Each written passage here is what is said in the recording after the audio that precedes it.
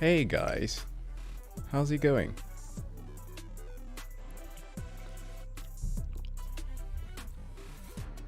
I hope that I didn't...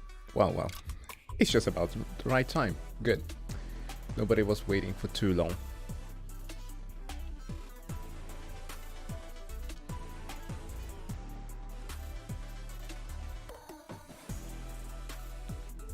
I have a bunch of reactions, some stuff to catch up to tonight. A lot of news, actually, for certain things that are fun, entertaining, but some of them actually that are sad. Because I was unfortunately interrupted during the last stream because of my manager, aka my daughter. So, yeah. Gotta catch up on some stuff that we missed during the stream on Twitch. But starting with,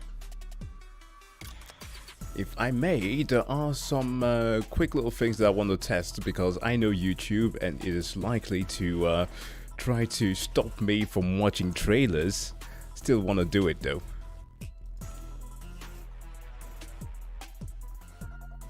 Gotta watch the cup video.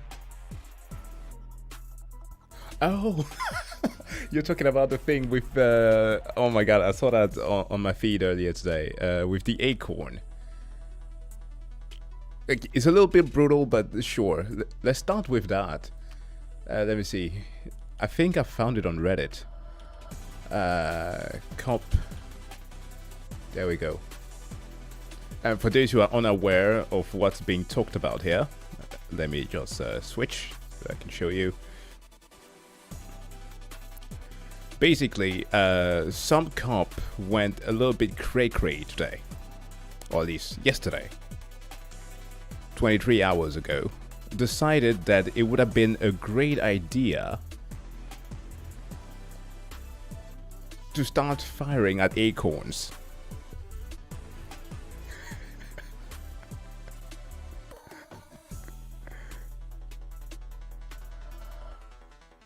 No, like seriously. It is so strange. Let's check the actual video. I think that it is somewhere there. Florida deputy there. Easier. All night. Can I get my car back? Like, I don't care about the argument. I don't even know what the argument is about. I just want my car. I don't want to deal with anything. I know anytime we get into it, whether I'm right or wrong, he puts his hands on me or he threatens to put his hands on me. It gets very violent. So the context was that somebody, this person called an individual who was supposedly in the wrong for having done some stuff. The police came to investigate, but the guy was unarmed and went into a car. Now, the cop goes and chases after the guy. We can listen to a little bit of the details here. Picture that we're looking at that we can't figure out what it is. I think what do you think that is? I don't know. I really don't. Like, honestly, it's a weird picture. It's like it was a threat, and it's my not dashboard, but my screen. Right. Anyways.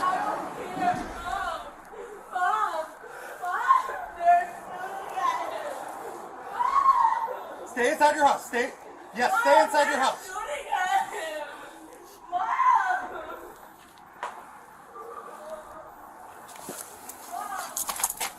Do you have any movement?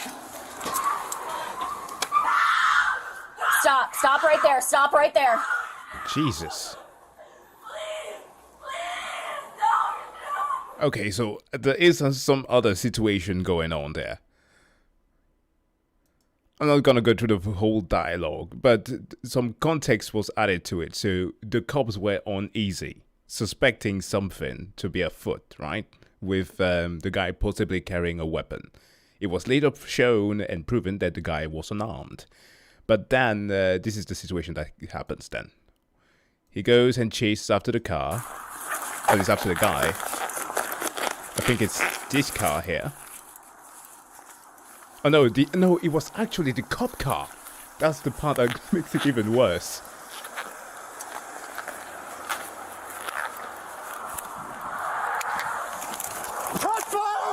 Shots fired! Shots fired! Shots fired! You know. Ah! Oh, I'm hit! I'm hit! What? Like one injection hole. In the car! I was shot through the car! Oh! So the guy is arrested, is already in the car, and he just shot at it. He was already cuffed and put in the car.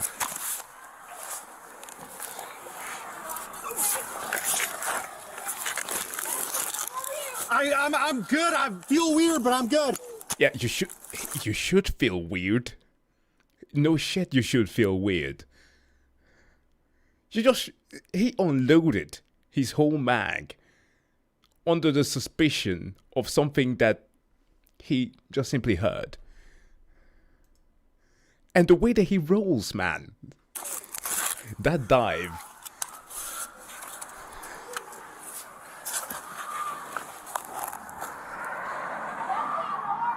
I'm good. I'm good.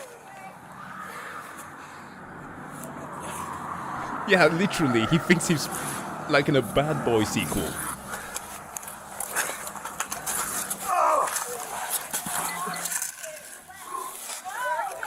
I don't know.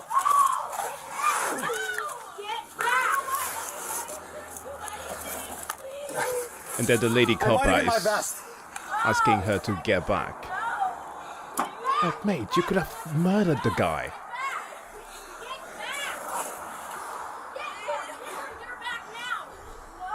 That's insane. Hold on, let's move a bit further there, if we can see anything. No. From the transcript, you know what, let's double check the details here. I think this was covered yesterday. Let's check a good source. Perhaps he has it. Phil DeFranco, right? Usually he has some good stuff on this type of things. Okay. Let's see. Oh, right. He actually has one. That's a lie. And after a search around the area, police find the vehicle. So they end up arresting Jackson, but not before Deputy Jesse Hernandez pats him down, appearing to confirm he has no weapon. Okay, hold on. Into frame. And then Jackson himself actually shows up, and he claims that the car is at his girlfriend's mother's house. But hold on. Let's an take the whole Acorn, context. 2 cops, several dozen bullets, and an undeniable miracle. And we're talking about this because we just got some of the most mind-boggling body cam footage I've ever seen. And if you've hopped on social media, maybe you've even seen it, but I gotta talk in detail about what went down and what's happened since. Because all of this actually started one morning back in November in Florida. What? Florida? Who could have guessed? We have this woman calling the cops and telling them that her boyfriend, 22-year-old Marquise Jackson, stole her car. And so the sheriff's deputies arrive, and she shows them texts that he allegedly sent her threatening to damage the car. With a photo including what appears to be, or at least what the cops believe to be, a firearm with a silencer poking into frame. And then Jackson himself actually shows up, and he claims that the car is at his girlfriend's mother's house. But a phone call to the mom quickly confirms that's a lie. And after a search around the area, police find the vehicle. So they end up arresting Jackson, but not before Deputy Jesse Hernandez pats him down, appearing to confirm he has no weapons. Then, with him clearly unarmed and handcuffed, the officers put him in the back of the patrol car. And that is where the normal part of the story ends and the batshit crazy part begins. Because while the female cop is talking to Jackson's girlfriend away from the patrol car, she hears her partner, Hernandez, yell, "Shots fired." It's okay. What? Yeah, and from the perspective of his camera, his colleague was running towards the car. He could have shot her. Wait, right there?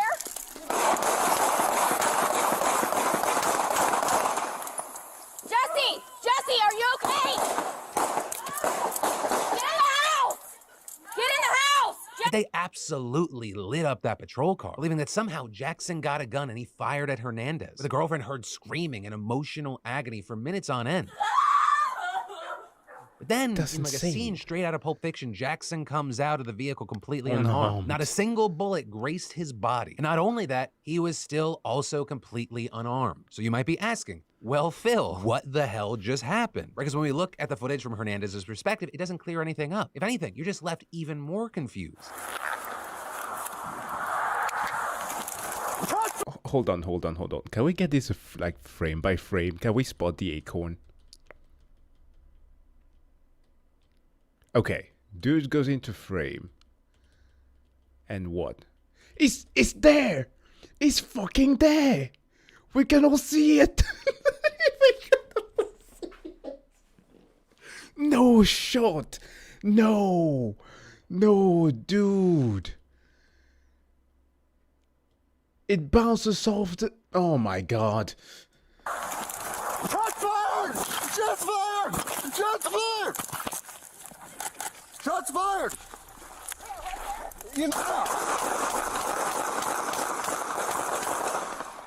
Oh, But now, all this time after, the sheriff's office has released a statement saying that as Hernandez was walking up to the car to search Jackson one more time, he heard a pop, which he believed to be a gunshot. But of course, it wasn't, with investigators noting that an acorn fell from a tree onto the roof of the car. Which means, yes, these cops almost turned this man into Swiss cheese because they got frightened by an acorn. This guy was going 1v1 against the invisible man. He thought he got shot while playing cops and robbers by him. Dude, the Ice Age squirrel strikes again. What in the actual hell was he thinking? Look, here's something, right? I understand. I have family in law enforcement. Now, not in America, in a different country. I understand the stress that is put on a lot of officers, but this man clearly does not. It's not meant to be in the force. Whether it is PTSD or whatever that triggered him, no, remove him ASAP. Holy shit. Himself. Now, of course, Jackson, like we said, he made it out alive miraculously, but he also says he feels traumatized for life. With him writing in a Facebook post, all I could do was lean over and play dead to prevent getting shot in the head. Windows were shattering on me the whole time as bullets continued flying across me. I was scared to death, and I knew all I could depend on was God. I ignored everything and prayed. I haven't been the same since, and I don't think this feeling I have will ever change. I truly believe I'm damaged for life. And as far as Hernandez, he was not charged with anything. He also wasn't fired. He ended up resigning back in December. The county sheriff also telling reporters. But of course, that is a very sad part of this, because these individuals can just usually, even in the case of them being fired, they can just move to another county. They don't even need to change state. They just need to move to another county and then be hired again. It's insane. I remember, let me see. These are conversations that we've had in the past, and it's actually quite interesting that this is the video that you asked me to check today, because here in Denmark, we just passed, at least we are currently in the process of passing a law that will make it so that cops here are required to also wear stun guns, the yellow ones, on different sides to make sure that they do not mistake them for the actual weapon, right? Well, you could also call it a weapon if you want to, but with these discussions, what always brought the perspective of what happens in other countries, like in the US. And here comes the amount of training that is put into play. To my recollection, the US has about 8 hours in conflict de-escalation. Here we have it. Here's a Vox article. Now this one is from 2016, so pardon me for not having newer data. Police Academy spends 110 hours on firearm self-defense. They spend 8 hours on conflict management. Guys, no way. This is not okay. This is absolutely not okay. Now, the way that they collected this is data from 2006, right, for the Bureau of Justice Statistics. So, it is rather old, over a 20-year period. That being said, it's still relevant. It is very much reflective of the way that a lot of cops are trained. We've heard, for those of you who sometime will like tune in to learn about the different shootings or whatever happens, that they are a lot of them are trained in that warrior types training where they are not meant to react but rather to act, always be on edge. They are not to trust anybody. Holy. That is not good. Like, let's put that in perspective in comparison to other countries. Can we get something here on training for, let me see. Can I get this? How many hours do police get trained from the rest of the world? Now, here, police in the US. Obviously, I'm not gonna cite the disproportionate killing from police officers. Is pretty big. We know that already. But in terms of training, hours of police training, Finland, happiest country in the world, spent a lot of hours in there. Around 3,000. The US on average 500, just a little bit over that. I mean, come on. And even Canada, like your neighbors, don't have that much of an issue. Man, it's this should not happen. This should not be happening. This should absolutely not be happening. Yeah, like how do you explain that in court? In court, in corn, Acorn. Sorry, Your Honor, the Acorn questions. It sounded like suppressed fire. God damn it.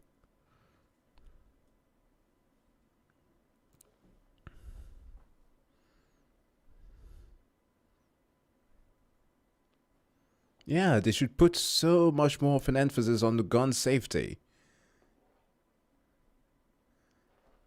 And that's the thing, right? Like when you mention something like this, people immediately tune into, oh, they want to take away our guns. No, we don't want to take away your guns. I understand. Like people want to have defense, especially when cops are acting like this.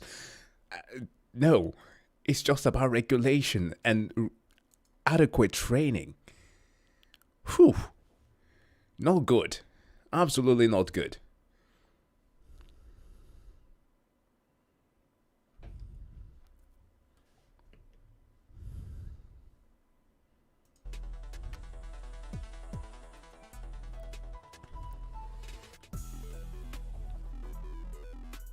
Now, speaking of unarmed black man who died. Okay, this is a wrong transition. I'm sorry for laughing. We did last week, during the last stream, watch an Enter the Historian video on the virus, and in it was featured none other than 2Mad. One interesting character on YouTube who has brought his fair share of controversy. Let's just say that by the end of last year, he wasn't exactly in his right state of mind. Didn't do too well. And yeah, the boy was found deceased yesterday.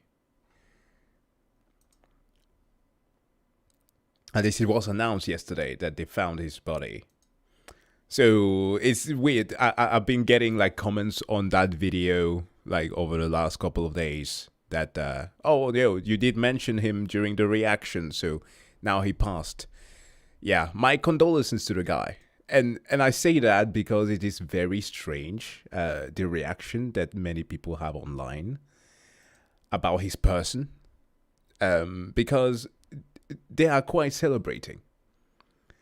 Now, I have had this statement in the past saying that when a person passes away and people are celebrating, it's usually just an indication of like consequences of your actions. A good example that happened this year, Henry Kissinger, the Lich himself, the arch nemesis of humanity, passed away. People celebrated, myself included. I'm guilty, okay? I was happy that Kissinger died. Now, that being said, 2Mad was a young guy that was merely just 23-year-old. And he did some mistakes. Let's not gloss over that or sugarcoat it. He made some very schizo statements and tweets and posts over the last year. And he should be rebuked for that and absolutely dealt with. But he needed professional help. And I don't think that in any shape or form, just laughing at his death, that of a guy who was clearly dealing with mental issues, is the right way to handle it. Fentanyl? Was it that? Let's see. 2Mad.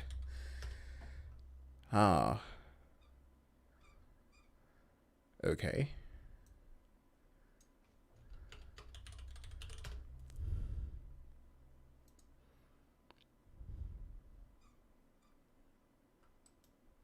What do we have in the news here? Let me see. I prefer this instead.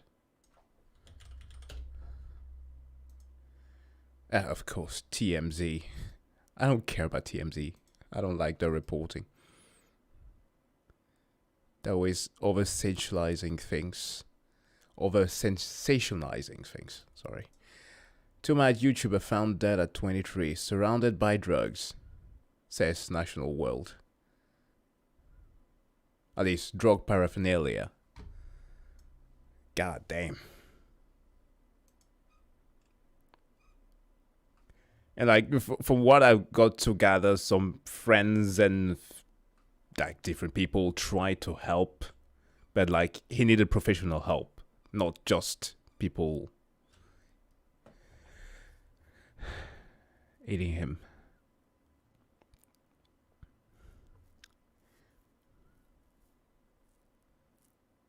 Yeah, you're supposed to make a mistake at that point.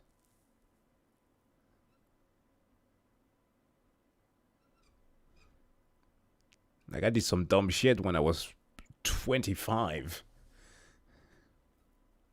I think it was just by the age of 25 that I truly like pulled myself together and realized that I was an adult. Like truly, like I've always had what some would call like an old soul, but yeah, I don't know, man. I just don't like that attitude towards people, especially not young folks who make mistakes.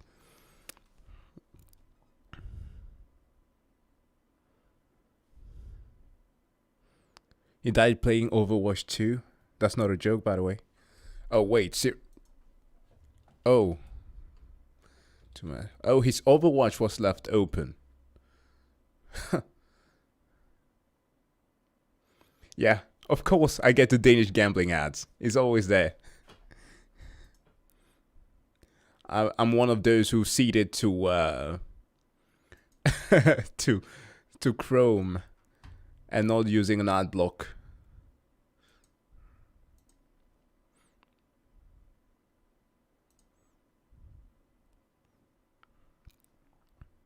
Hey there, Hail Ember. How's it going?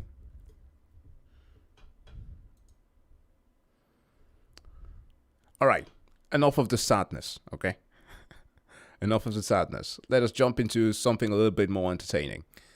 We have two things to begin with.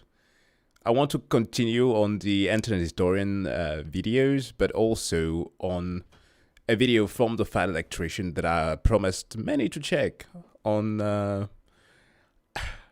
the American Navy.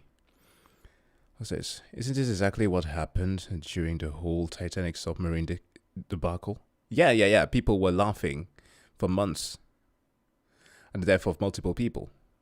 Yeah, it was.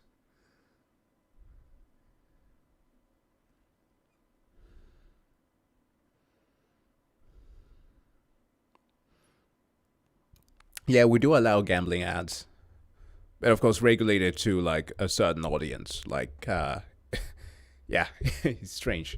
We have that even on, not national TV, but like TV2, it's not paid through taxes, so it's like privately owned.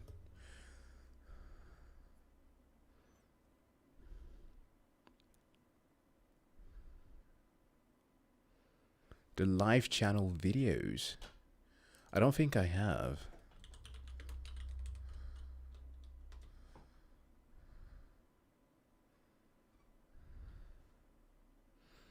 Oh, perhaps I did once with the, what was it? The court case of Young Thug. Because that one was just hilarious. But yeah, beside that, no, I haven't.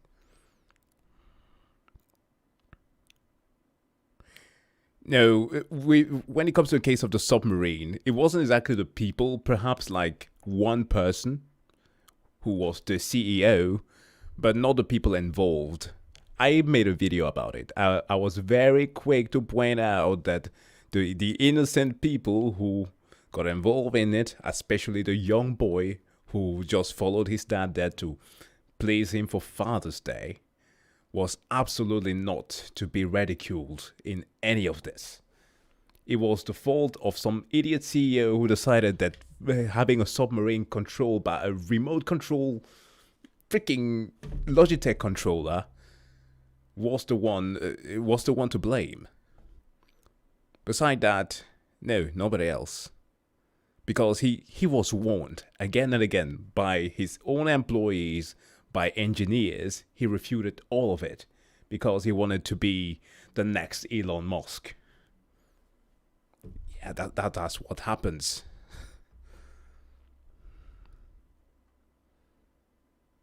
Oh, MCS live channel videos. Oh, those guys. Oh my god. No, I haven't. They do these interrogations type of things. I think that I had one of my videos. What was it? Yes, one of the videos from Sev Zintaj on a certain review that got copyright struck because it was. No, it wasn't because of the MCS kind of look that he was trying to emulate. No, it was a completely different footage in that video. So no. But yeah, I know of the channel, but I haven't watched, like, at least not to the full length. I've got some clips of the videos before.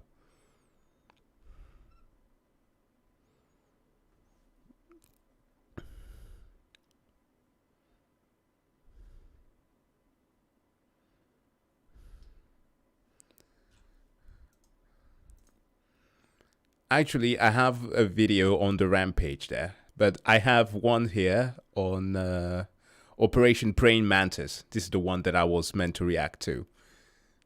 There's been some recommendation for that, and I think this is the one that we'll be checking in a bit. But let me just answer a couple of questions here. Regarding the chip, the brain chip. See, I don't know about that. I think that it is an interesting technology, but I'm not ready to sacrifice my soul to the machine god just yet. I think it's way too dystopian to try to start doing those things. I don't think that we are ready for behavioral chips. They could serve some purposes within the medical industry, but I don't think that we are there yet.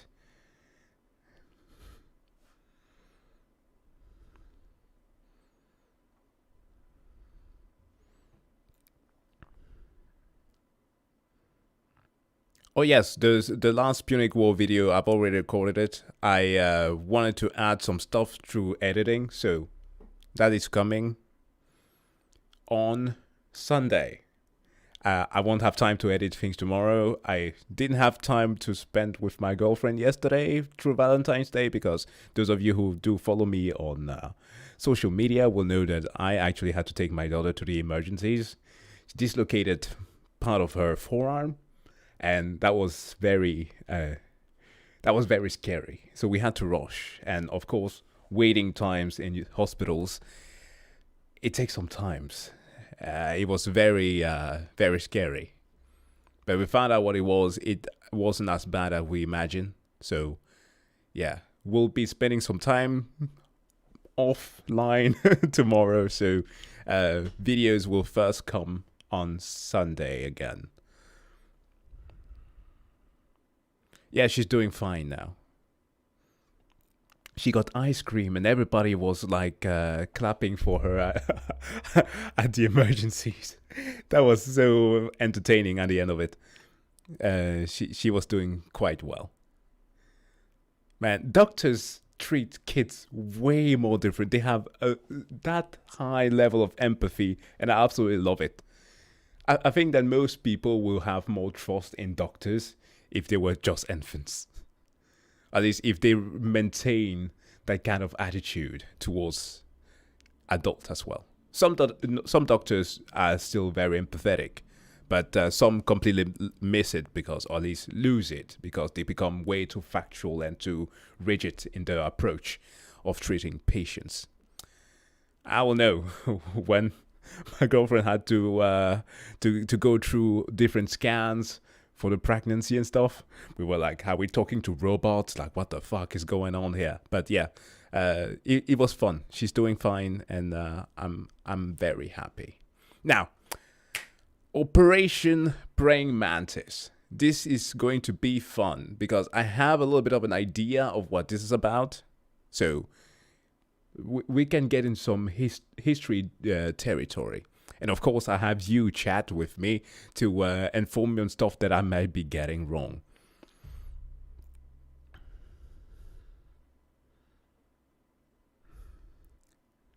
Now, Jail Jablowski, not now. I will answer that question afterwards. I will note that down.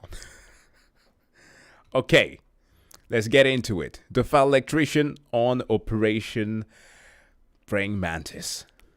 Ah, yes, the time that the U.S. Navy got upset and destroyed half of Iran's Let's go back. yes, the time that the U.S. Navy got upset and destroyed half of Iran's entire naval fleet in a single YouTube. 8-hour workday. Today we're talking about Operation Praying Mantis. But real quick, this video is sponsored by Zydax Custom Gaming PCs. They are all built right here in America with American-based tech support and a lifetime warranty. It's the computer that I use and the one that I would recommend. I'll have them linked down below if you want to check them out. Let's get to this video. Alright, important background info. 1980, Iraq decided to invade Iran. Why? Don't really care. Not pertinent to the story. However, at the end of that war, Iran decides, hey, we're going to pull a page out of the old Art of War by Sun Tzu. We're going to cut off the enemy supply lines, deprive the enemy of nice things. The answer is oil.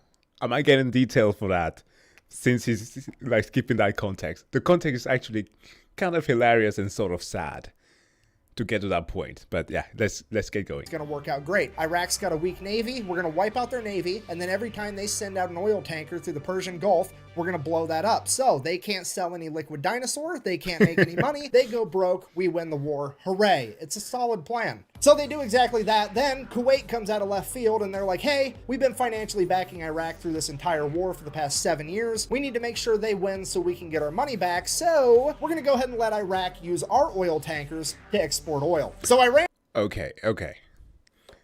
It literally freaking is. So let's just get into the context for those who might be watching this and wondering what the hell happened. How far should we go back? You know what? Let's make this a little bit interactive, okay? We gotta get into the chill zone acting here. These are topics that I've talked about with friends in the past to a certain degree because they do hail from these countries that have been affected by OPEC mostly. This is the organization that dealt with the petroleum distribution around the world. Now, I think 1930s is a good place to go. Oil, fermented dino juice. Yeah, it's pretty accurate. In the 1930s, think about that. We have the US. They set their eyes on no other place than the Middle East. In this very specific place called Iraq, where hails the grand Saudi Arabian family.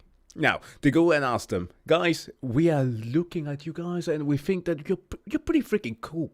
You remind us a little bit of those English guys out there with the theocracy and all, but we separated from those, so we don't really want to deal with them. But you guys have a certain little mineral or resource that we could like. Could we come and, give you a visit?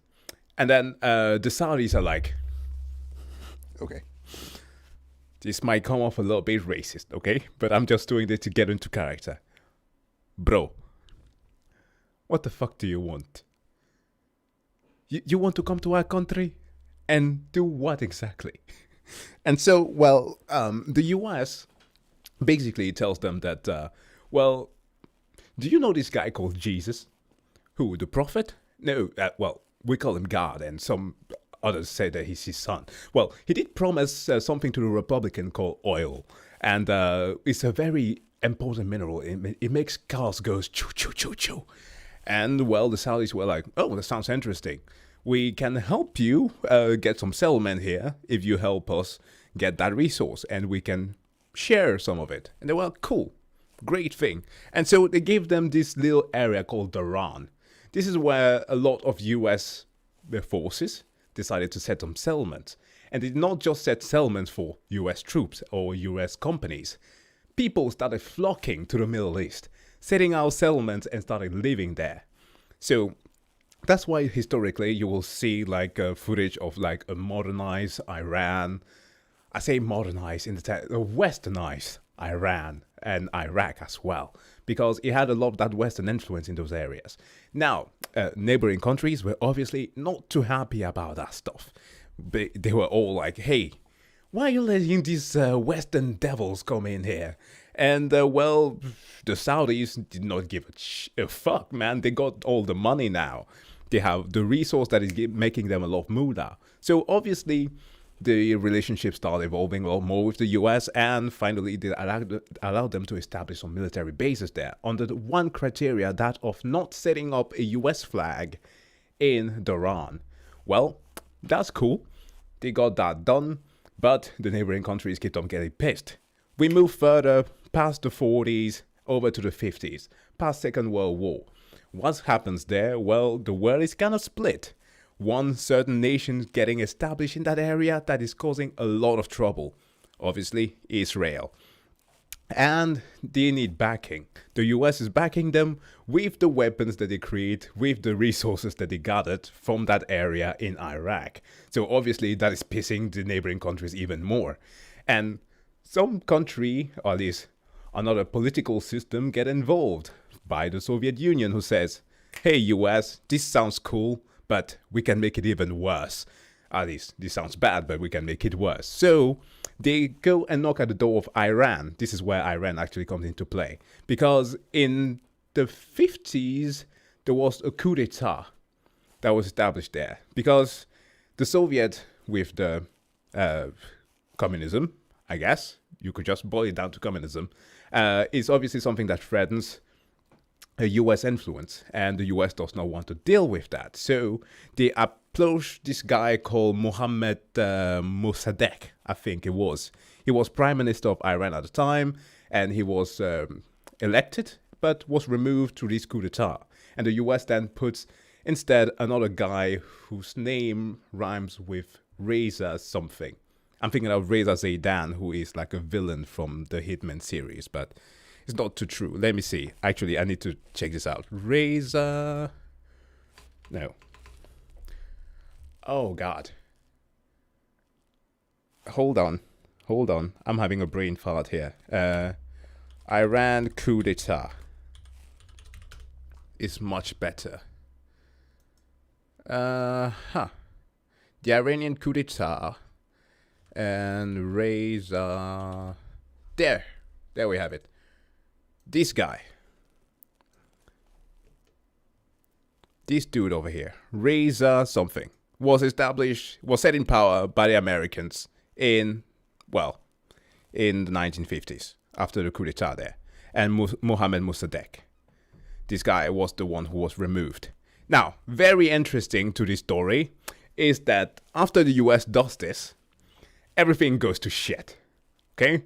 We have the wars that happen because of Israel being around there, and a bunch of other countries, the neighboring countries, Egypt and all those, start attacking.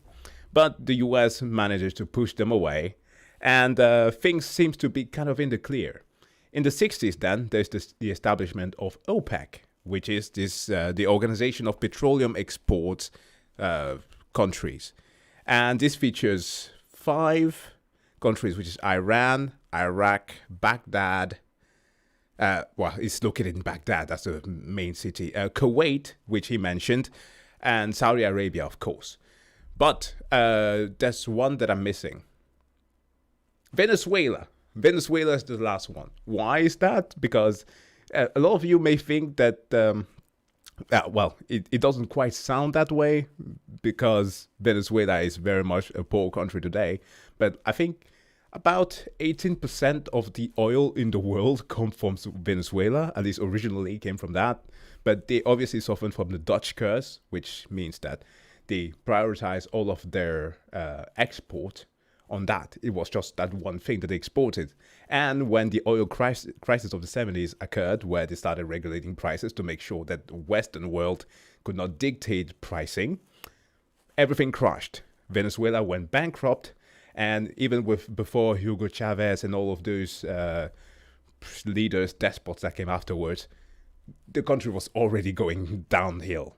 So that happens, and then continuous wars and conflicts occurs. And at the same time, the US still keeps on sponsoring Iraq, and that's why the Iran and Iraq conflicts occurs there in the 80s. So that's the context that you need to have. And as a small little detail, this guy that I just showed you, let me shift here. This dude here, after he was removed, because obviously he became a dictator, that was very much expected. Who do you think was his replacement? He was none other than Ayatollah Khomeini. In a way, it's not direct, obviously. The US inadvertently were the reason as to why the Ayatollah were created. And also, those military bases that were created in Saudi Arabia, they were constructed, at least the roads to those bases and the infrastructure to them, were made by none other than bin Laden's dad. And because of the whereabouts of American forces there, Osama, the son, started having some quite disdain for Americans, and therefore he set on an act to go and fight against them. So it's like a chain of events that occur all because of oil. It's very fucked up. Okay, let's continue. I hope that it gives you a context that might explain a lot of this. Iran is like, well, that's an easy problem to solve. I'll just blow up all the Kuwaiti oil tankers as well, which is exactly what they do. But here's the catch. Kuwait at this point in time is like the one major exporter of oil that wasn't really part of OPEC, meaning that they were selling oil on the global market significantly cheaper than everybody else, driving down the entire oil market. And now that their oil tankers are getting blown up as well, it means that Kuwait can no longer sell oil on the cheap, meaning that Iran has now inadvertently committed the cardinal sin of the late 20th century, raising gas prices. Now the entire Western world looks over at the Persian Gulf like, the fuck? The ghost of Sun Tzu's sitting there shaking his head like, that's the one exception. I would have messed with any supply line except for that one, because we all know what happens next. How do I know all this? I talk about this with friends. That's the greatest gift that I will never give away, is my relationship with people that are way too different than I am. I have friends from Uzbekistan, like people that come from cultures that are so alien to myself. And I always am curious to their way of life. And they will tell you stories. And some of it can be biased. Obviously, that's why you then go and check your history books to make sure that you have a different side of the story. But aside of that, the thing that gives you interest is made through those relationships. So that's how I acquire a lot of my knowledge.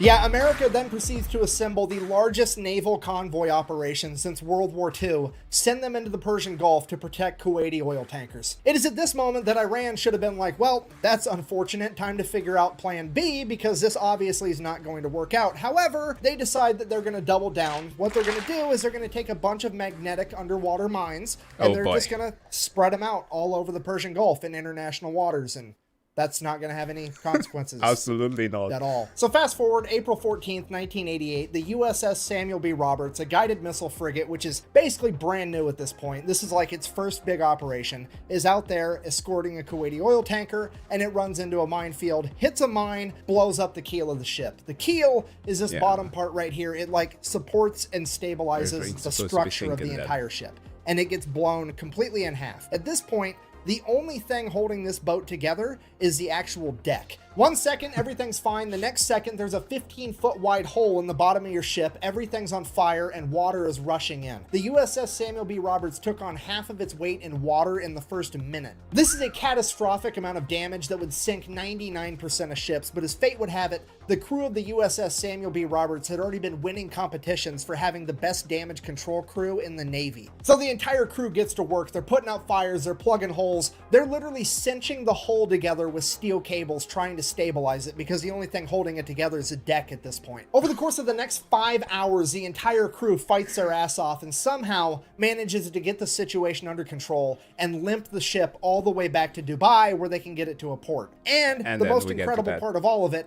not a single American was killed, only 10 men were injured during the fire and the initial explosion. What? So the crew survived, the boat's basically completely destroyed. Then America sends in an underwater crew, figure out what happened. They find the remnants of the mine, they check out the other mines. Yep, they're Iranian. At this point, now somebody has to inform the president because this is a big deal.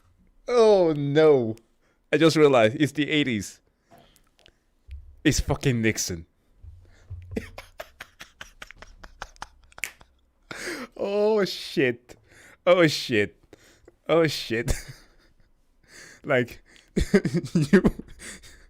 you wanna know what's even more of a miracle? That the US hasn't rained all hell and straight up sent nuclear weapons against Iran at this point. What the fuck?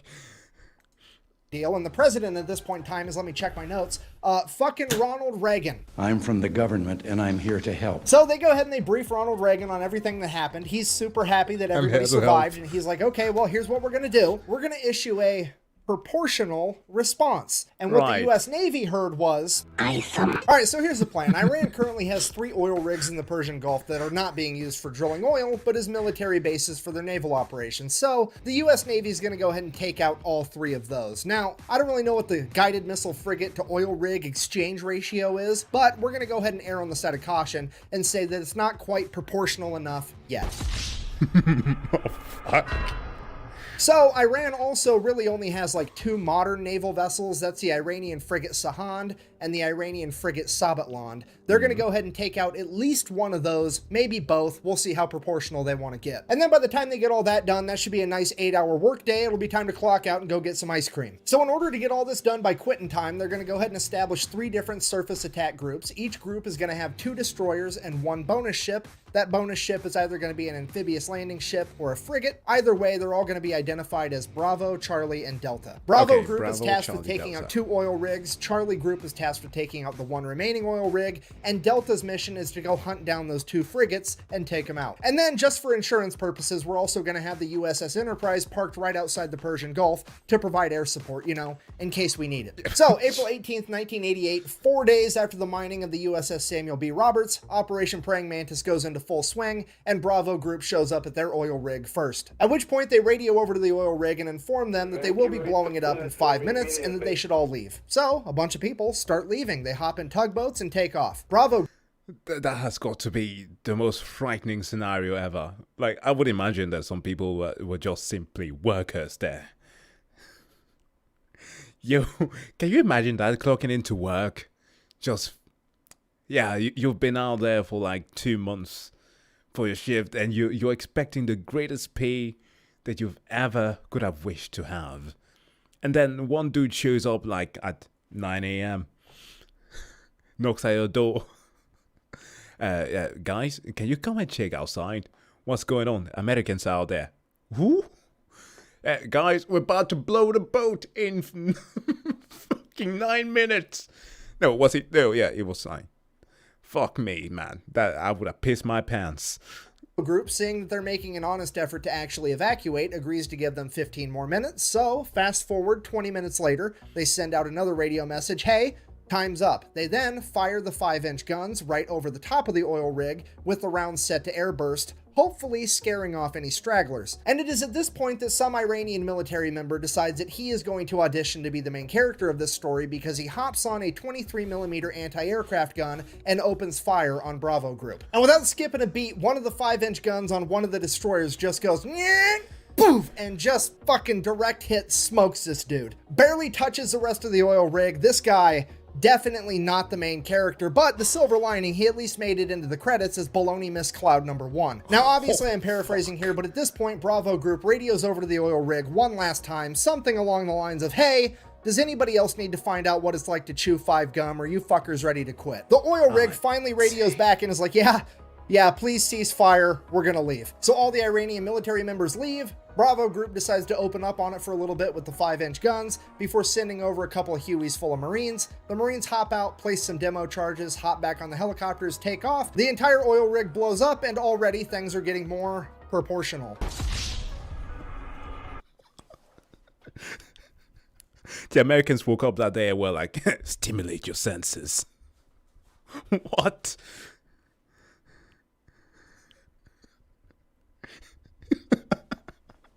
That man, that single dude was like, this is my shot. I can do this. No. No.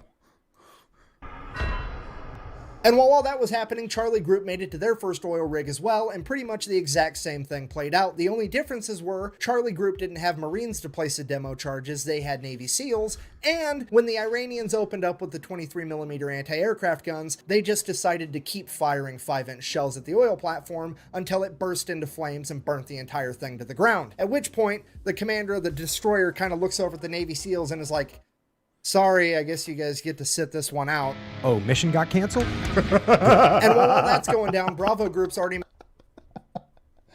And of course he had some footage of Joko.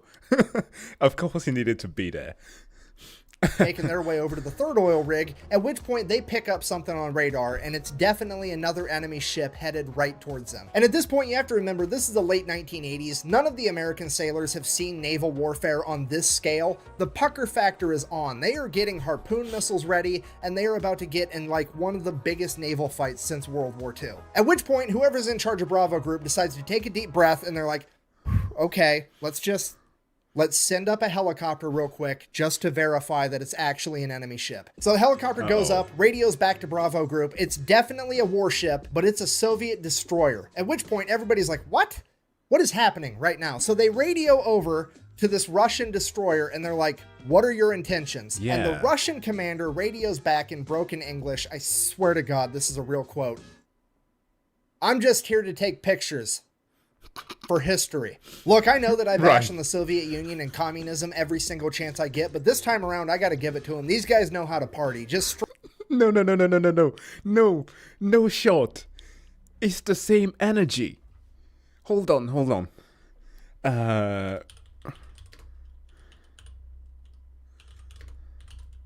Isn't this the same thing as those two Russian spies who were caught in England? What was it that they said? Didn't they literally say the same thing? Those guys who poisoned the politician some years ago. Didn't they literally say the same thing, that we are just here for tourism? No, man. No. Is that what they're being taught in like spy school or military school? Like, what the fuck? Just here to take pictures. What?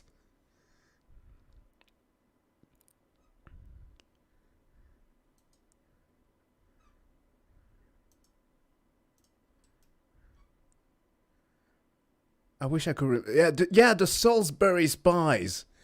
Here they are. This wonderful pair.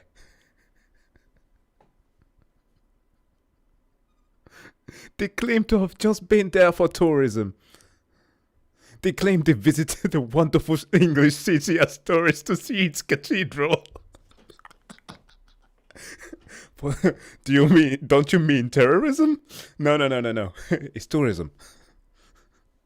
Yeah, we're not mistaken with the verbs here. What the fuck? straight up rolling into the middle of the largest naval operation since World War II to eat popcorn and watch.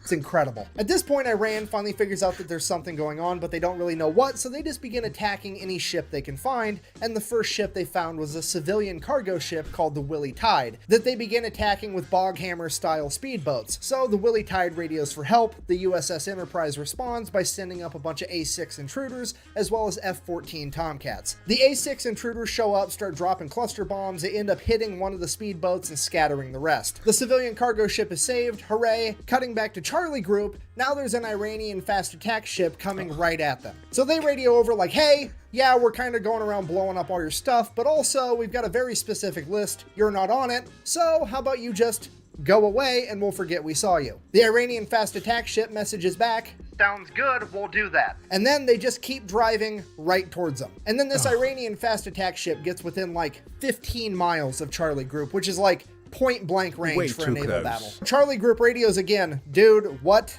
are you doing? To which they respond, I'm following orders. And then they proceeded to lock their radar on Charlie Group, Oh, no. which Charlie Group can see. At which point Charlie Group immediately launches 5 missiles directly at the Iranian vessel. The Iranian vessel fires a harpoon missile back at Charlie Group. Both groups now have missiles in the air screaming towards one another. The Americans launch countermeasures, shooting up chaff rockets that end up catching the harpoon missile, detonating it in midair. The Iranian vessel, on the other hand, did not have any countermeasures capable of stopping the newer technology behind the American missiles, and it would end up getting sunk pretty much immediately. Then, before anybody can really even fully digest what just happened, radar picks up 3 Iranian F-4s screaming towards Charlie Group. Charlie Group then turns, fires a bunch of surface-to-air missiles at the F-4s. The F-4s see them coming. They're like, oh shit. They pop a U-turn and try to outrun them. F-4s, while they are extremely fast, can't outrun missiles, so one of the missiles ends up blowing a wing off one of the F-4s. Now America has taken out an entire naval vessel and an F-4 that they did not plan on taking out,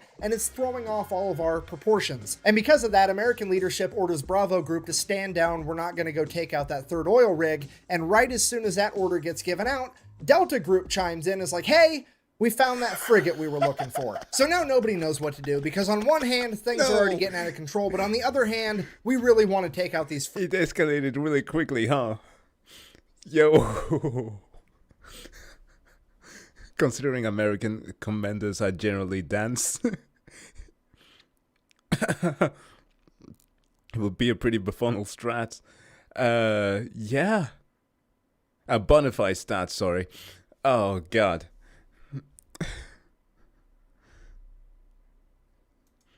frigate. So American leadership decides, well, we might not even have to make a hard decision. Maybe that's not even the frigate and the radar's wrong. Why don't you go ahead and send a couple A6 intruders over, do a flyby. They can verify that it's actually this new modern frigate. And if it is, we'll make a decision from there. Or so they thought, because the A6 pilots are about to decide that they are in fact the main characters of this story. You see, the USS Enterprise and its aircraft aren't really supposed to be doing a whole lot. They're more or less just there for insurance. In fact, they're only allowed to engage the enemy under one of two conditions. One, the President of the United States signs off on it, which is actually what happened with the speedboats earlier. Or two, they get fired upon first. So they got told... Okay. Well, I guess that they are waiting for orders, right? Right? They're waiting for orders. To go fly by this boat to verify that it is in fact the new modern frigate, but they didn't get told how to fly by the boat, so they drop down 50 feet above the water and just gun it, and they buzz the entire ship. So the ship opens fire with its AA guns, but these planes are so low to the water, the AA guns can't actually aim down low enough, so all the anti-aircraft fire goes right over the top of them. They continue to stay low enough till they get out of anti-aircraft gun range, and then they pull up, at which point the ship launches a bunch of surface-to-air missiles at them. They drop chaff as a countermeasure, takes care of those, no big deal. They then go around, do a U-turn, send a radio message to this frigate, I'm going to sink you now. Which they can now legally do, because remember, the ship fired on them first. You fell victim to one of the classic blunders. So the A6 fires an anti-ship harpoon missile, and the second they pull the trigger on that, the fire control team from the USS Enterprise is like, what the fuck are you doing? We're not supposed to be killing things yet. And the A6s are like, look, they fired at us first. Them's the rules. And the USS Enterprise is like, holy shit, okay, I guess. Let them have it. Then That's perfect. Oh my god, that's perfect, man. Shots fired. To start rolling. Oh, fuck. It's a great thing that we saw that cup today earlier, huh? Oh, fuck, man. This is great. the harpoon missile finally makes impact. It's a bullseye. The A6s do a U-turn, go, drop another 500-pound laser-guided bomb right through the deck of this frigate, fly past it, do another U-turn, come back, drop a 1,000-pound bomb on it, then they radio over to the Enterprise and like, yeah, it's definitely gonna sink, we're gonna head back. So the A6s take off, headed back to the Enterprise, and like 5 minutes later, Delta Group shows up with their warships and begin firing on the already sinking frigate. They hit the magazine, the frigate explodes, rapidly sinks to the ocean floor. At this point, naval leadership is like, okay, Jesus Christ, everybody stop killing things. We need to figure out what all happened. We gotta keep this proportional, remember. Right. Oh, man. So they start radioing back and decimation. forth. Everybody's figuring out what everybody did, if anybody's hurt, what's going on, the whole story. And then as the A6s are making their way back to the USS Enterprise, guess what they happen to fly past? The other modern frigate. So now the entire US Navy's looking at this last frigate like SpongeBob looking at a jug of water. I don't need it. I don't need it. But also, like, realistically speaking, the A6s are pretty much out of ammunition. The only thing they have left are 2,000-pound bombs, and those just aren't... Oh no, this is grade A bullying that. There's no other descriptor for that. They've taken this dude, like some poor nerdy kid in high school, but treating him like like an actual dog, taking him behind the yard, or behind the barn, I will say, executing him all Yeller style. This is ooh, this is brutal. Going to be enough by themselves without a harpoon missile to take down this ship anyways, so they really are just going to fly by and verify that it's the modern frigate. So the A6 intruders go ahead, they do their flyby. It is in fact the new frigate that they thought it was, and it does in fact open fire on the A6s. A6s make it out completely unscathed, at which point they pop a U-turn, and one of the A6 pilots is like, It's the bullseye womp rats in my T-16 back home. So the A6 pulls up, gaining altitude, and then dives down, aims its nose right at the frigate at like a 35-degree angle. They're doing a good old-fashioned dive bombing run like it's fucking World War II. The AA guns start firing, there's bullets whizzing past the plane, but they're committed now. They're closing in, closing in. The bombardier behind the pilot lets the pilot know, hey, I'm locked on. At which point, bombs away, the pilot pulls up, and the bomb goes right down the fucking smokestack of this boat. Blows up, completely destroying the entire engine room. That frigate is now dead in the water with no power. The A6s go ahead and radio in that they have completely disabled this frigate, at which point the American leadership calls a complete ceasefire. They're going to go ahead and let that frigate survive, get towed off, potentially be repaired. With the US Navy having effectively disabled or destroyed over half of Iran's functioning navy, the US military decides to call it a good day, ends Operation Praying Mantis. We all get to live happily ever after. Except, later that night, Iran decided that they wanted to fight a little bit more, and they launched a bunch of Silkworm anti-ship missiles at American vessels. Luckily, no American vessels were actually hit. However, this is now a huge political problem because America has been mad at the fact that Iran even had Silkworm missiles for years at this point, and the American government has made it very clear to Iran that if they ever used them, they would be going to war with America. Period. That's set in stone. So the Reagan administration, not wanting to kick off World War III in the 1980s, reaches out to the Iranian government and is like, here's what's going to happen. You're going to go ahead and admit that that was an accident. I'm going to sweep it under the rug and we're never going to talk about it again. Because if this makes headline news and the American people find out, I'm going to have to get real proportional around here. So Iran's like, okay, fine. Kids, listen now. The word of the day is proportional. What does that mean, Mrs. Frizzle? It means that we pull out all the guns and we ice those motherfuckers. Okay, this will have been the weirdest episode of the Magic School Bus. Whatever, it was an accident, let's sweep that whole thing under the rug. But I am still going to take America to international court to try to prove that it was a war crime to take out my oil rigs. That way I can get reparations and make America pay for it. So they go to international court, they lay out the case. The international court is looking at America like, okay, well, first of all, you're the fraction people. I don't know how you think that this is proportional, but it definitely wasn't. Second of all, according to the Amity Act, you absolutely should not have attacked their oil rigs. This is probably a war crime. At which point the representative for America is like, well, actually, if you read the Amity Treaty between Iran and the United States, it only talks about ships and boats. It don't say shit about oil rigs, meaning I wasn't obligated to not attack those oil rigs. At which point the court is like, hold on. Oh, Hold on. shit. Oh, Hold shit. on. Fucking, he's right, son of a bitch. Okay, well, I guess America's innocent, because I've said it once and I'll say it again. It's never a war crime the first time. And now for the best part of the entire story. America now proceeds to go over to Dubai, pick up what's left of the USS Samuel B. Roberts, tow it all the way back to Maine, then take the ship out of the water, get it in dry dock, cut out the entire damaged section of the ship, including the engine compartment, build another module to fit in its place. This thing weighs like 300 tons. They jack it up, weld it right where it's at, get everything rehooked up, reconnected. And this boat is back out on the ocean 1 year later on April 1st, 1989. It then goes on to get recommissioned and serves in the Navy until 2015. I mean, playing Battleship against America's gotta suck, right? Like, haha, I've sunk your frigate, and America's like, first of all, no you didn't. Second of all, fuck your entire Navy as it picked... Dude, can you imagine the Titanic being sunk? And it rising from the waters again? Like, psych, bitch, you thought? This is what the US does.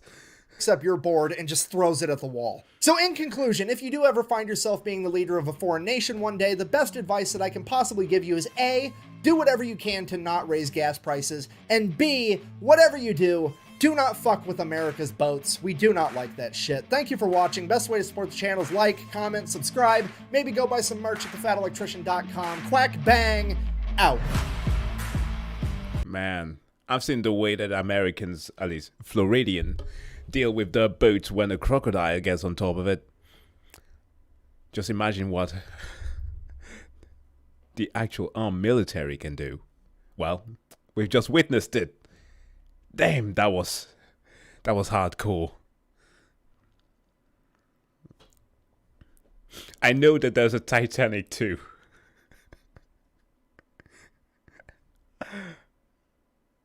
I do know that. Oh, and to answer the question by Mr. Wayne Nottingham, I do not have channel membership set on yet because I don't feel quite yet that I have the type of content for you guys that warrants having that.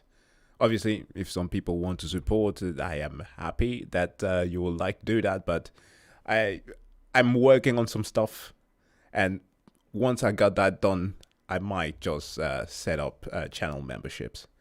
But yeah, yet another great video from the Fat Electrician. If you're not subscribed to this guy, please do make sure to go and check him out. I think that currently he has been, at least I read some tweet or something like that he is working on his major, or no, at least further on his degree for history. So even better content with more context coming your way. So yeah, if you think that the thing that I provided there with the whole background story with the oil is impressive, check out his stuff. He's amazing. All right. Are you in the mood for watching a little bit of trailers? I have some stuff that I need to catch up to. There's a lot going on in pop culture that I haven't watched. A lot of movies coming out soon. Fort Dumb. Okay. I can note that. For drum, okay. Yeah, trailer time.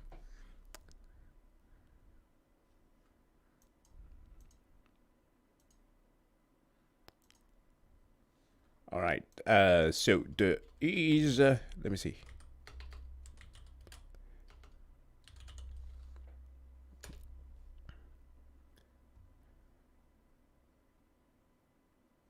Something here on X-Men. Oh, the animated series is coming back. That's dope. Yeah, there's another Godzilla movie coming up. I want to watch that trailer. It was so hype. We did watch the first one last year. And I want to watch trailer 2. Let's see. Godzilla. What's it called? X-Kong? The New Empire. Wow.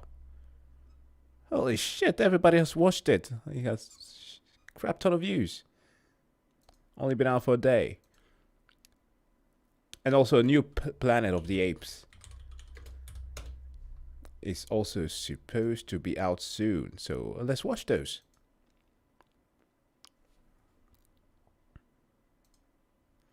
I did already watch the Deadpool one, so. Good first.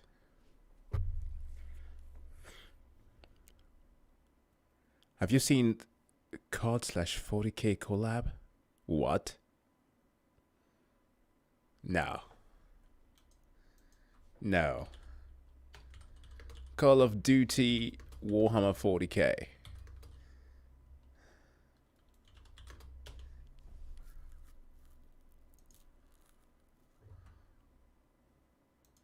Call of Duty Warzone's next big crossover will be Warhammer 40K.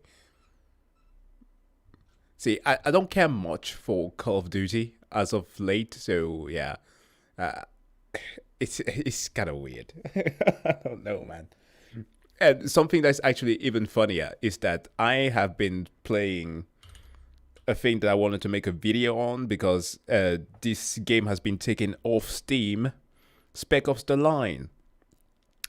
I just finished it. Oh no, I don't launch the game. God damn it! I just wanted to show some stuff on GOG.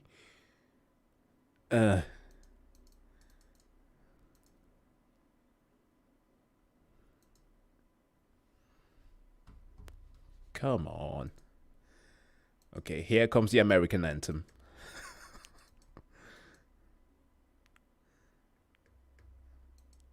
I can't even get out of the game before all of those loading screens have been going through.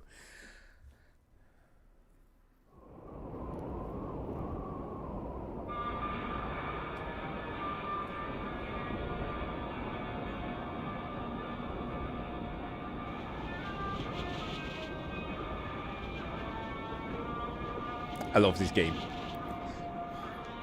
This was peak 2012.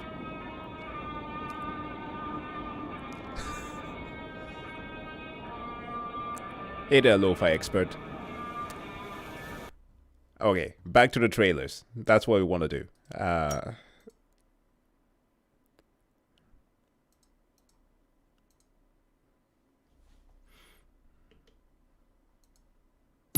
Watch the series finale of X-Men next Saturday morning. Check your local listings. I'm grateful to have the chance to say goodbye.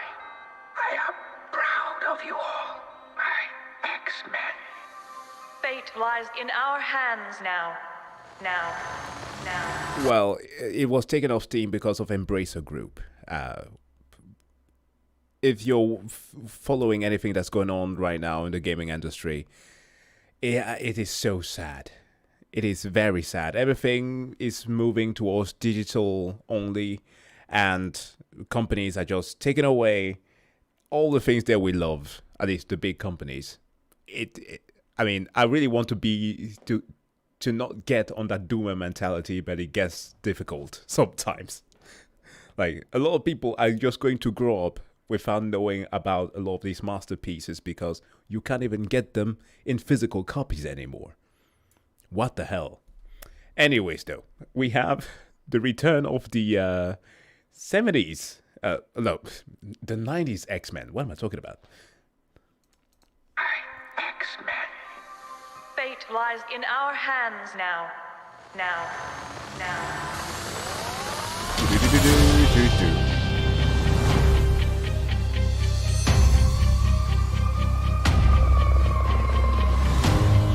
We have to stay vigilant. The professor entrusted us with his dream. No matter how dark it is, we must believe in each other.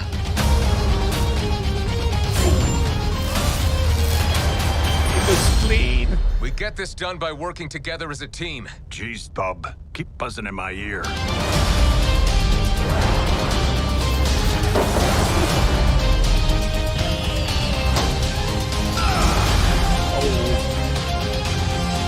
Heads up!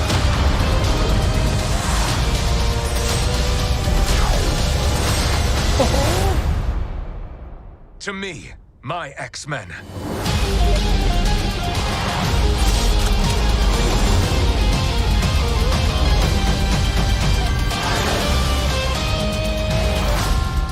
Dude. Magneto. The last will and testament of Charles Xavier. Everything he built now belongs to me. Bruh. Man, some of our parents missed this.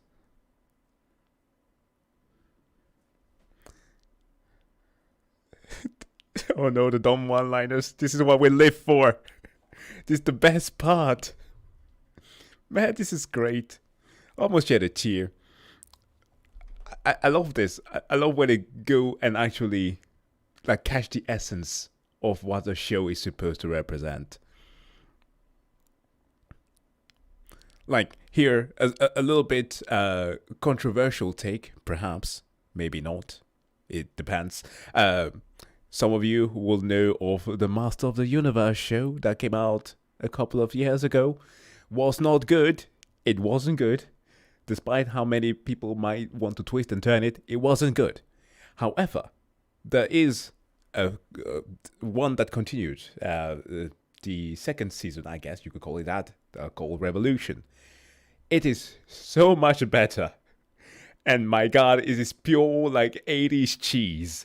It is so much fun because all of the politics or whatever messages they were trying to convey through it is sort of gone. It's just like pure action and fantasy. And Mark Hamill is having so much fun playing Skeletor. I enjoyed it. I enjoyed it. It was so much fun. But yeah, I kind of like what is going on right now, in animation at least. Now, next, Godzilla. Wait a minute, which kaiju is this? A Kong that makes ice? I need to go to my repertoire of Toho movies to recall which one this is. Freaking cool. Conquest. I'm sorry, dude.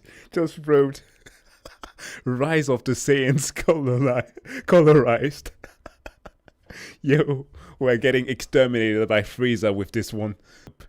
But Egypt is going to sue. They destroyed the pyramids. They're currently working on rebuilding the facade there. So, not a great plan.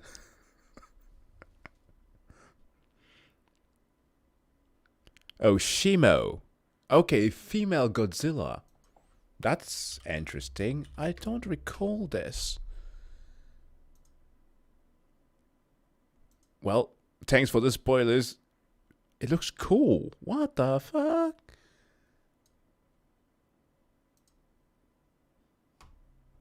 Tola. I like the Godzilla Rose. It's literally Super Saiyan, as you said. It is the Rise of the Saiyans. Oh, that's dope. At this point, Transformer X Kong or X Godzilla. You know what? I think that the most likely crossover that we might see is Transformers and Fast and Furious. No, I shit you not. I actually mean this. Like Dominic Toretto and crew and family went to space in the last movie. Right? So what's stopping them from literally encountering freaking Galvatron somewhere out there? Who wants to race them into space? And then we get a Godzilla crossover with Pacific Rim. That would make sense if they ever decided to hire Guillermo del Toro back, because the second one was bad. Pacific Rim Uprising sucked.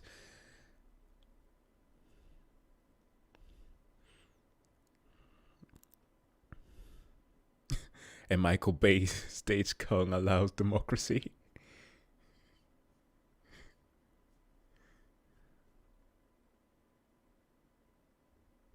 Go back to where Godzilla is roaring? Sure. Here? The last time those... You mean this part here?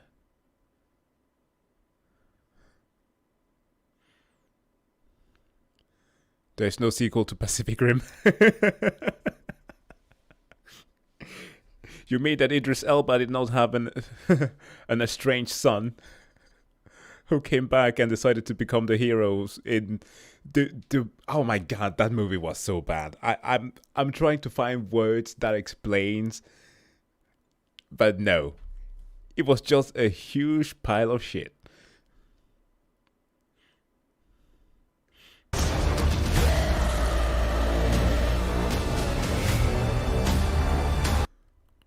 Wait, what? What's going on, man? They seem gigantic. They seem gigantic.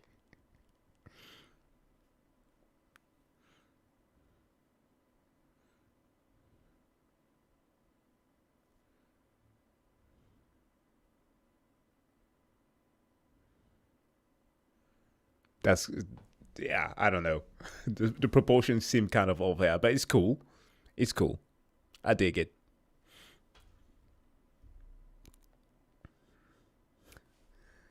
All right, to the last one then.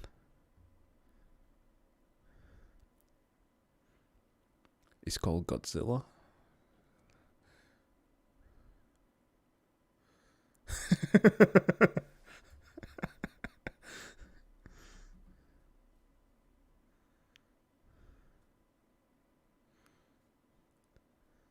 I've stood next to the Sphinx. It's not as big as one would think it is, but it's still freaking massive. So this is like way off the chart. But them running alongside one another became a total meme last year, didn't it?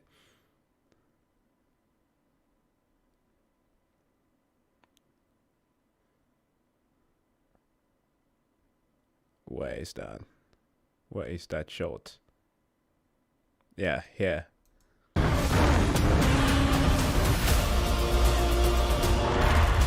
Lions fans during the Super Bowl. Okay, last one. We're gonna watch Kingdom of the Planet of the Apes. This is a return to Monkey, but also to, I guess, the original movies.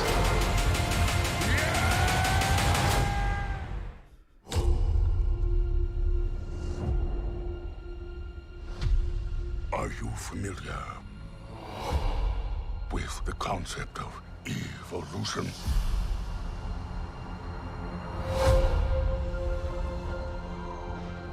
In their time, humans were capable of many great things. They could fly like eagles fly. They could speak across oceans.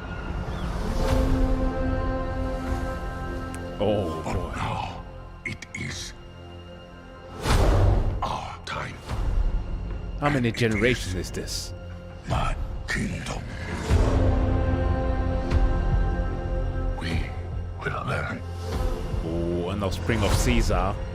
Apes will Descendants. Learn. I will learn. And I will conquer.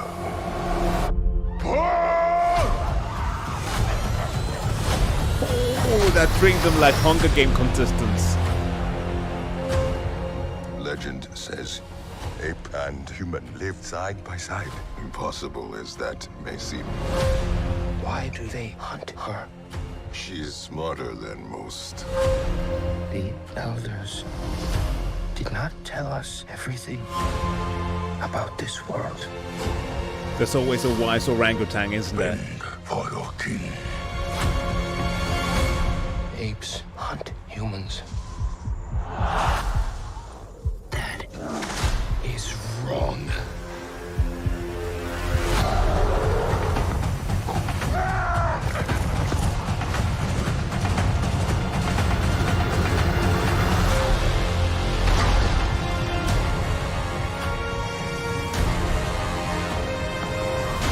Together,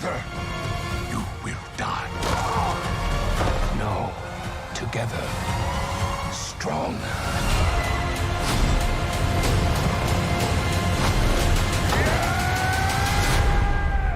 My god, the mocap in here is so good. Me completely disregarding the plot of the movie and just looking at the technology. No, but seriously, this is hype. On May 10th. Well, that's soon. All right. It's not that far away. Great. Great stuff.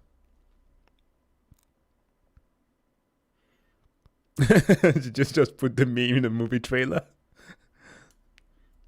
Yeah, ape together, strong. I think it was already featured in the first movie, yeah? Where Caesar was explaining it to the other angry ape there. It's monkey time.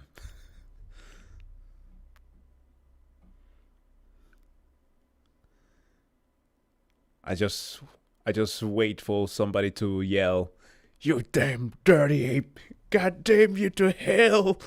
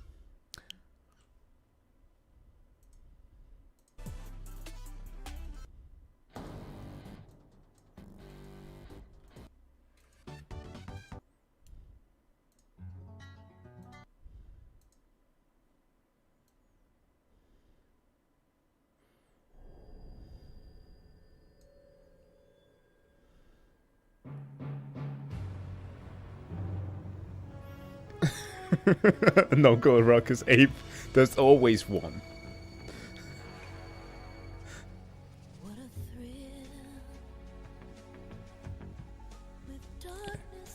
Good night, Artorias.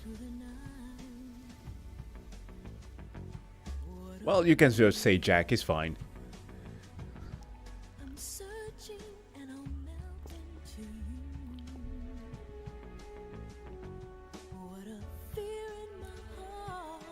Can you repeat that? It was regarding Matthew and John?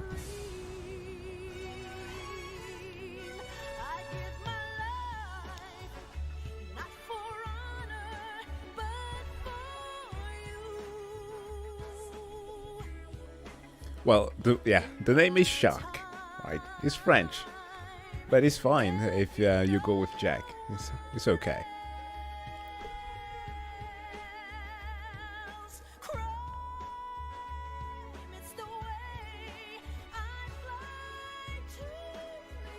The USS Thresher.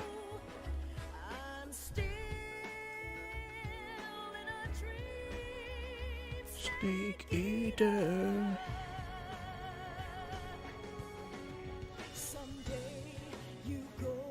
Can you tell me the chapters again? Just so I can check it. I might have to pull... Actually, no, my girlfriend has one, a dictionary, so I might have to go through that. I don't think that I can answer that just right now, if there are some actual anti-Semitic text in there. I don't think that there should be. But where did you get that idea from?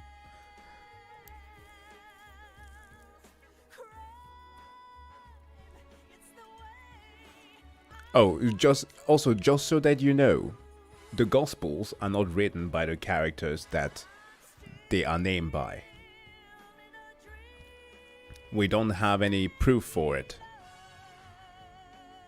So it requires a certain context before reading them as it is stated. Actually, I think that the introduction of each of the 4 Gospels are written in such manner that it is said that the author describes this and this, but did not witness it firsthand. So yeah, just as an important context. So if some stuff are interjected in the text that might not fit what is historical, that might explain a lot.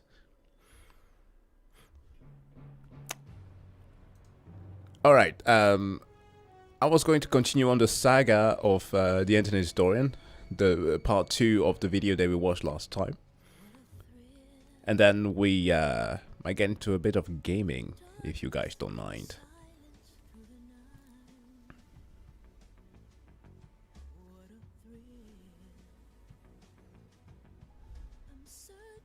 Yes, but Oscar, you are correct.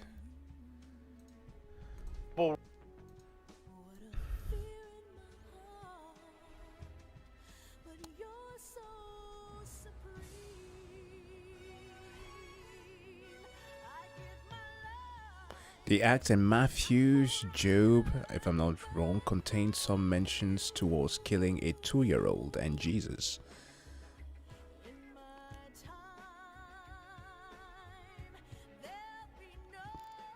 Dude, listen. We did watch the State of Play trailer to Death Stranding on Twitch. I have just yet to upload it. I can just do that tomorrow. You will see it on the channel.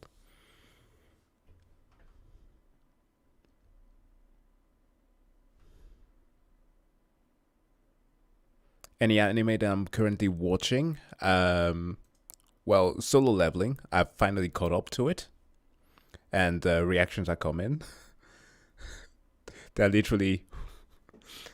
They literally just said there. I recorded them before getting sick, so that day. I've yet to watch Gigok's anime for 2024, so there are some upcoming ones that I might not know about.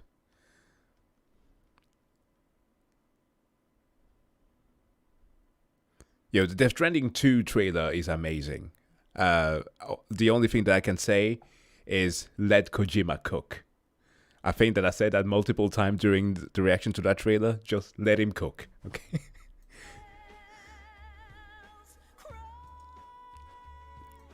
All right.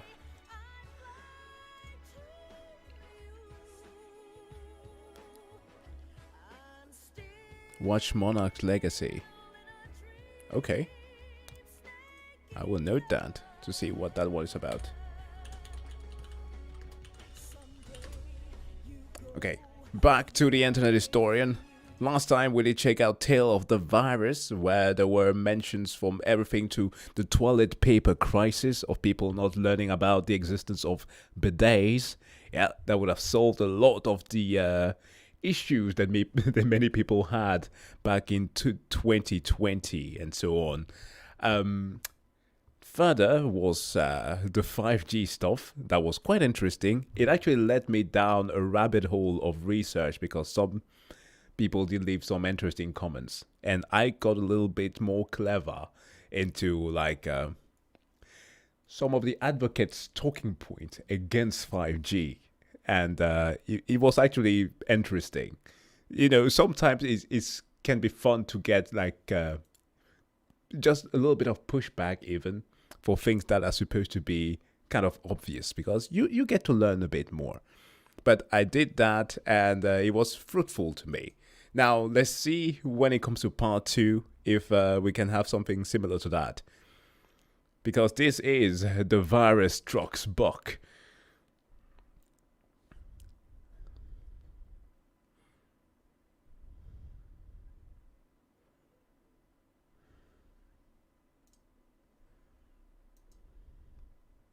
Oh, hold on. On another note, would you say Apostle Paul really weird with the whole ritual laws? Dude, Apostle Paul is all over the place.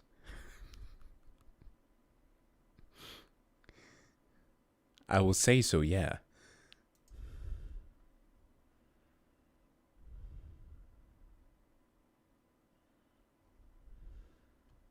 Oh, sorry. My apologies, there was no music there.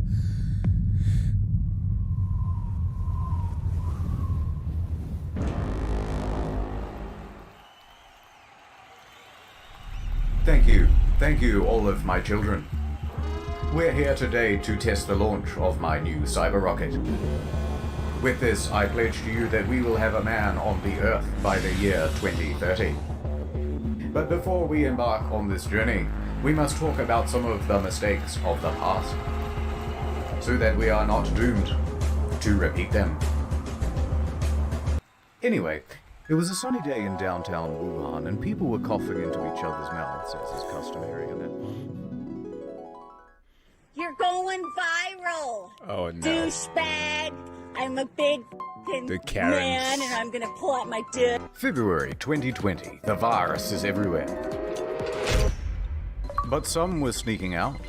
Others not taking it seriously at all. Cough directly in my face. People were outside, going about their normal lives. Get drunk before everything closes.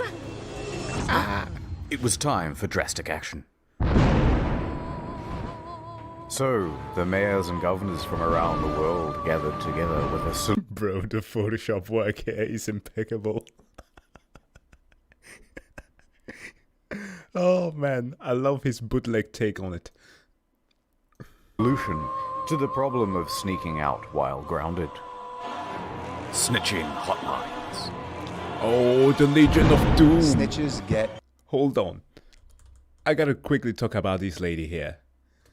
Snitching. This was the rise of the Karens. What a time to be alive. Barbecue Becky was her name, yeah? She was snitching on just a random bunch of black people just having a grill. She was like, not on my watch. She just started calling the cop. It was so weird. Like some woman also called on a little black girl who was selling water in front of her home. Like, what the hell? Man, people were crazy. In hotlines. Snitches get rewards. Simply take a picture of someone and text it to the official snitch line to put those rule breakers in their place. What's up, boys? Over here at Wendy's. What a scoop! Instant justice. Some people need to get the message. Send a photo and we will make sure that enforcement comes right away. But naturally, many New Yorkers did not take very kindly to this idea. So, they decided to text the hotline as well. Text after text came rolling in. What a success. Let's open the first one. Surprise. Turns out people weren't just sending in tips. They were sending the whole shaft. Oh no. Oh Jesus. Next one. Next. Next. Next. Just... I mean, what would you expect though? Hold on, what was that? Of course. Like, what would you expect when you open your network to that? The internet is going to do what the internet does best. Sending dick pics. Just close it. I can't, it's just going faster. Text after text was the same. Pictures of people giving the finger. Dick pics, edgy Blasio memes. This isn't helping at all. Sir, our servers can't handle this amount of erotica all at once. Well, save some of the more tasteful nudes on this thumb drive and shut it down. And so it crashed. But the snitches forgot the first rule of snitching. Snitches get unmasked by state sunshine laws. In Missouri, they have them. 2 weeks after their own snitching program went live, turned out it was all subject to public record by anyone who requested it. Hey, so not only is all of this information not anonymous or private, it's published indefinitely on a government website with zero redaction. Oh dear. Of course, I'm not going to put any of those details here. But if you live in Missouri and you're a bit curious... Links as always are in the description down below. In Washington and Louisiana, people were unmasked too. In Frisco, Texas, they made an app for snitching as well. But there was backlash and it was terminated. Oh, this was so stupid. So, luckily, we did not have anything of the sort here. But in Britain, they did. Like, I don't know what the fuck Johnson was thinking at the time, but decided to enact something like that. Asking people to report on each other. Well, that did not turn well. he was lambasted like crazy, but he was coincidentally also one of those state officials who went out partying all the time, and that was also one of the reasons as to why he was removed, or at least had to resign. He was getting too much backlash during the corona time, but well justified though. In LA, the mayor's infamous snitches get rewards statement was walked back. In Victoria, a couple was fined $1,500 each for going on a drive to Lake's entrance and posting photos on social media. What? You there, sir? I certainly hope you've got a license. Well, warned that if they do it again, they would be arrested. Except the photos were from a year ago. No. We're not going to get everything right all the time, and we will make mistakes. But worst of all was the UK. 9 coppers for one lad. Well, you ridiculous. 194,000 calls in a single month had been made regarding people leaving their homes without a license, and tens of thousands of fines had been issued. The British frown down on telltales. There's even an old nursery rhyme. Telltale tit, your tongue shall be slit. You make any more noise, and I'm calling the police. Show me what you've got. Yeah! Oh, this was bad. While normal everyday activities were being criminalized, regular crimes were being made de facto legal. This was the dumbest thing that I ever witnessed. What in the actual hell was going on in the US? Like, I understand that the response to that was bad. Like, the response to the virus was bad. They just didn't take it seriously enough. The hospitals, like every country in the world, were understaffed, but mostly in the US, and were very much not prepared despite the help being asked for in advance. But when it came to law enforcement, holy shit. Some of us were just sitting back here, just looking at the news, was like, oh, okay, this is the downfall. It's finally happening.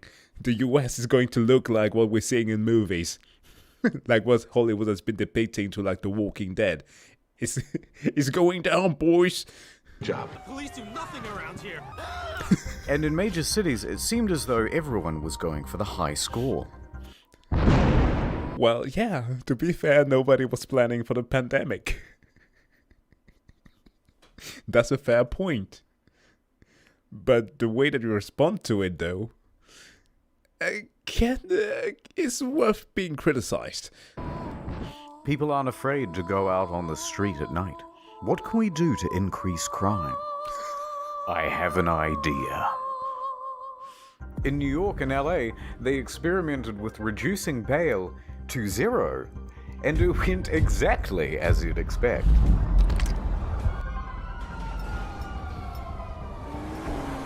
But it wasn't enough. So they said any burglaries up to $1,000 worth of goods would no longer result in the police showing up to the scene. So you're telling me that I can steal up to $1,000 worth of goods, and the police won't even try to make an arrest? Well, maybe one day, if somehow they're identified. But you want everyone to wear a mask, too. Yes. So people walked up to the buffet and had their fill. If you could walk into a store, grab what you want, and just go, what would shopping look like? Oh my God! Call the police! Welcome to Amazon Go. Jeez. We call it Just Walk Out technology. Like, seriously, have you no shame? Have you literally no shame? Like, oh my God.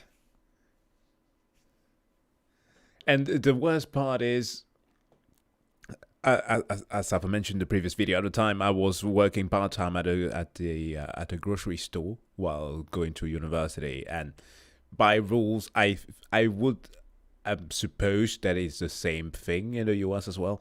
You are not supposed to intervene because you don't know what the burglar might carry on their person.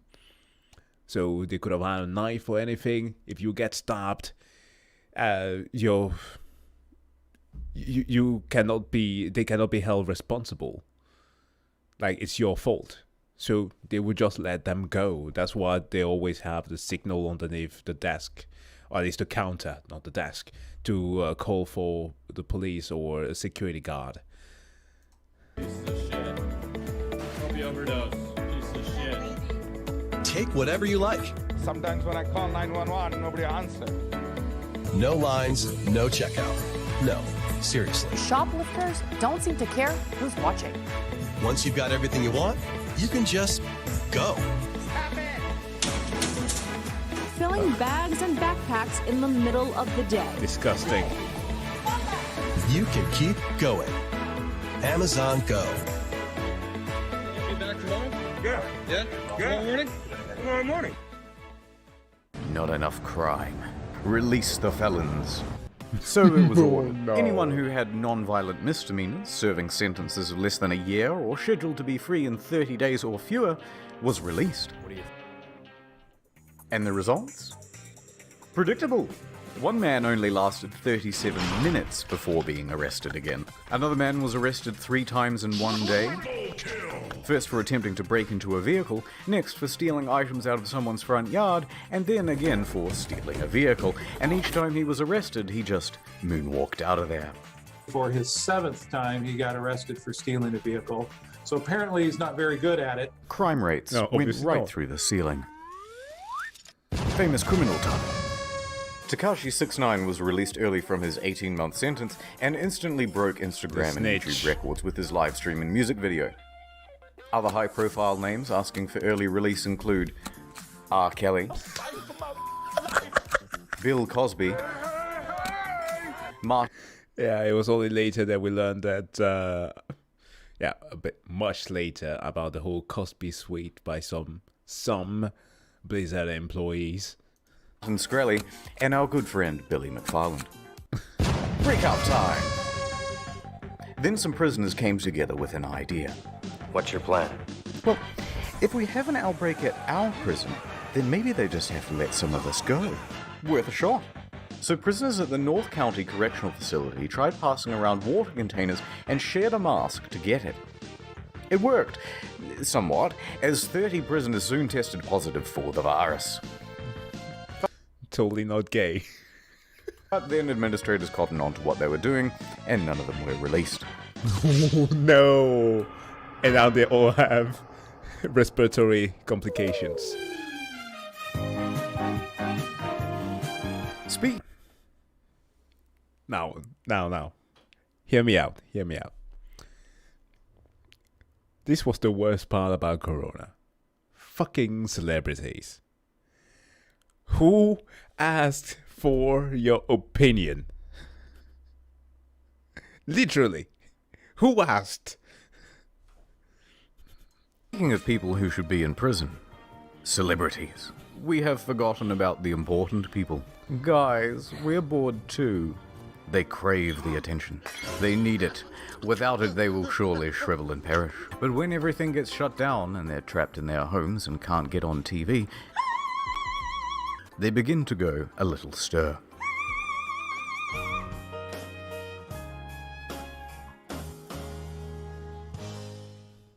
Okay guys, now I know we're all feeling the struggle right now. Without television and press following you around, you need to make yourselves trend. We need you now more than ever. Jimmy, female Jimmy, you're the funny guys. You must continue working from home. Your biggest competitor now is a Swedish boy that reacts to funny videos on his kitchen floor. Sounds doable. It was toilet paper. It was a huge box of, I was like a kid on the toilet on Christmas morning. 60 double rolls of heaven. You get to play that fun game, protected from the coronavirus or a botched nose job. Or both. Everyone in here is gay. Hello, everybody out there. No, shut it down. How about an uplifting song to boost morale? This could be our generation's We Are the World. Yeah, I can give it a go. I love uplifting music. Thank you, gal. Imagine there's no heaven. Easy if you Imagine there's no heaven. This is not the time when everyone's Grammy's dying, you fucking idiot. No, even Pedro Pascal No, you sweet child. Even he was part of that. You feel like they feel like they did something significant. There. She's so happy. Gal Gadot, whatever fuck her name is, Wonder Woman. I lost my job at the meatpacking plant, but Gal Gadot sang Imagine. And it's a terrible version. You guys suck at singing. Yeah, thank you. Oh boy. Madonna, how about an inspirational speech to lift those faces? I mean, spirits. Oh no. That's the thing about COVID-19. It doesn't care about how rich you are. No. It's the great equalizer. And what's terrible about it is what's great about it. What's terrible about it is it's made us all equal in many ways. Yo, the Kevin Spacey edit is also kind of wild because a lot of things came out about him during that time. And what's wonderful about it is that it's made us all equal in many ways. Jesus Christ. Maybe just stick to singing. Cause there's no more pasta, oh no.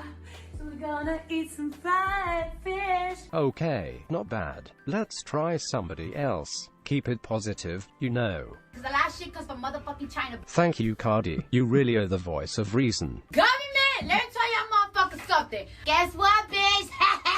Coronavirus! Look, I might not give a flying fuck about Cardi B, but I think just her lingo is hilarious. That's one thing that I can appreciate her for. It's so trashy that it does like a full-on 180 and it becomes actually fun. Get it real! Well, that was... Vanessa, maybe you can speak to your fans? You seem to have a lot of free time at the moment. Like, yeah, people are gonna die.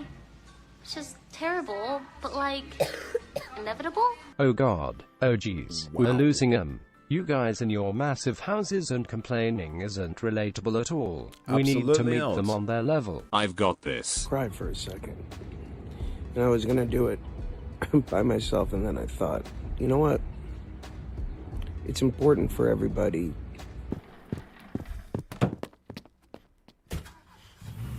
God fucking damn it. But before I continue, ad time.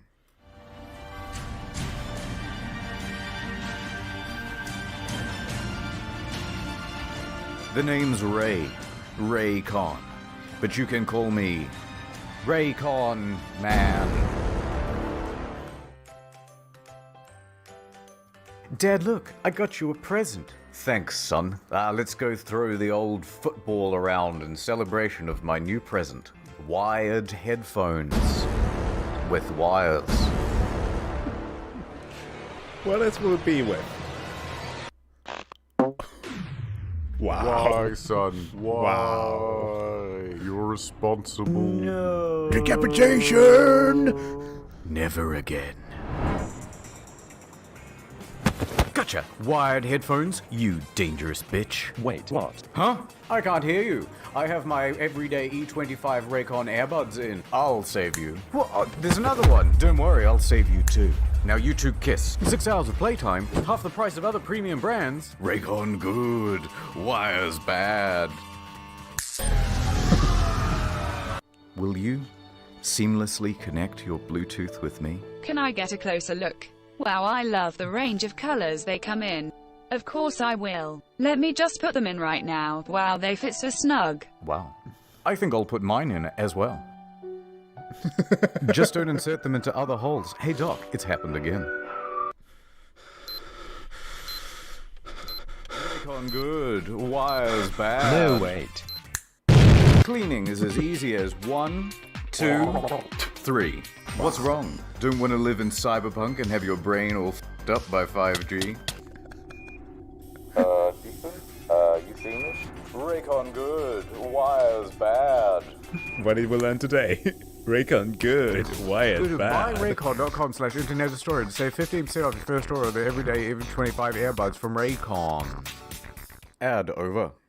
Onions, humble yellow onions, 6-pound onion. Gripping the onion like a tennis ball. It's time for an uplifting story. Prim Murty Pandy, 56, works at Mumbai Airport. Everything was going into lockdown and he wanted to be with his family. Okay. But they were in Allahabad and he was stuck in Andheri East. Just fly. No flights. Just drive. Not so simple. Roads are closed to all non-essential travel. What to do? Boy. So he hatched a plan. I'll become an essential traveler. worker. He started with a test case. He hired a truck and drove 200 kilometers to Pimpelgian. Bought 1,300 kilograms of watermelon. So good! Come to terms with the already large quantity of melons we already have. And sent the truck back to Mumbai, where he had a cellar. Success. Wasn't stopped, even sold the goods at a profit. We're an essential traveler now, boys. Time to do it again, but this time all the way home. Oh. So he hired another truck, got an onion permit, and this time bought 25,520 kilograms of onions.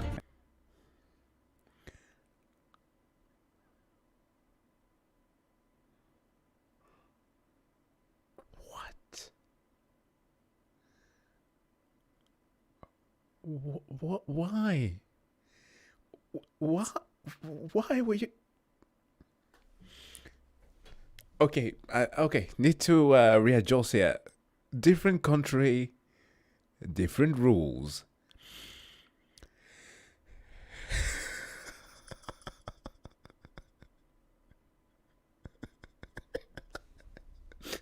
That's some grind set for sure. 28 tons of onion. Okay. And the article says he disguised himself as an onion seller. I don't know what that looks like, so here's this. He then hauled ass 1,200 kilometers over 3 grueling days and nights through 3 states to get home. He makes it. Now to sell the goods and see my family. He stopped at the wholesale market just on the outskirts of town and tried to find a buyer for the onions.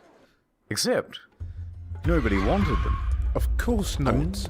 Anyone? Onions? Because of the lockdown, there was a huge glut in the market. Whoa, that's a big onion. Look at that. Woo! Onions. Everybody loves onions. Onions? Onions? No! Daddy's coming home, and he's smelling of onions. By the late afternoon, he just gave up and drove the truck to his house to be with his family. However, the next day, knock knock. It's the police. Oh no, you're not here to buy some onions, are you? No. And they were not. So he spent the next 2 weeks in the quarantine center, and he's still looking for a buyer for the onions. Wait, allow him to... Mr. Clean gets rid of dirt and grime and grease in just a minute. Mr. Clean will clean your whole house and everything that's in it. One of the greatest things that I got to learn during the pandemic was just how dirty people were. People did not know how to wash their hands. Oh no, they did not. At the university, we had like what's the right word to use here so it doesn't sound condescending? I want to say cleaning ladies, but obviously some people who are hired to janitors. Wow. I don't know why that lacked in my mind there. There were janitors who were cleaning the area. Toilets especially. Now, some people were so freaking nasty that... no, you know what? Let's not get into details there. It gets graphic, and I don't want to dive into that. Some people might have just ate or something, so let's not get there. But people were very, very disgusting, right? To the point where the fact that it became a mandatory thing that people had to go on national TV to teach people to wash their hands by singing a fucking song. It really annoyed me. Yeah, I did not touch any door handle physically. Like, everybody was doing this, right? Yeah, throughout the entire year of university where we had lockdown, where we were still allowed to partake in classes, obviously with some distancing and having to show like a test permit or something. Yeah, no physical contact.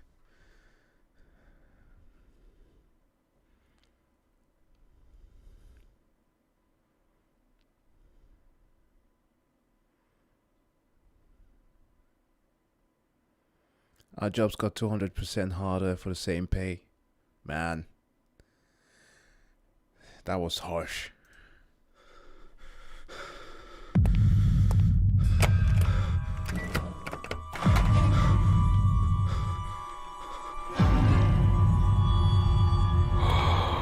They're happening. I need some hand sanitizer.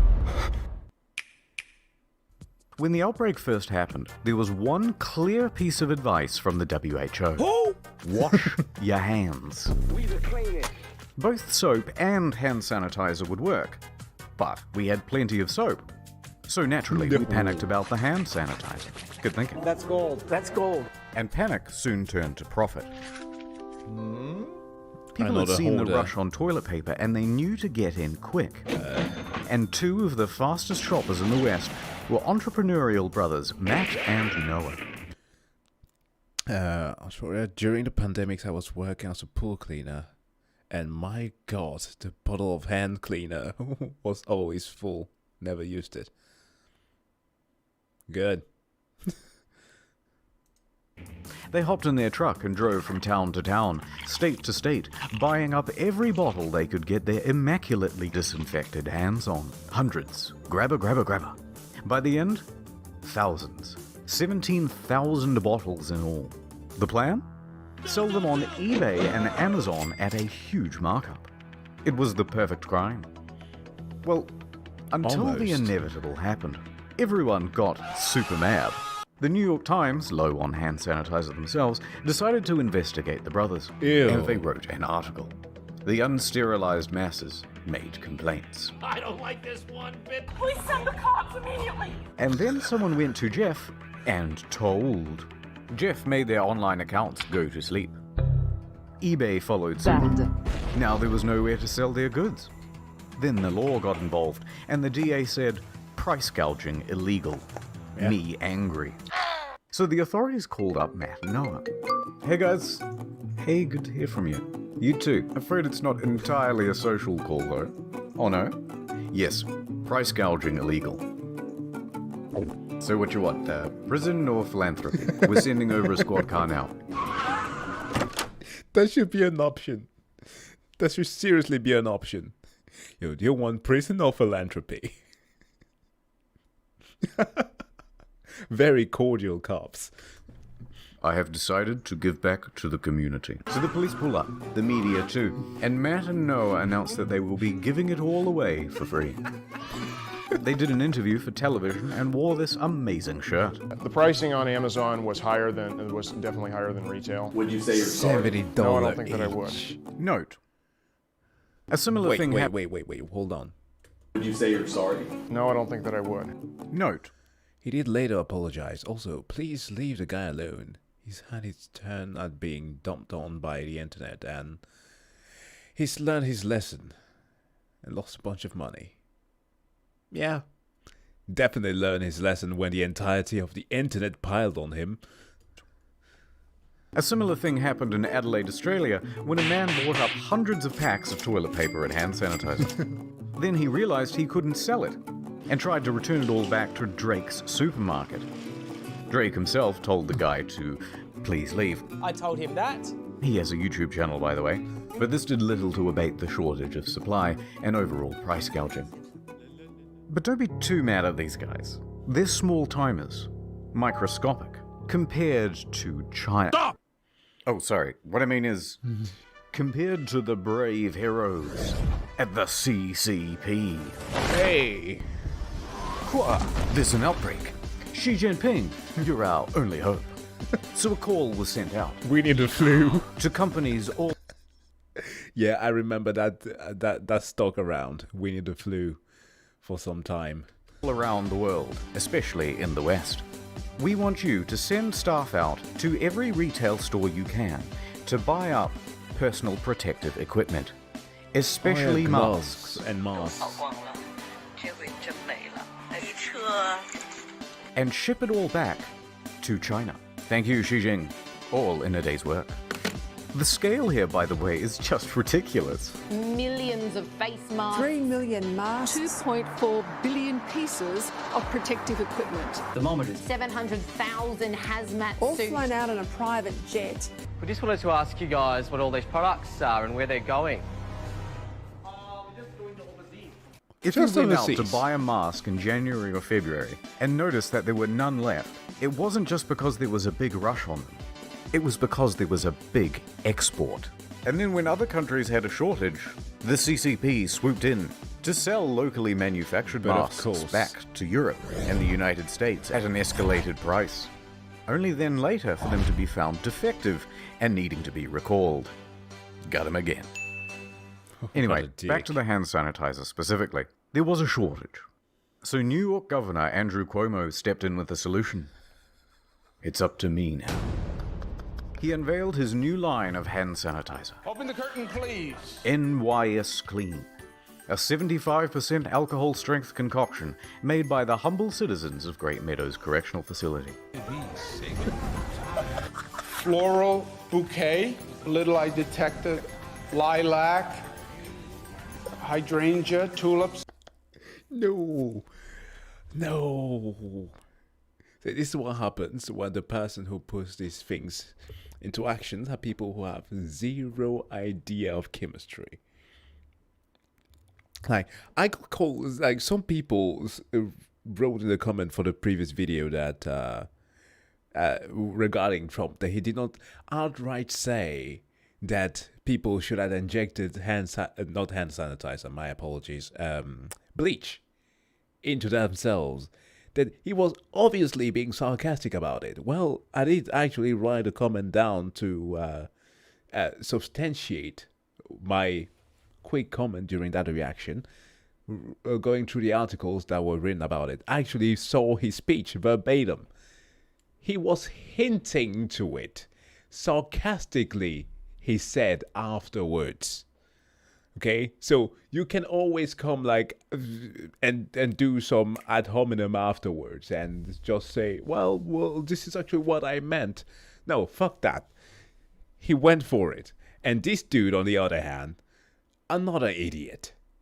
Just, can we like stop consulting straight up politicians when it comes to actual health crises and talk to people who actually know what the fuck is going on? What does it smell like to you?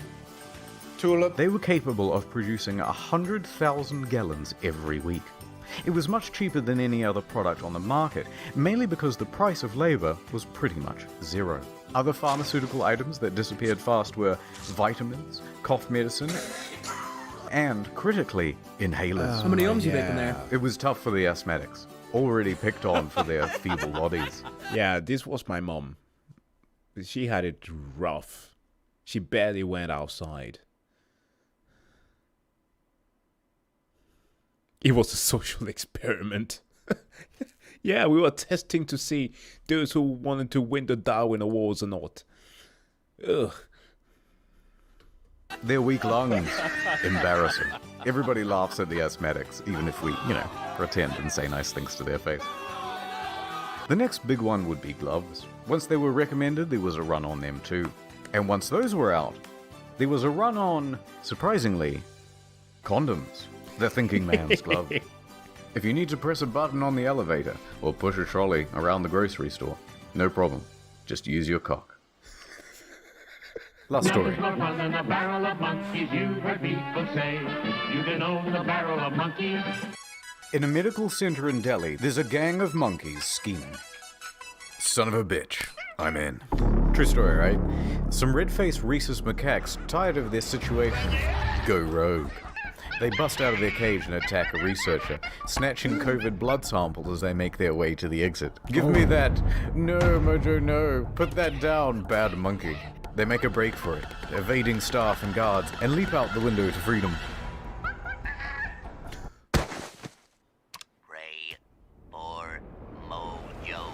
One was later seen in a tree, chewing on one of the samples. Ooh, yummy. In a further act of defiance, another was seen chewing on a surgical glove. Apparently it's become a big problem in Delhi. Monkeys everywhere. They snatch people's stuff and even break into homes. And it seems that nature isn't just returning peacefully. It's come back with a vengeance. And if we intend to survive, we're gonna have to learn to fight back. So anyway, with this knowledge, we will conquer Earth and rule over it once again. Oh no. It's here. And that's about it. Probably no part 3 unless something ridiculous happens, like an autonomous zone in Portland or the government shutting off utilities. Plugging the second channel again, you bet. We've got a feature-length Sundance review coming out in a bit over a month. This one's going to be over an hour long, so grab some popcorn, maybe a little viewing party, watch your favorite streamer. This one will be more fun as a group. But before that, next week, there's a new In the Field.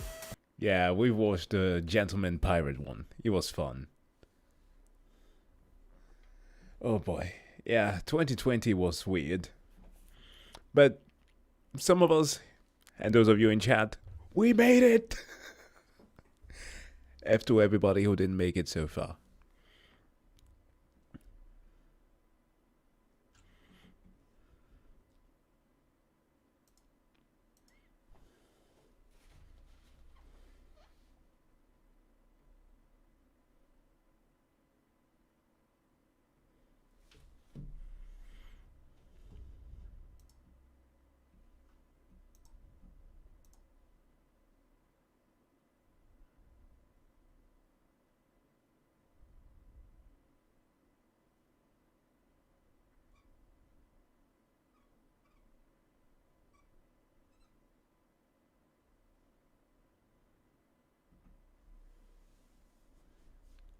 Good night, Abaddon. We won the Darwin Award.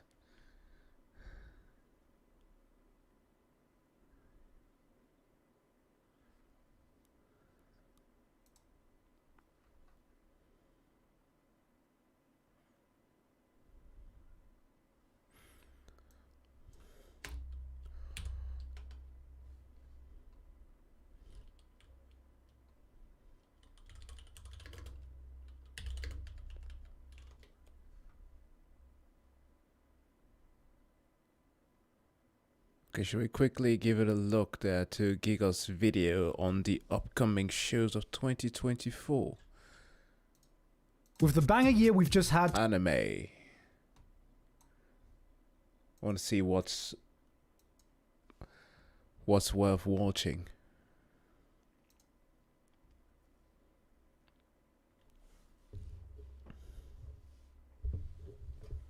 ...2023 anime season. At least for the winter animes. We are well into the year, and some shows already have caught my attention. There's one on, at least the one that I saw in the thumbnail, about dungeons where you can eat stuff. It's quite interesting, but let's see what Giga has to say. With the banger year we've just had, 2024 has a lot to live up to. You're following a year that gave us moments that are going to be remembered for a long time to come, with iconic quotes that will live on in the hearts of anime fans, inspiring lines such as and of course, kill yourself. Truly moving phrases that the anime community have taken and made their own. But what else has this new year got in store for us? Well, for once, we're not buried under a cascade of high-profile sequels. There's Classroom of the Elite. Tsukimichi is apparently one of the best isekai I haven't finished yet that I need to. One of the best romances of last year is back with The Dangers in My Heart, looking like it's only going to get even better from there. Mashal Season 2. Now, I know what you're all thinking. Yeah. Are we going to see more of the most iconic role in anime? Our number one. Maybe. I think there's... No way! He voiced the... Oh god. We are atomic. Yo, Gigok. So, we're gonna recruit you for a voice gig. Oh, cool. For what? Marshall. Oh, that's awesome. What am I gonna play?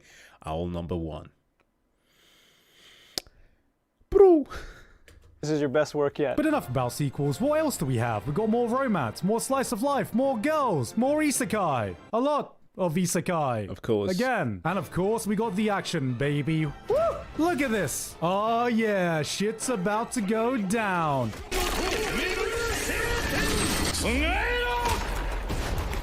Oh, he's about to fuck shit up.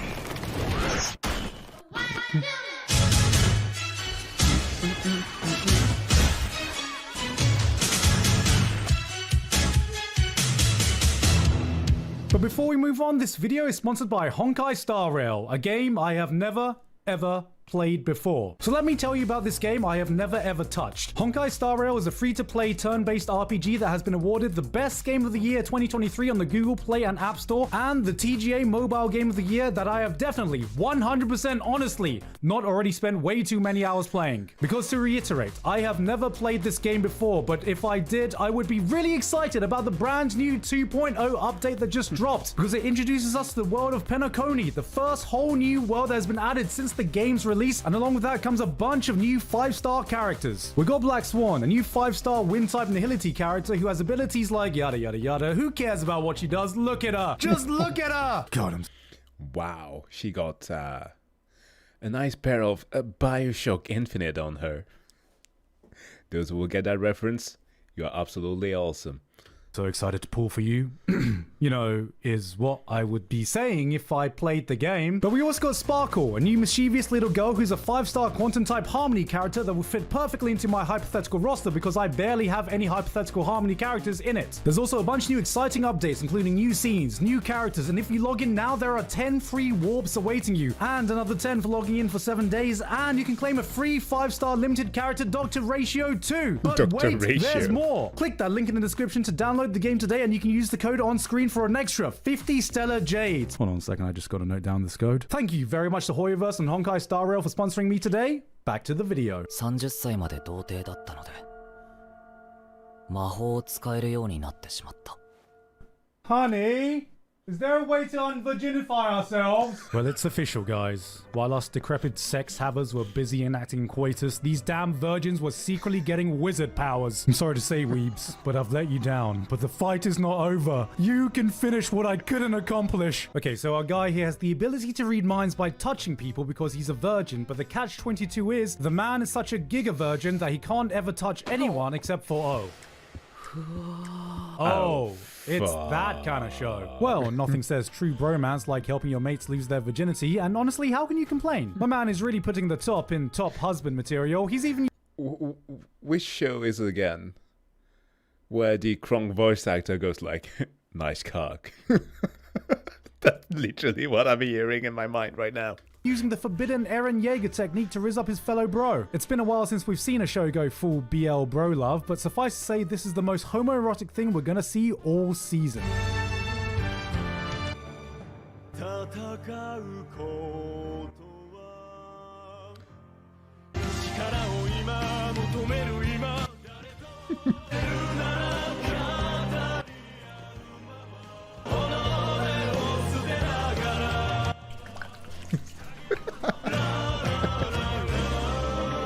Gotta sip on that hetero juice. I think I like men now. After The Witch from Mercury tried to revolutionize the genre, it's good to see mecha going back to its roots. Just gay guys, innit? But on a serious note, don't make the same mistake as me and almost skip this. I thought this was just gonna be another standard real robot show. People are dying on the battlefield, fighting for their lives. You are witnessing the true horrors of war. Then out of nowhere, this guy drops in and just listen to his theme song.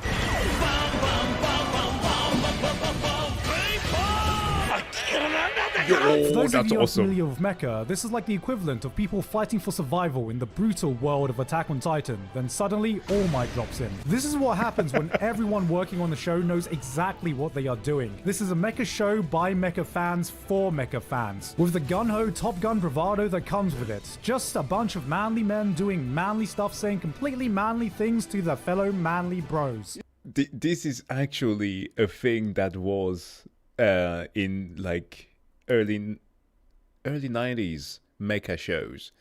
There were ones that were literally only targeted to young boys and was so freaking homoerotic. I think there is one that was called Radiance or something like that. Let me see. Mecha.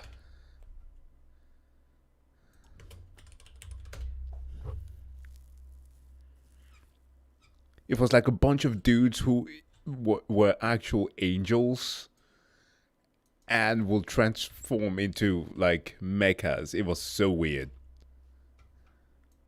Can I find it?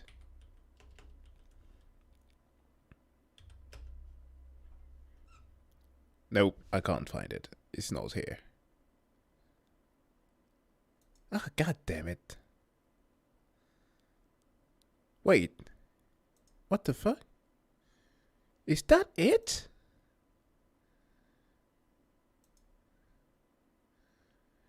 No way. They made another adaptation to it. Okay, so it... Okay, I'm sorry. I just learned something completely new. So they took inspiration from the original show and made a new one. A 2007 adaptation. What the fuck? Well, it's basically this show. Just look at the posters. Dude standing there like half naked doing the what's it called? Sailor Moon pose and transformations. And the transformations were basically like Sailor Moon. But yeah. Bunch of dudes that were transforming into Gundams, but who were angels. Weird plot. Yeah, you better win your fight, because I'm coming on your ass, boy. I'm coming for that ass. Solo leveling. Okay, this is meant to be the big one this season, and if you've seen my previous video on the manhwa, you'd know that I'm a big fan, and these opening episodes seem decent. They held nothing back when it came to the sheer violence compared to the original webcomic. Hiroyuki Sawano is, as always, bringing the hype with his OST. Animation seems... so slick. Good. And this opening is what I hear in my head when I'm getting a kill streak in Counter-Strike. But I am a little cautious because A1 Pictures is doing a pretty good job with the animation, but let's be real here. Solo leveling is not coming in here as the pinnacle of storytelling. One big thing that made this title stand out was that the art was absolutely godlike. Not just good, godlike. They gave us some of the best... And you know what? I think that they've done it justice with the animation. That's as much as I can say about this show.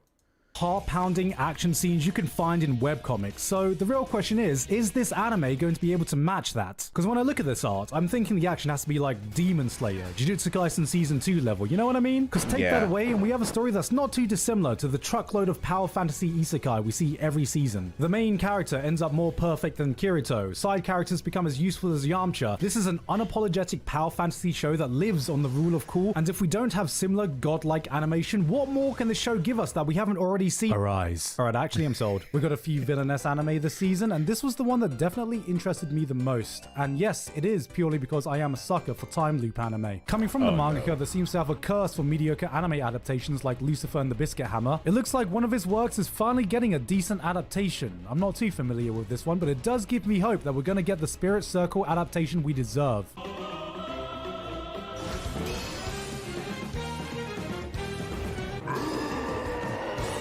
Account successfully created. You are now signed into Discord.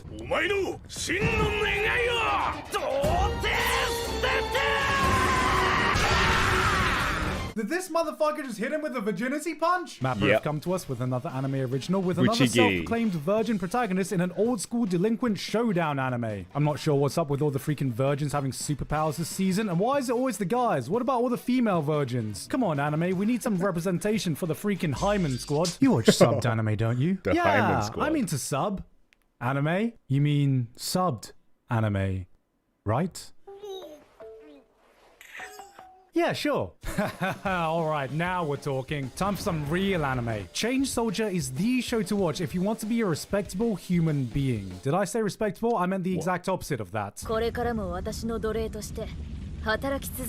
Ah, yes. My favorite job. Slavery. That's how it works, right? Yes, it's an anime about a guy who gets superpowers by being a slave to a bunch of hot anime girls. Man, what the fuck is going on with this season? Now, before anyone gets angry, this is basically just Power World with a degeneracy mod. Sometimes you have to respect a title. No. So you just mean just Power World. It's just Power World. knows exactly what it wants to do and hones in on doing that one thing really well, even if that thing is awakening a new fetish every episode. This is the rare type of series that has plot, but also has plot. You already know if this is the type of show for you, but I will say the fight scenes went unexpectedly hard in the manga, and this action animation is not exactly the cream of the crop, but you can only expect so much when the team is working with one hand. If they chose to put their focus on another certain type of scene, I'll still be a happy man, cause let's be honest guys, who doesn't want to be stepped on by a group of hot anime girls? Am I right, guys? Yeah, I've seen the Deadpool trailer. Trigger are back again to save anime from the Jujutsu Kaisen fanbase. This time with Dungeon Meshi, or Hunger. Delicious in Dungeon, which no one actually calls it, even though its name is on the original Japanese manga. Going into this, I thought this was just going to be a simple cooking show where some adventurers explore some dungeons, eat a bunch of weird monsters, have a good time. I was on board for this, but then I think the episode that really sold me was the one where they find the living armor. Now in most shows, living armor is just normal armor that's imbued with magic, which is what you and everyone else assumes, but Dungeon Meshi takes this common idea and goes, nah, that's baby shit. So as our hero fights one, he notices something that looks like an egg and thinks to himself, why is there an egg? Why can the armor see me even though it has no eyes? Maybe this is a living thing after all, but it's completely hollow, doesn't die if I behead it, and it moves too rigid to be a slime and too silent to be a swarm. But by some good detective work, he manages to uncover a biological explanation behind the living armor that not only makes sense, but also makes it edible. That made me go, damn, okay, I've never really thought about it like that. This is just one of the monsters we find in the series. Every single creature has careful thought put into their biology, their ecosystem. Even the most common fantasy monsters we're familiar with are given their own unique take. The insane amount of creativity in the world building makes this feel more like a nature documentary with a cooking twist. And add to this a core cast with banter reminiscent of something you'd find in Konosuba, and you got yourself a pretty damn good show. With this now airing at the same time as Free Run, all I can say is fantasy anime fans are eating good right now. Huh? Alright, what show we got next?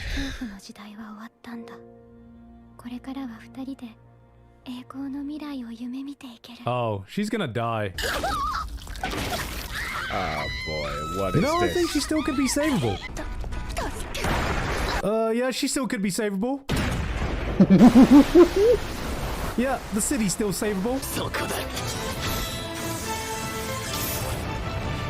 See, what did I tell you? He saved the city, guys! It's saved! Sometimes all the show has is the rule of cool, and sometimes it's enough. Ishira might just be that show. It's some ruined fantasy land where a bunch of Dark Soul bosses gather from all over the world to take part in a no-holds-bar battle royale bloodbath. Isekai. Oh. This is like Fate, but cooler. Protagonists, undead warriors. Every episode introduces a new stupidly overpowered character for the true battle royale experience that will have you placing bets like this is a UFC match. This might not be the prettiest looking show of the season, but this is it if you want some turn your brain off edgy fun. So, you watch subbed anime? What in the world? I'm into dumb. You mean dubbed?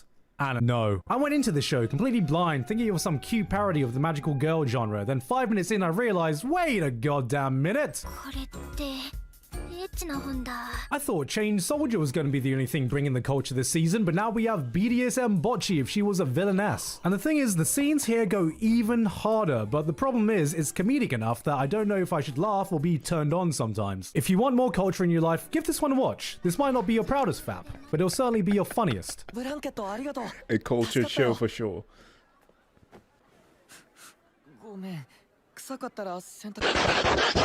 Here's an anime called Hokkaido Gals, are super adorable, about some super adorable gals living in Hokkaido.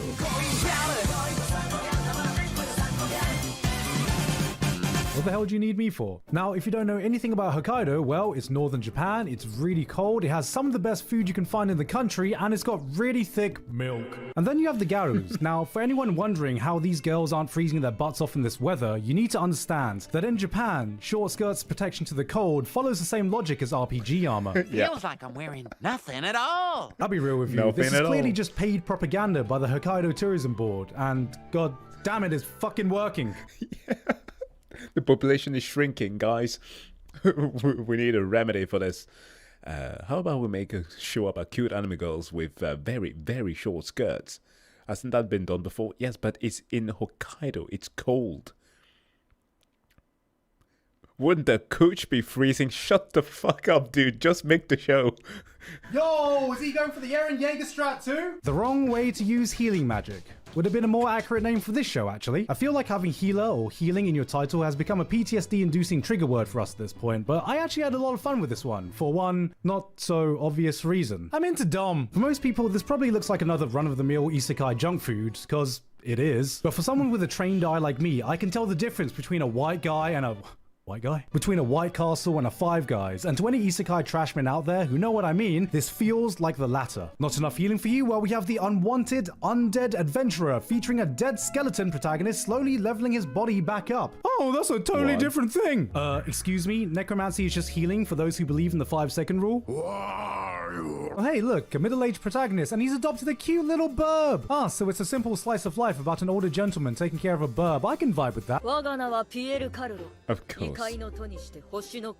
Alright, so the bird can talk. Well, that's okay. Every slice of life needs its quirk nowadays. Surprise! Isekai, bitch! Okay, well, I wasn't expecting an isekai, but I'm not gonna complain. Oh, he's starting his own trading company and learning the economics. Just like a business. I get it now, so it's gonna be a Spice and Wolf-esque anime with an isekai twist. Surprise! Magic, bitch! So we can use magic in the real world. That makes sense. It's an isekai after all. Surprise! Psychics, bitch! Okay, so I guess there are psychics in the real world, and he's getting tailed by a shadow organization of psychics now, while trading goods in an isekai with a talking bird who's secretly a 3,000-year-old demon. This show is amazing. We got ourselves a cute little romance, this time with the most precious cinnamon roll who has trouble communicating because she's deaf, making her the actual, lore-accurate Komi-san. This is honestly goddamn adorable. I haven't seen a story like this since The Silent Voice, but this seems far more on the wholesome side, and it better stay that way, because if anything happens to this girl, I will be shooting on sight. Studio Bones are going through their 25th anniversary and they pulled out all the stops to celebrate. We got a new anime original sci-fi... Wait, is that getting adapted?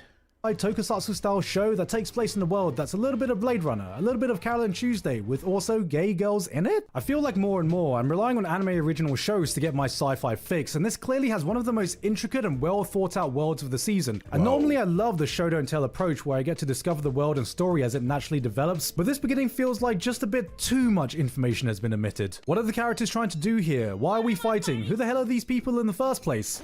I'ma let it cook because I smell a potential delicious meal coming along, but I hope I at least get a look at the menu soon. Another love confession victim of the goddamn anime fireworks. Well, you couldn't have picked a more cliche way to start off a romance plotline in your anime, but surely they can't drag this on for too long, right? Look, he clearly likes her, she clearly likes him. This motherfucker traveled to another world for her, and now they're bloody married. They're married, for God's sakes. I've seen anime romance bullshit before, but how long can this possibly take? Wait a minute. They actually gave him a second chance? This has never happened before in the history of anime. This is it. She's giving him the perfect layup. No, Bro's got an open goal from 2 yards. There's no way he can fuck this up.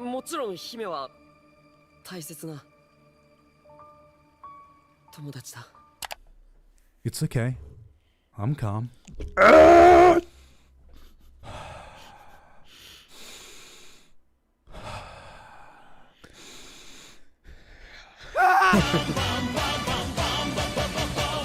Hey guys, hope you enjoyed that video. Thank you very much this month to Author Curtis Eckstein, Basil, Dysfunctional Spice and Wolf.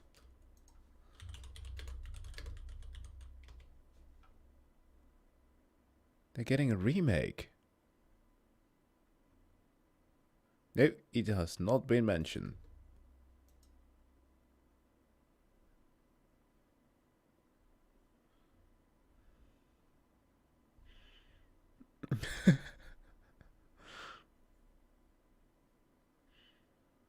Degenerate, Flabberwocky, Husbando Hub, Yeah, John Thick, Neo Chivalry. Misaka 12315. Sounds very much like that. It was a nice roundup for the upcoming anime of this year.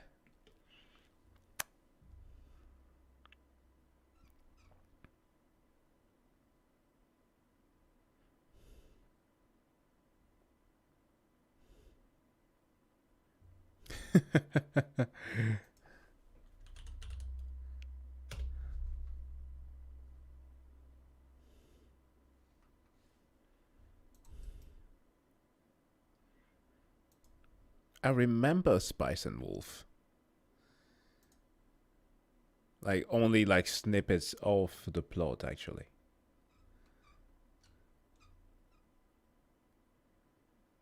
Okay. So I'm just gonna get to playing a game here that I wanted to do for some time but haven't gotten the chance. Let me see. Come on. Where is it? Let's launch it.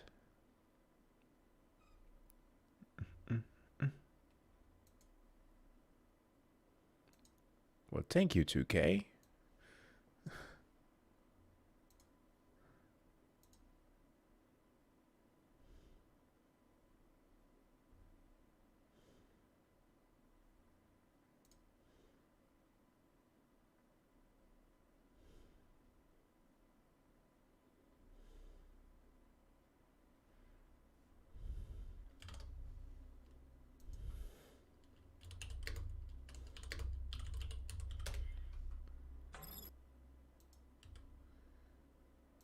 Let me see.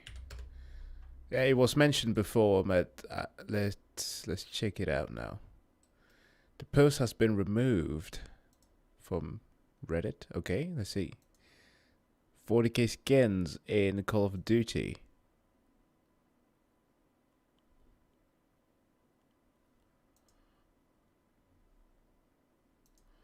Tell me this is a lie. Now the post has been removed again. Okay, hold on.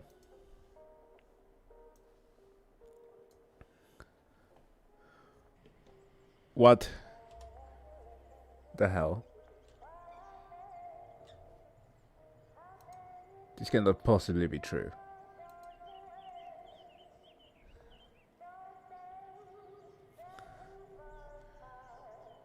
I don't like this.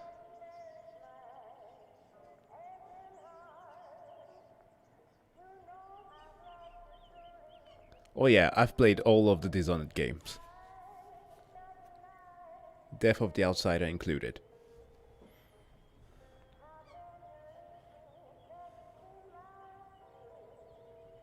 And there's a Dishonored 3 in the works. I could not be happier. Hopefully, after they are done with Blade, they manage to make a very good one.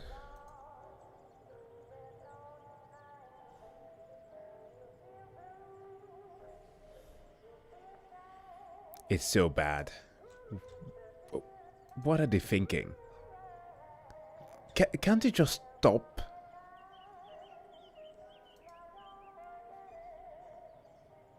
Like seriously, I have had it with... No. Okay, this is 4-year-old. I was about to have a heart attack. Now, to be honest, 40k in Fortnite will actually be fun. Just stomping on kids.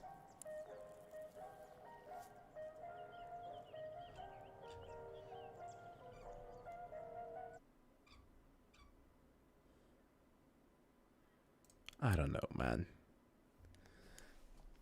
Frankly, I don't care about COD anyways at the moment. So, they can screw up their games. I just wish that people will stop spending money on it.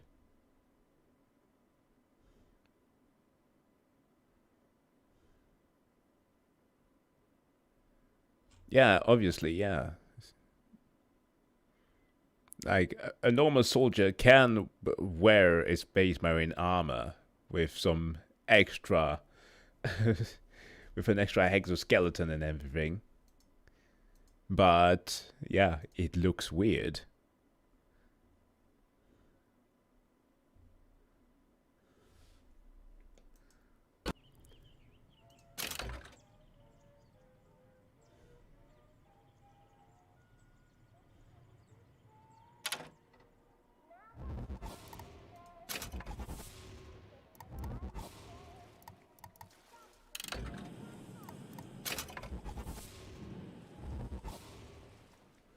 Alright, this is a game that I had planned on getting into a while ago. never got to do it.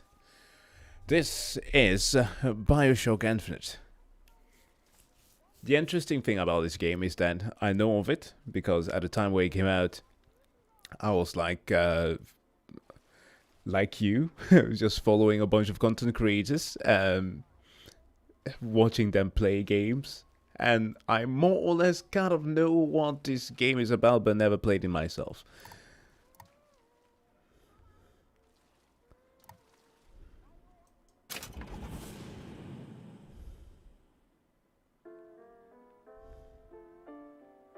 It looks like cosplay, but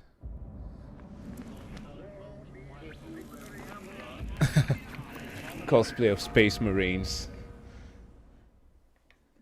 It's always fun to see people at Comic-Con wearing Warhammer 40k armors. Are you afraid of God? No. But I'm afraid of you. Ooh. The mind of a subject will desperately struggle to create memories where none exist.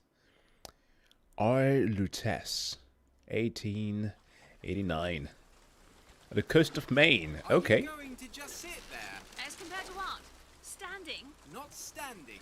Rowing. Rowing?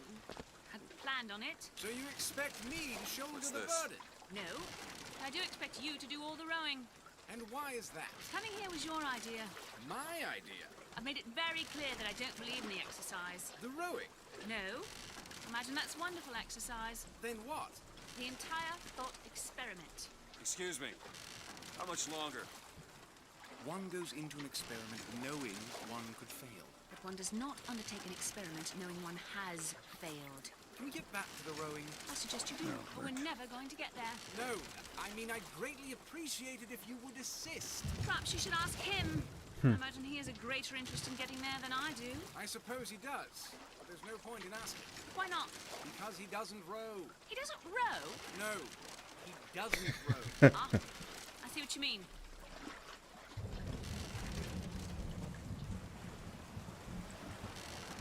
Oh boy.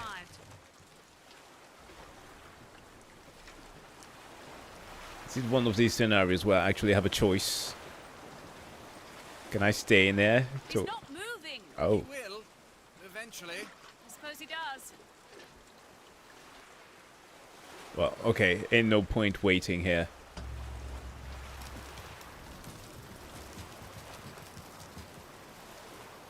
Guys. Shall we tell him when we'll be returning? Hey. It might give him some comfort. At least that's something we can agree on. Hey, somebody meeting me here? I'd certainly hope so. It does seem like a dreadful place to be stranded. Huh. He's just gonna leave me here.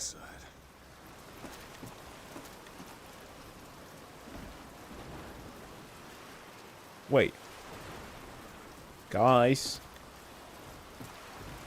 What is out there? Looks like there's nothing out there. Doesn't this look like the same boat? Oh. Whatever. Okay, we got currency.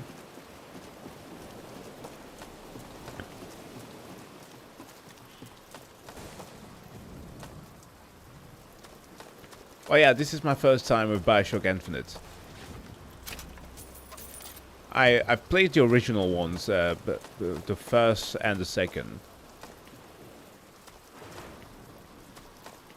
While I do know somewhat about the plot of this, I've never played it myself though. So, first time. Excuse me, it's Booker DeWitt. I guess you're expecting me?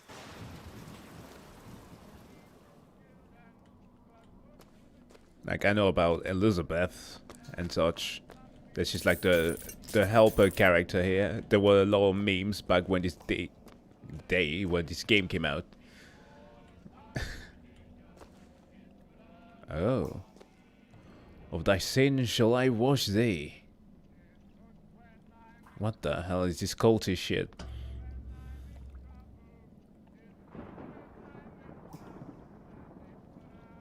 Good luck with that, pal. Oh no, they're singing the old time religion. I didn't know this.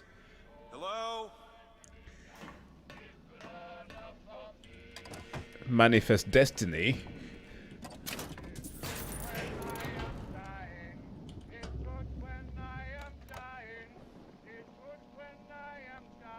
Okay, the Gulf of Mexico. Oh, good old an old US map. That's interesting. Be prepared, he's on his way. You must stop him.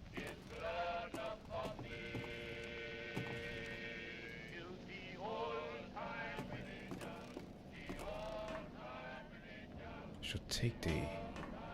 Okay, this is getting a little bit creepy, but it's BioShock, so that's not unusual. Shit.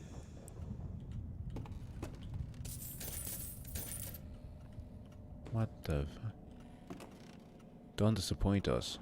Well, I guess he can't.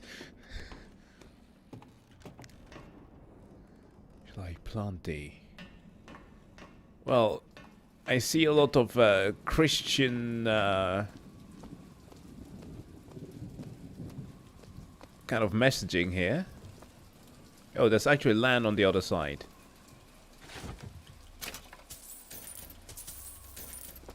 Always inspect if there's something that you can get access to. Okay. Oh, there was something on...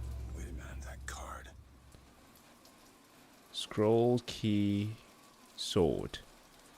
Scroll, key. Look at me. Did I do it right?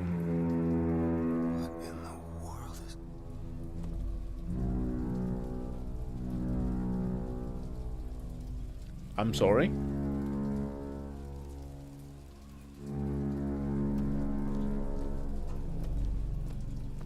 Oh, that's how we go to the thing from the place in the trailer. Yo, what the fuck? They have space elevators.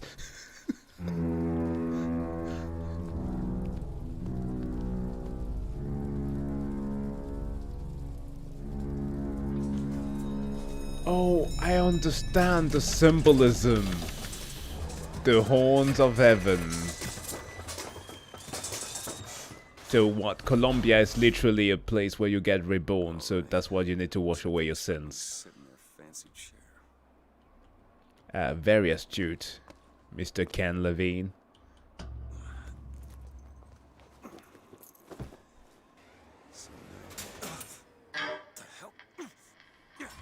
Make yourself ready, Pilgrim. The bindings are there as a safeguard.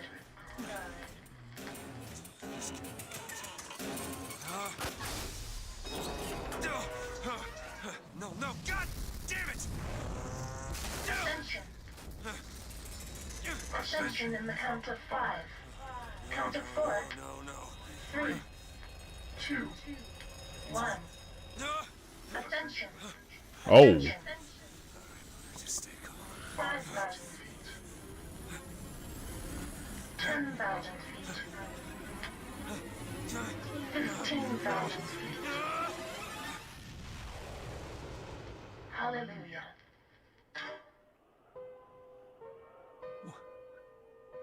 Whoa. That's...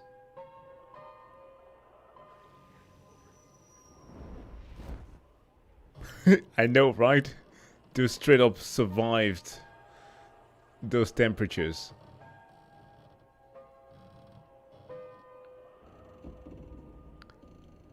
Yo, this is Colombia then. Father Comstock, our prophet. Oh, yeah. They are not being subtle about anything here when it comes to the religious subtext.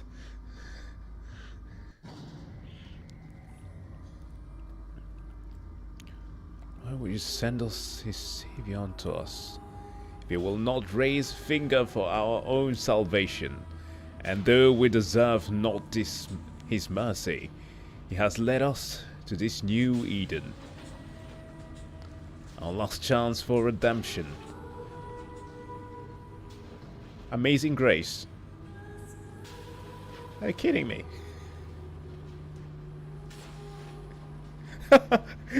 That's good. Made in heaven. It's the work of an enemy stand.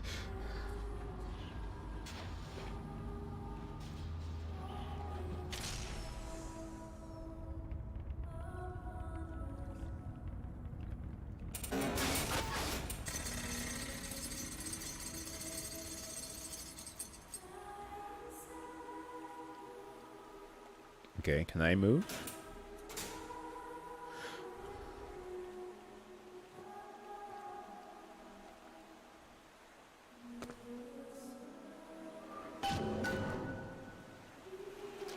Find a way into the city.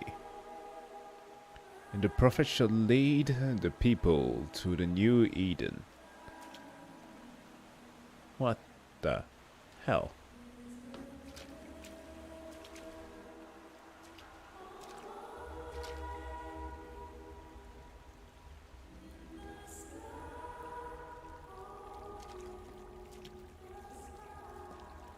Jesus, they're venerating one man way too much there.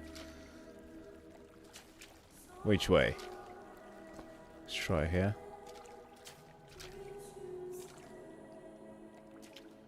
In my own womb shall grow the seed of the prophet.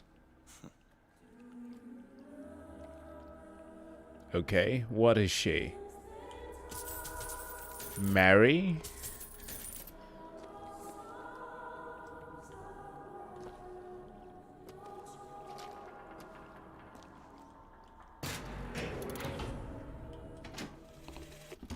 Love the prophet because he loves the sinner. Love the sinner because he is you. Without the sinner, what need is there for a redeemer? Without sin, what grace has forgiveness?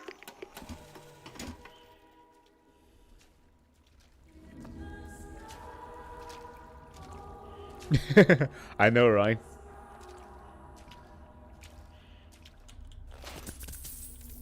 I mean, they're very generous with all the stuff they're leaving around. I guess there's no poverty up here in Colombia since people just throw money out. Excuse me, where am I? Heaven, friend. Or as close as we'll see till Judgment Day. Just keep such questions to myself. Brother, that is not your voice. That is not your voice. Just saying.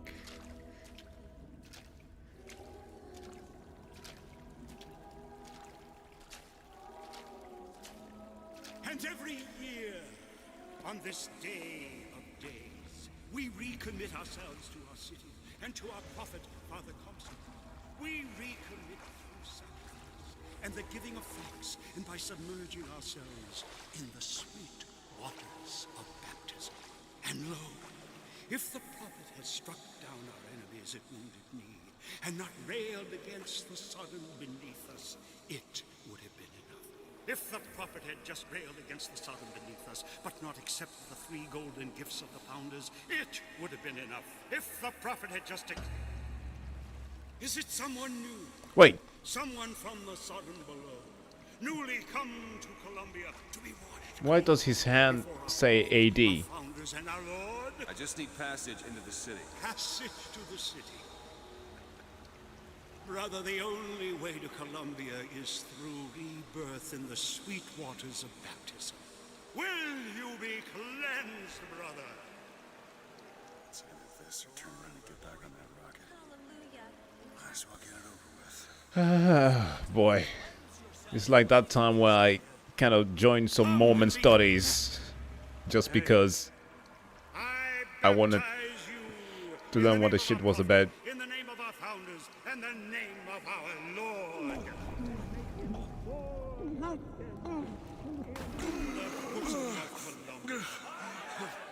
His eyes. I don't know, brothers and sisters, but this one doesn't look clean to me. Hey.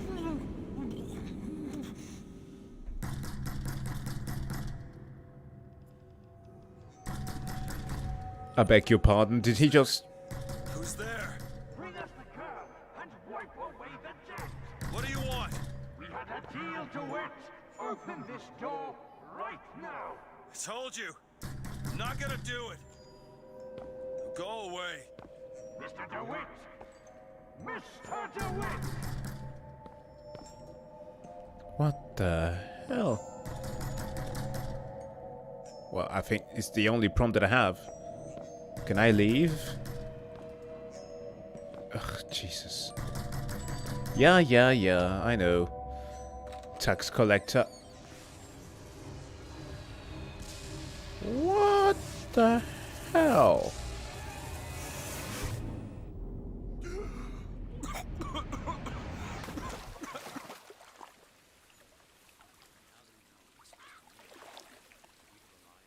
Wait, are those the founding fathers? Jefferson? That idiot priest needs to learn the difference between baptizing a man and drowning one. I need to find a landmark and figure out where the hell I am. What the? Okay. A key of gold so that Eden might have industry that set her above all other nations. To Father Jefferson, a scroll, so that Eden might have laws that set her above all other nations. And so each year we recommit. Well, you do realize that they wrote in the Constitution that it wasn't supposed to be Our prophet fills our lungs with water, so they may better love the air. a religious country. Not that it was straight up based on secularism, but the US was... The Constitution was made so that they would avoid being under the foothill of a state-like religion like was England. Still got a girl to find.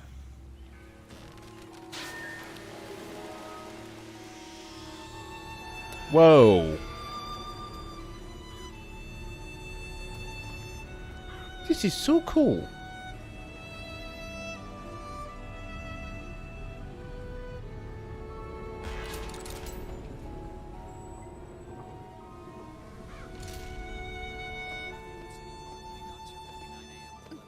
It's got a waterfall and everything. Just missed it. I bet we could have some. Good to see you. Wait, the hot dog's just free? Well...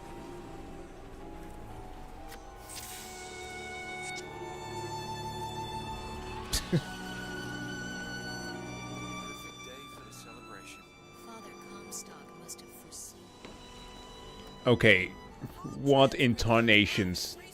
What's wrong with the science of this city? On the holy forgiveness of our dear Lady Comstock, our beloved mother of forgiveness. Like does not matter to a Liberty Scout. There's no room for preference, only duty. Saltonstall's all right, I tell you. Says he's for faith, family, and fatherland. Who could be against all that? Never hire an artist, my dear fellow. They are a temperamental and unreliable lot to a man. I told him that the park is exceedingly far behind schedule. The landscaping is half finished. The statuary hasn't Dude, arrived. they did not consult any physicist to make this. And then the Archangel showed a vision. A city, lighter than air. I asked her, why do you show this to me, Archangel? I'm not a strong man. I'm not a righteous man. I am not a holy man. Comstock. And she told me the most remarkable thing. You're right, prophet. But if grace is within the grasp of one such as you, how can anyone else not see it in themselves?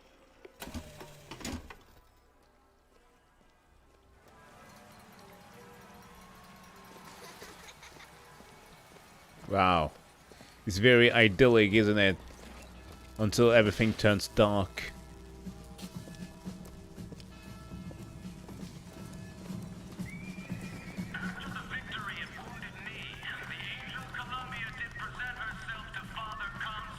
Oh, this is a Mormon wet dream.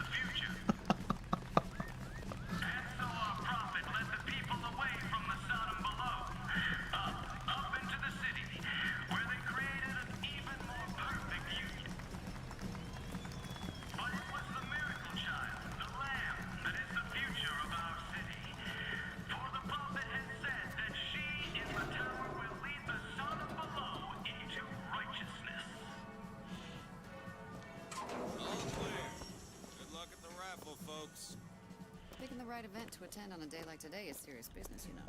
Can't be everywhere. Oh, this could be a nice challenge. Trying to figure out the plausibility of BioShock Infinite.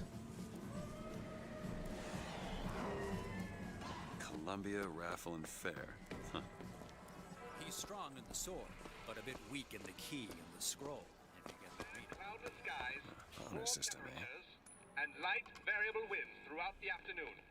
In short, a beautiful day for the festivities, Columbia. I can just eat cake if I want to. I mean, damn, Booker DeWitt is a glutton, that's for sure. Oh, what's this? I know that I'm wasting a lot of time here, I apologize. I'm just getting to understand the world.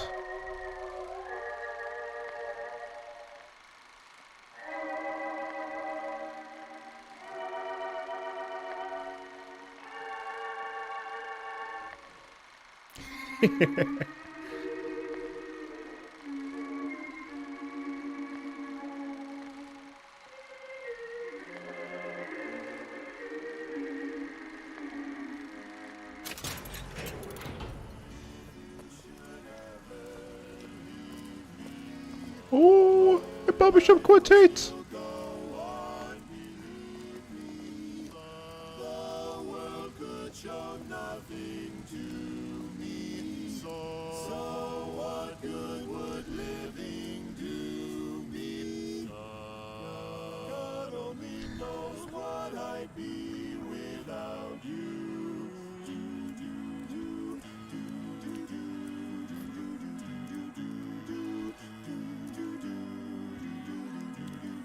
Okay. I don't care what band might be happening here. These guys are cool in my book.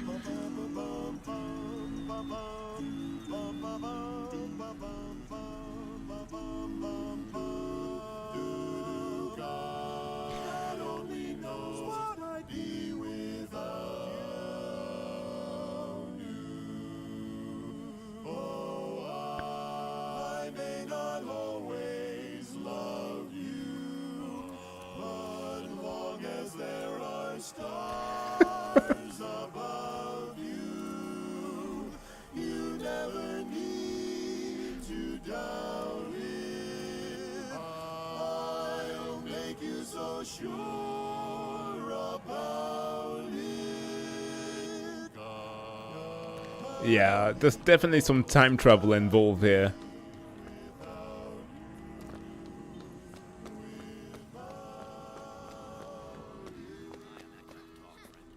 That kind of talk draws attention. Oh, don't turn into some faint and radical on me, John. I do not want to be some character out of I Married a Vox Populi, now do I?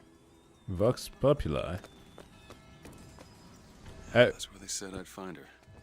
Telegram, Mr. DeWitt. What? Telegram for you, sir. Did I stray too far? DeWitt, stop. Do not alert Comstock to your presence. Stop. Whatever you do, do not pick number 77. Stop. Lutess. What the? Hold on. Monument Island. I quickly want to check what was up here. Seem to have missed something. Would you care for a boutonniere? We're raising money for the Girls' Patriotic League. Maybe next time. You'd look dashing with one in your lapel. Come back if you change your mind. Okay.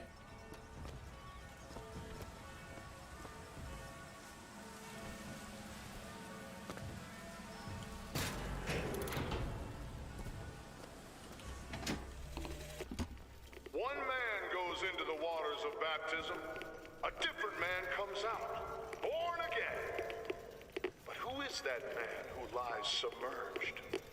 Perhaps that swimmer is both sinner and saint, until he is revealed onto the eyes of man. Hello? Look at her. Ain't she some kind of beauty?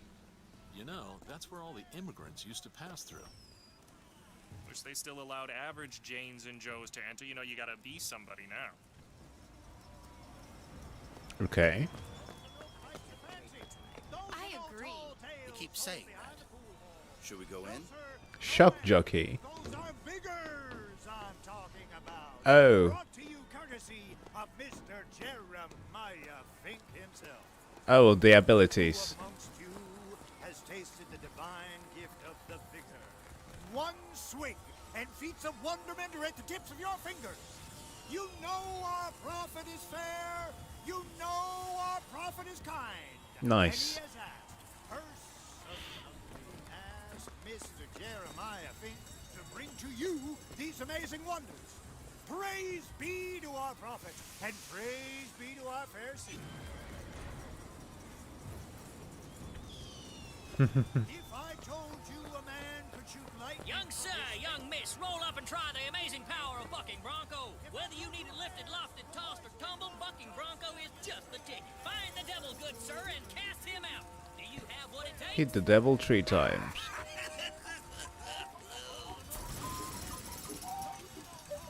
And there's devil number 1. Okay.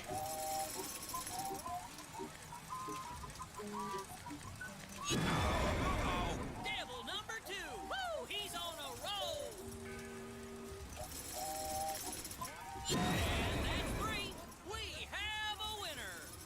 Here you go, friend. And remember, if you need it lifted, lofted, tossed, or tumbled, bucking bronco is your answer. Okay. Those dirty Vox are at it again. See them villains zipping around, spreading their lies and dissent? Fear not. I got you secure. Grab a shotgun and go to work. You bet. You got Wait. what it takes to keep our city safe. Who the fuck are the Vox?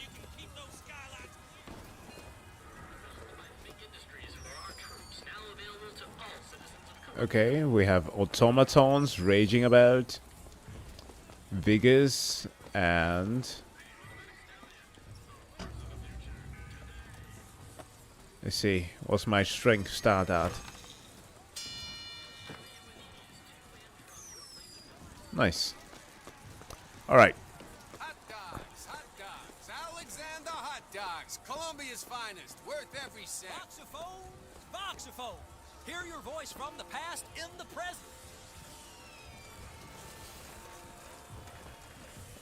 Say something, Sonny. What's a voxophone? What's a voxophone? Exactly that. A personal record of voice. Hey, just so we're clear, I'm not paying for this. Just a demonstration, sir. He's very stingy, isn't he?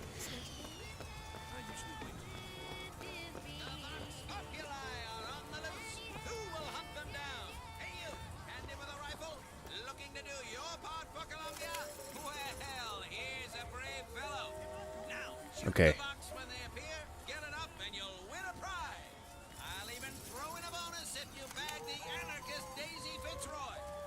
Anarchist. Okay.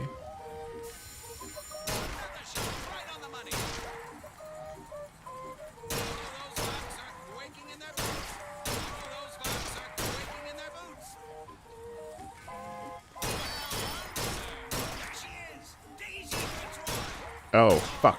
I missed her.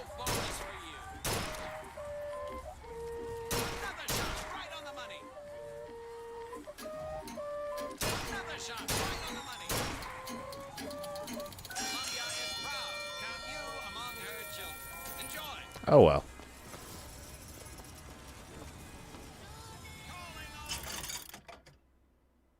Vending machine. Oh, I need a lot of money to buy those things.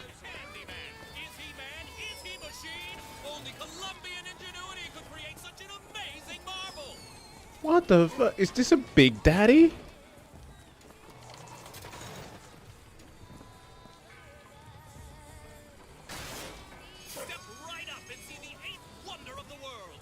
What?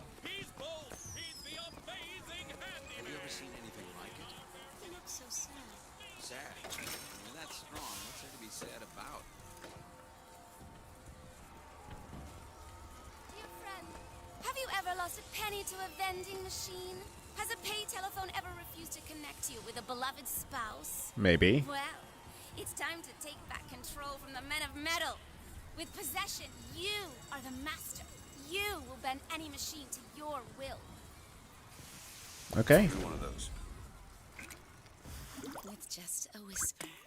They're all ears. Uh-oh.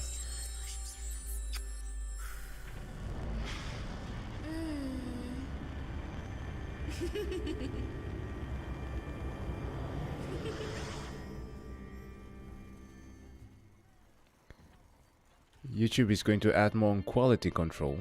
Okay. Turn machines into allies. Well, see you, Blackheart. What the hell was that? Have a good evening. Oh, good night. Right. Sorry, pal. The raffle is all sold out. Entrance is reserved for dignitaries and very important personages alone. Guessing that don't mean me. Oh. Oh. Well, if it isn't Assemblyman Buford, your spot at the raffle awaits. Don't know why I didn't recognize you before. Odd. Heads. Or tails. Come on, let me through. Heads. Or tails.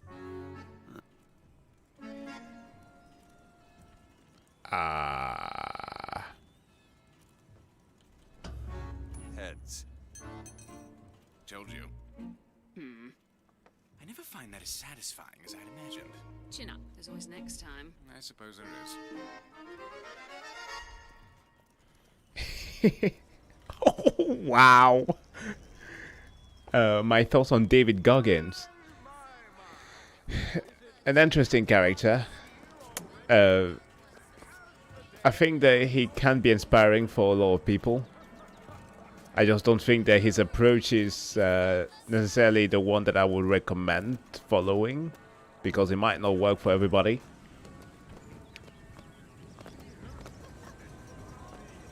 I mean, much like Jocko, he's like a very no bullshit approach to self-improvement, right? But it's a bit too rough around the edges, I think. Also, like, his language doesn't help. But he's interesting. I mean, I too enjoy training to my heart's content and to the point where I'm feeling like I'm vomiting. But I won't recommend that to everybody, because that might not be the right approach. More than often, it was going to break people rather than helping.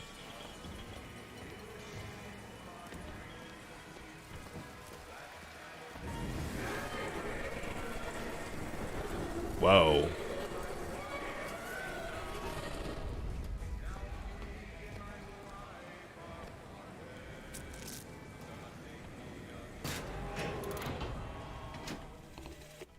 Madam Lutece, I have read all your books on the sciences. Mama says it's not a fit occupation for a lady, but I think she's jealous of our cleverness. Is it true that only you are allowed to visit the girl in the tower? If the lamb is lonely too, I should like to meet her, as we would have much in common. Warmest regards, Constance. What the? Yeah, this is what I asked about in the beginning. The mark. So I'm the full shepherd, I guess.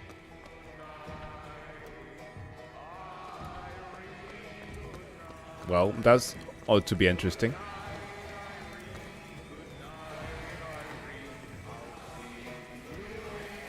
We'll see about that. I'm feeling lucky. Stop rambling.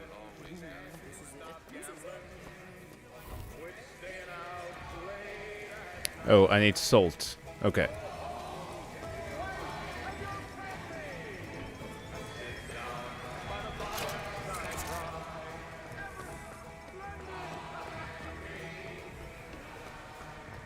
Okay, I feel like everything's gonna go crazy as soon as I get in there. But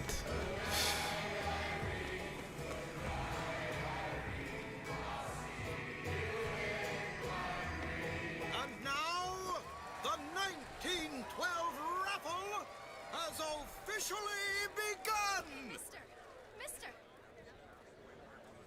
What? Oh no. Why me? Sorry, no sale. Silly? There's never a charge for the raffle.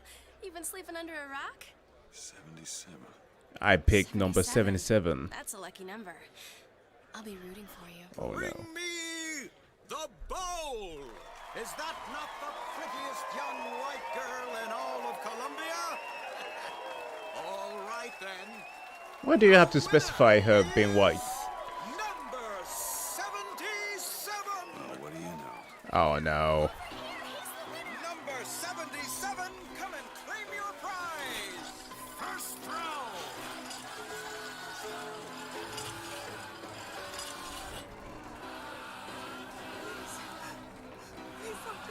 No.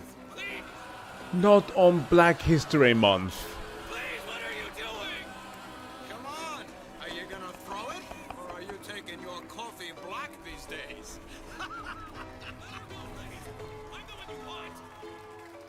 Oh, looks like we've got a shy one here. We've got to do something about that. Wait! It's him! What the Where'd you get that brand, boy? Don't you know that makes you the Just backstabber, call me snake in boy. the grass, false shepherd? And we ain't letting no false shepherd into our flock. Show them what we got planned, boys!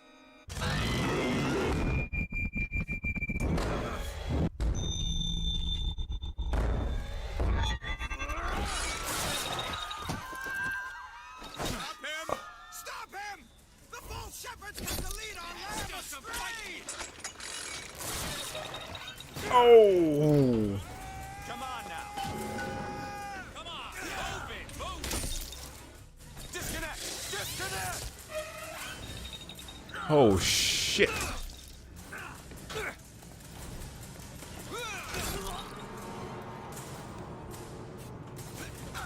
No chance!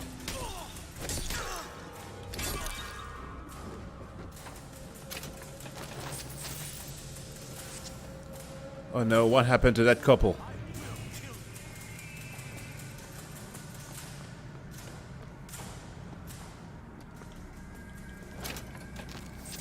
Can I get a gun somewhere, please?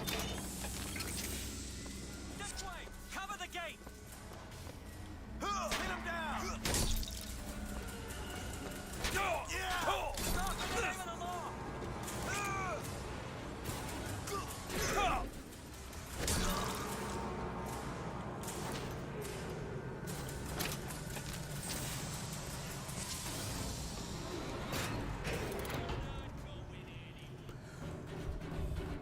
Quite interesting start there. Okay, what does he say? Are the abilities of humans? Yes, of course.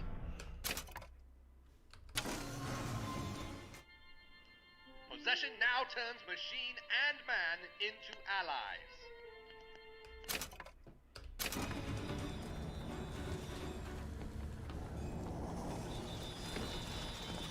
That son of a bitch is in the park! Cut him off!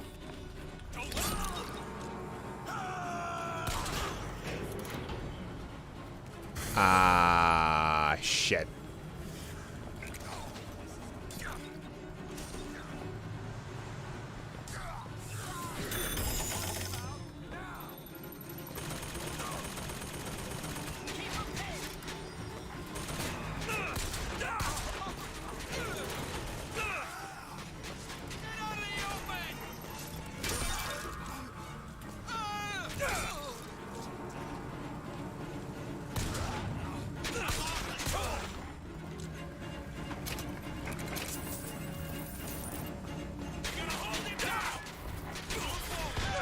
Oh, fuck. Okay, I'm dying.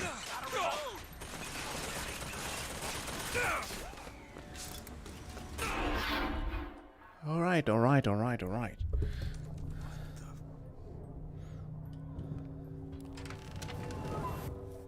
What just happened?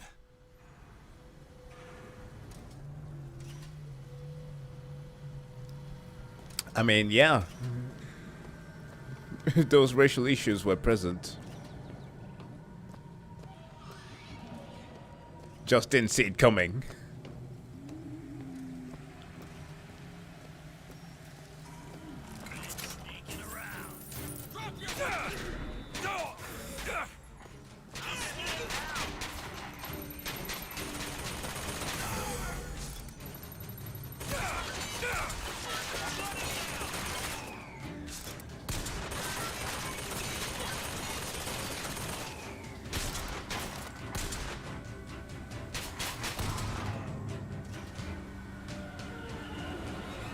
Okay, hold on. I'm going to need to change the melee button here to be something else, because V is kind of annoying.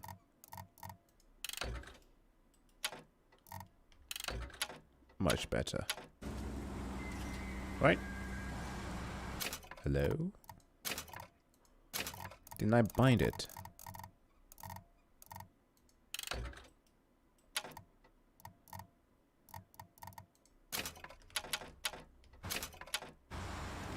Good.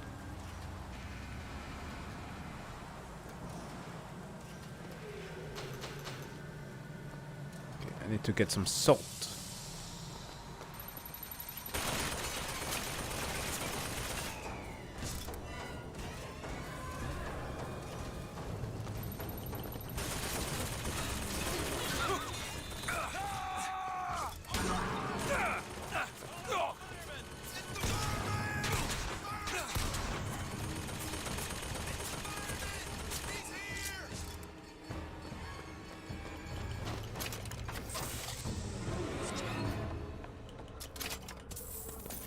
Fireman. I don't know what that is about, but let me get some substance.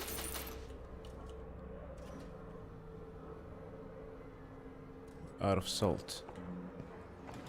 Yeah, I think I noticed that.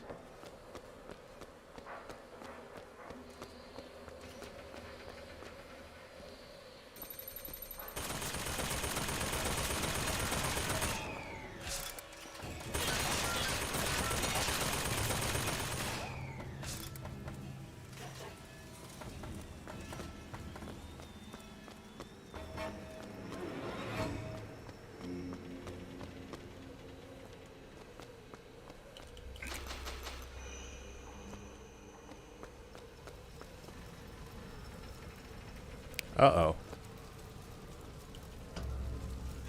It's getting hot. What's going on?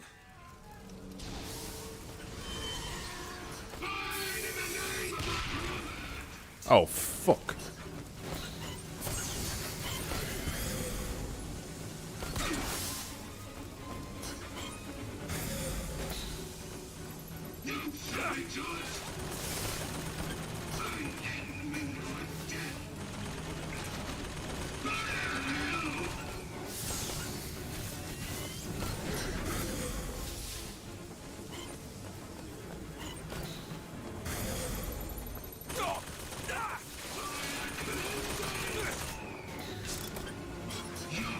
No, no, no, no.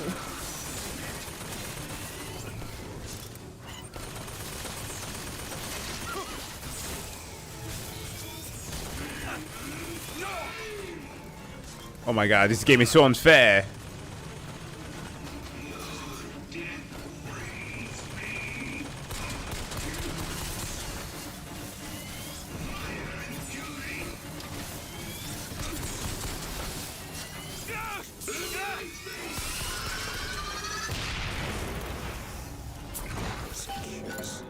Whew. You only live once.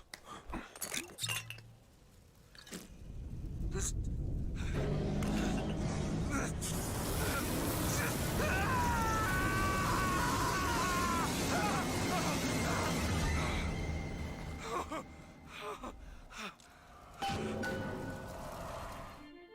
Devil's Kiss. Throw a fiery grenade. Hold and release to create an explosive trap.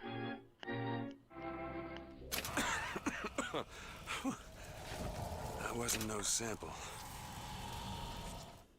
Okay, so I do that by... Okay, good.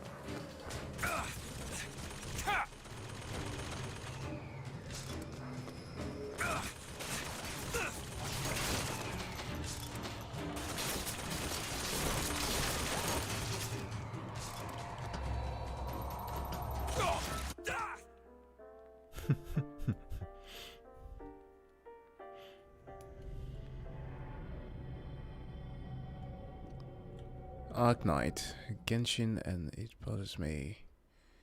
Never got more attention, especially the music. Yeah, perhaps it might in the future. I hear rumors about Genshin perhaps dying. I don't know. There's a lot of dislike amongst Genshin players at the moment for the game. What in the world is this? Special gear. New pants. Ghost soldier. Oh, sorry. Oh yeah, I should go to sleep soon.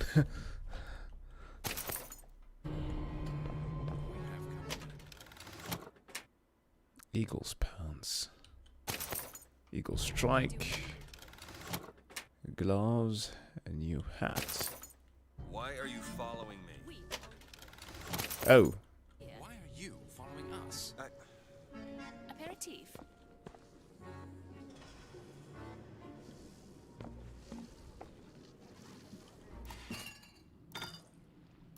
Salt extension. What? Feel better already.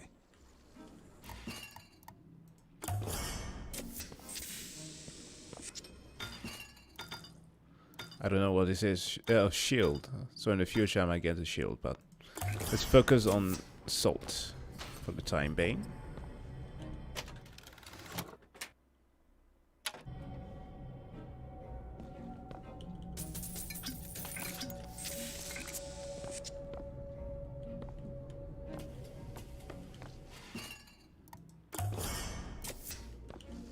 Wow, this is very generous of them.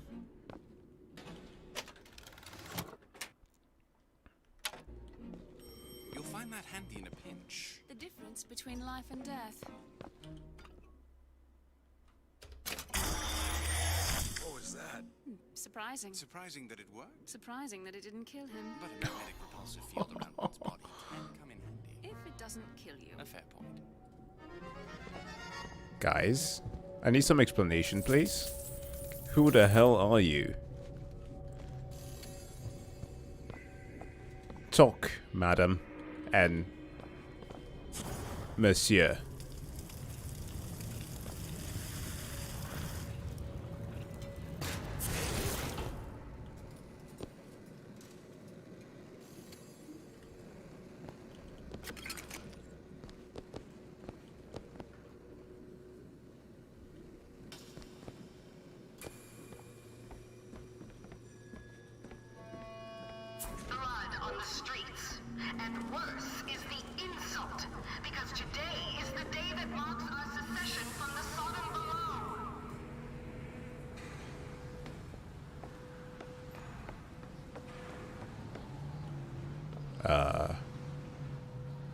I'm sorry, what am I supposed to do?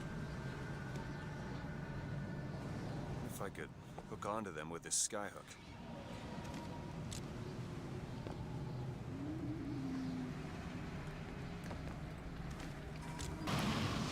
Whoa, whoa, whoa! I died. Wait, what the fuck? Oh, this way. Must be magnetized. Oh, that's cool.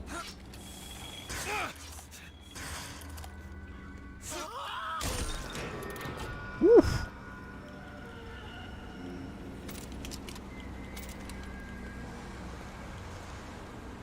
Let's go, Tommy gun.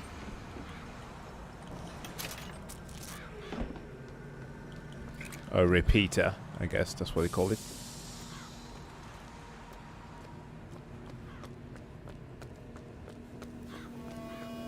As our prophet has seen, the false shepherd has come. He has come to take our lamb and lead her astray.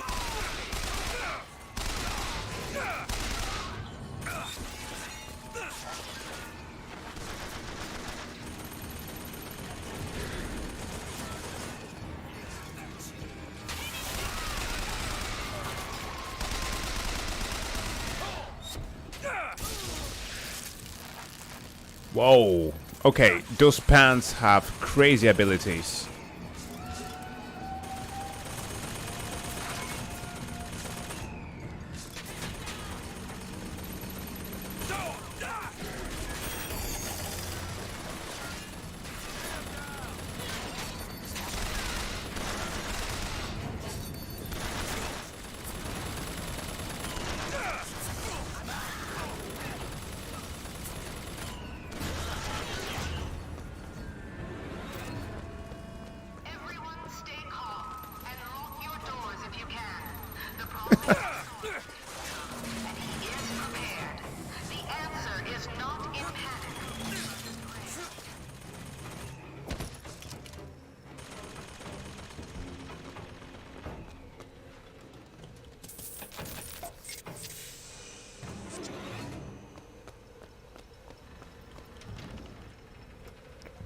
Okay.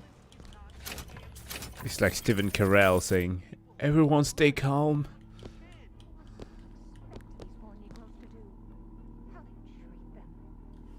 Oh, apologies. I know, I kind of shifted there.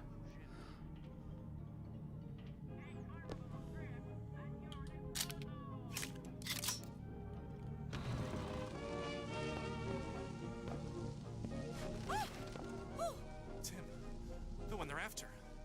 Go. They're looking for you. Police, we're in need of your assistance. They're here! Shh. Keep your voice down.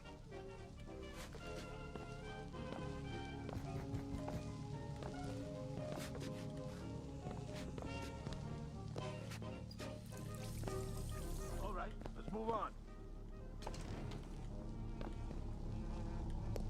Oh no. They're harboring people. Taking care of them.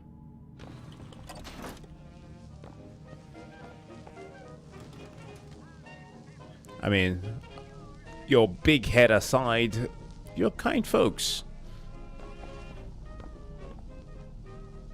I wouldn't have this in my house, but good folks. I guess they're producing the propaganda, or no.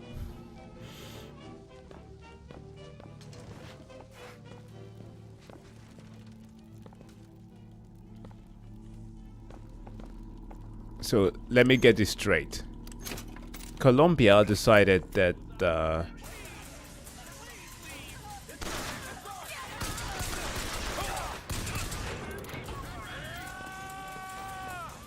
no!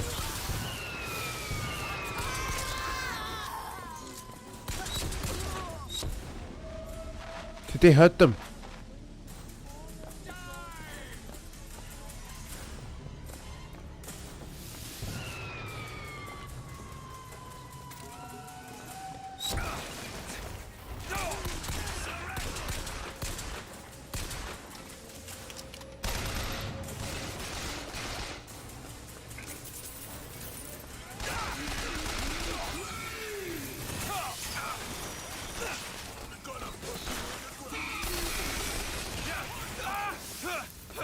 Shit. Shit, shit, shit, shit, shit.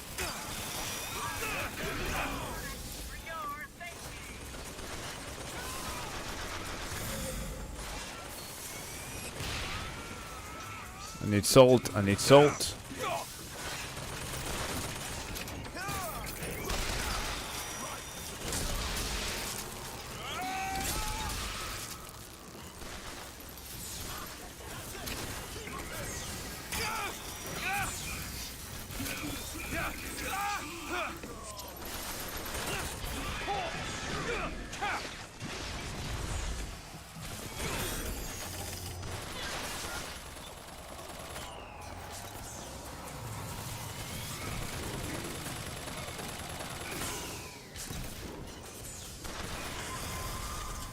I am literally dying.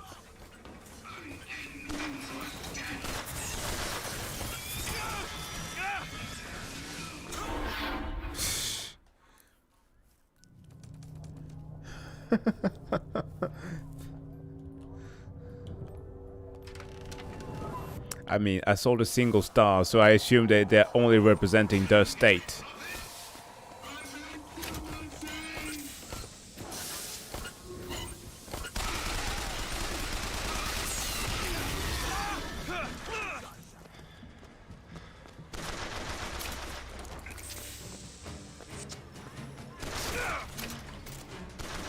Oh no. Oh my, it's my key command. I'm sorry. There we go.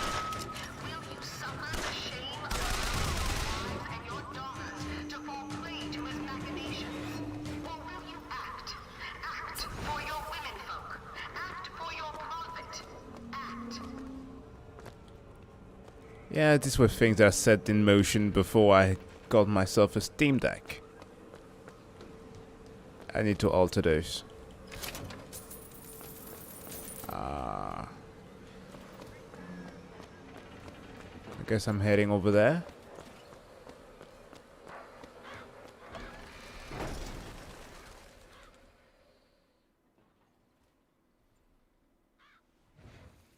This is not normal.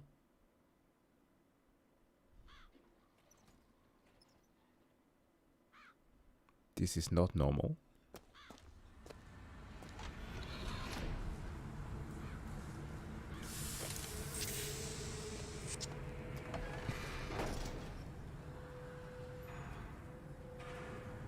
I like how the music just completely stopped.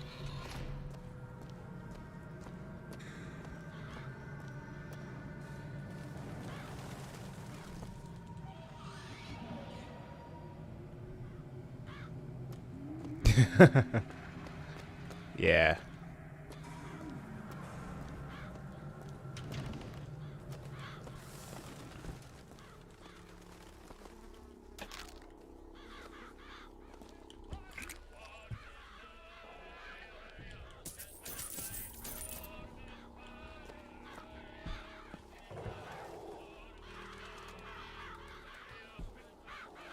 John Wilkes Booth. What? They have a statue to the man who assassinated Lincoln. Hold on. I'm gonna... There we go.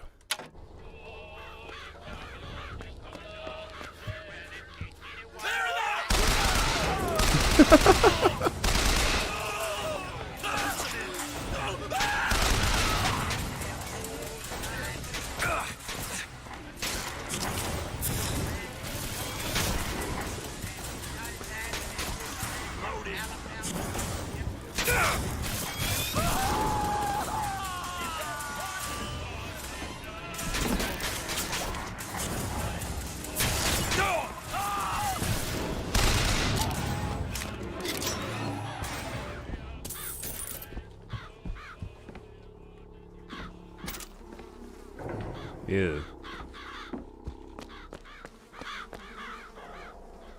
Yo, Lincoln is the devil.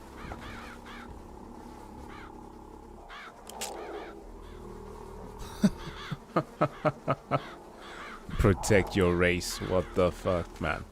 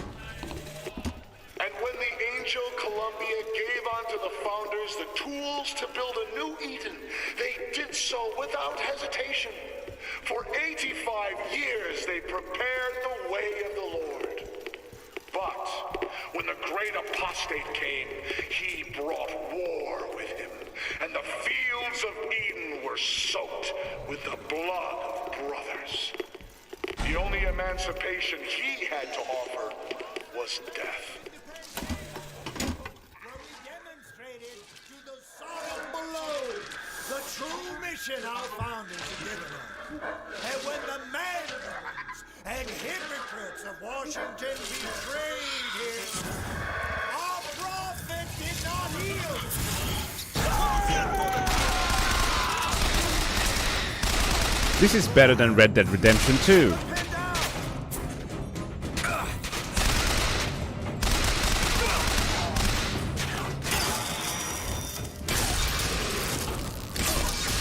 I am destroying clan members. Okay, after this game we're definitely playing Wolfenstein.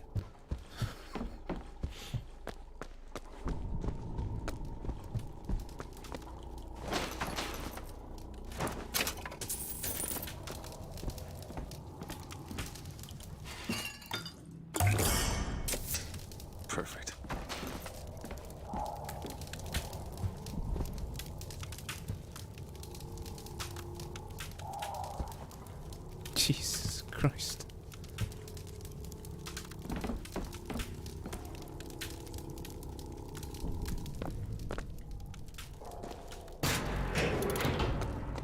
Ken Levine was like, I have something to say.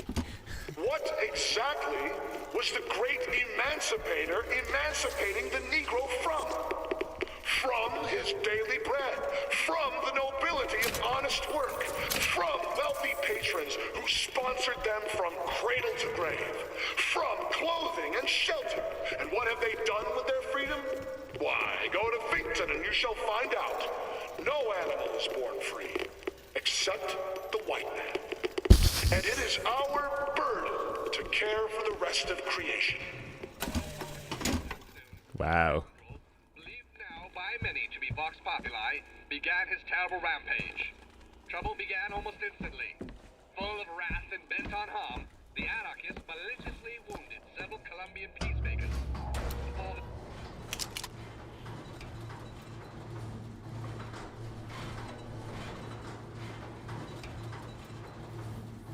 We're gonna find Elizabeth, and I think that we're gonna end the game there. At least as soon as we find her. The Eye of Providence.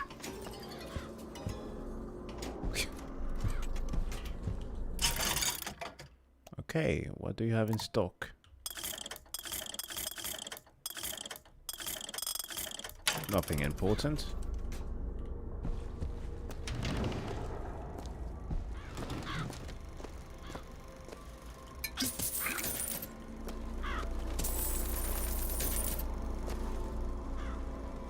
Oh no, phrenology. Yikes.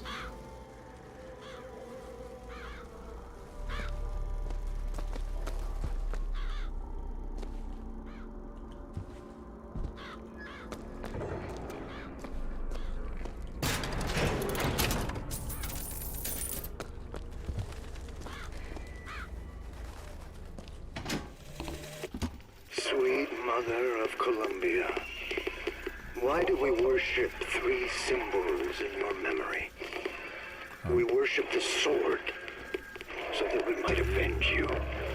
We worship the raven, so that we might cover the city with eyes.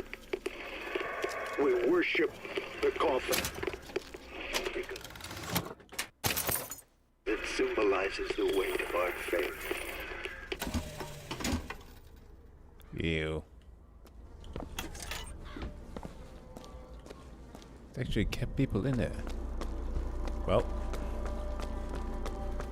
let's get out of here. Uncle Rockers will love this place.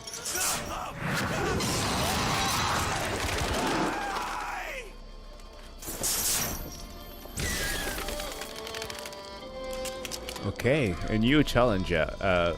It's bird, so fire. Lady, let me pass your test!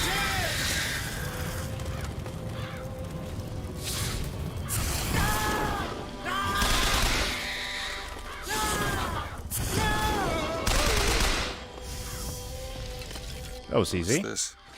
Some new kind of vigor? That's a hell of a thing.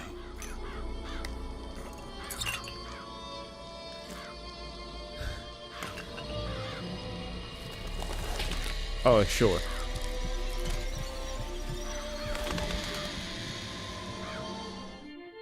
press to summon murderous crows. Brendan Lee Hold from and Crow. release to create a nest trap. Oh yeah. Didn't he die by like a fake bullet? So.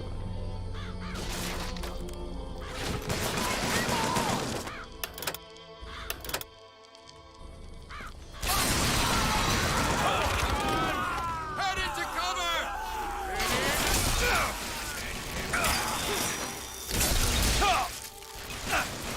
The reload!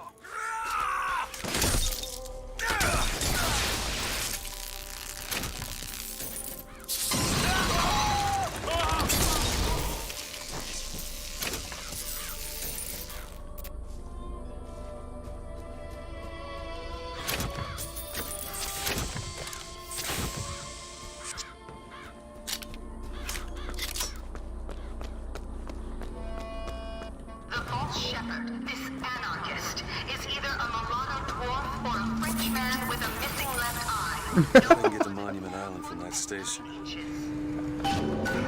Guys, I gotta stop. I can't do this. Now I'm getting messaged for some stupid stuff. But yeah, the Fall Shepherd is likely a mulatto dwarf or a Frenchman.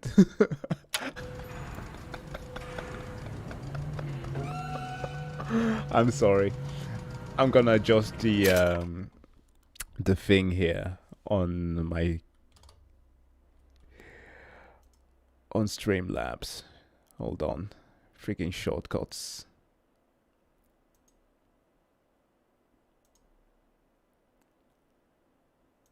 Hotkeys. Where are you?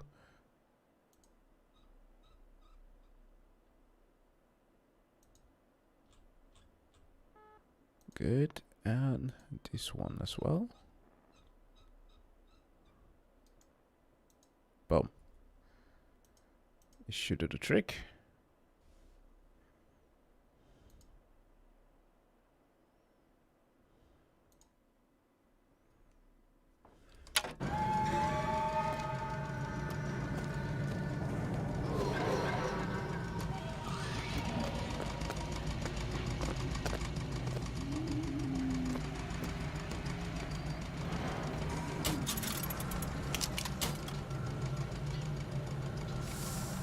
Guess I'm headed this way.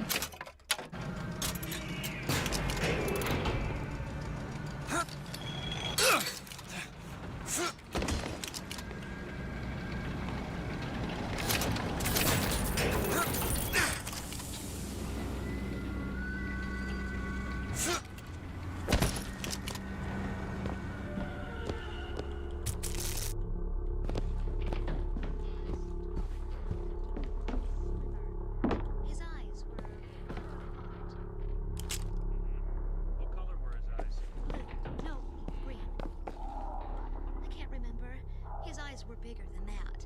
Squinty. Okay, miss, can you recall his hair color? It was... red and curly? He looked Irish to me. Yes.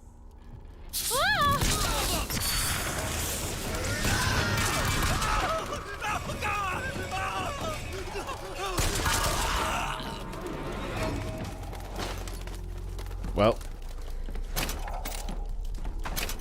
from what I remember historically, Irish folks were at the same level as black folks, to a certain degree. They were, well, just about every immigrant after, around the Gilded Age, were like low-level citizens, discriminated against. That's fucked up.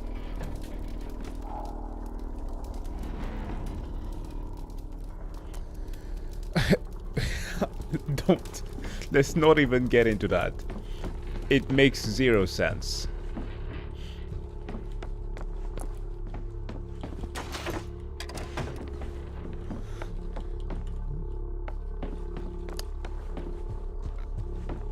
The thing of a floating city.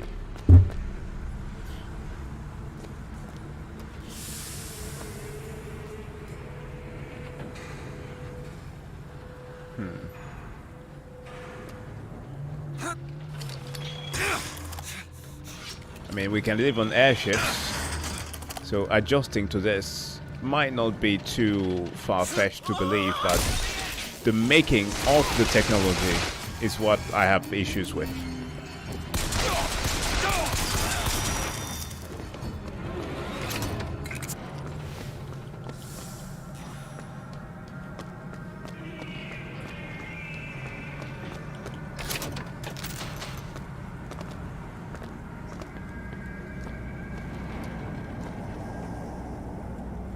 That's why, actually, during the time of the Gilded Age, they managed to make everybody hate the Irish.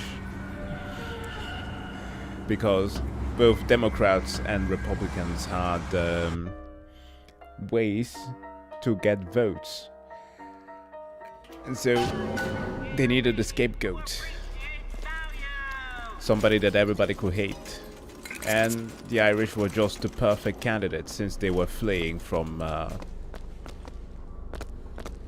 Ireland because of the potato famine. Because of the weird taxation that the British had put on them.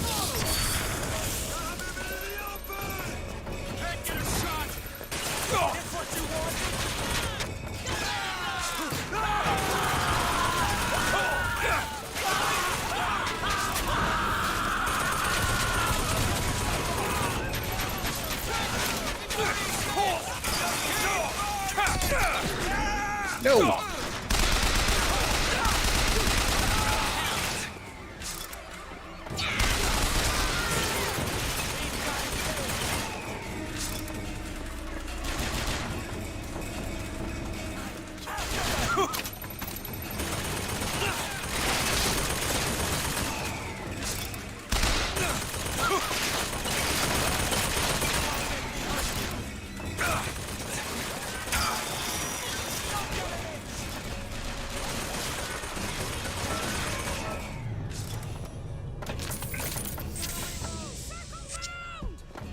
Was targeting the machine, but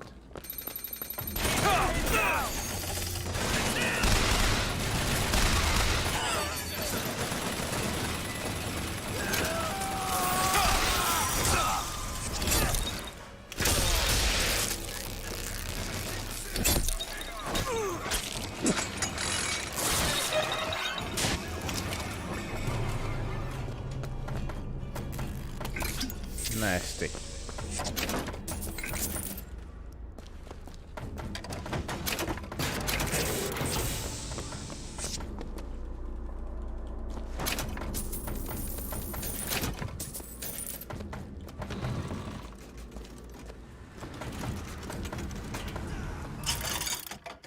Oh, so this one sells upgrades, right?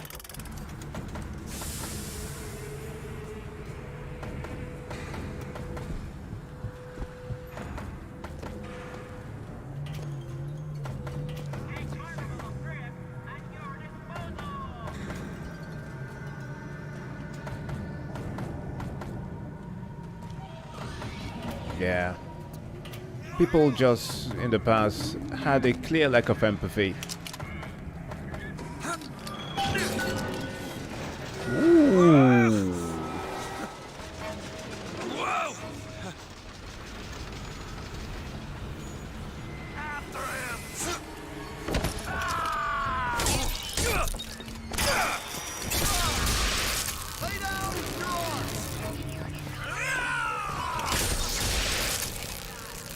That's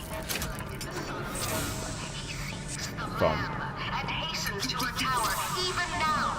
His intent is ruined. Just what the doctor ordered.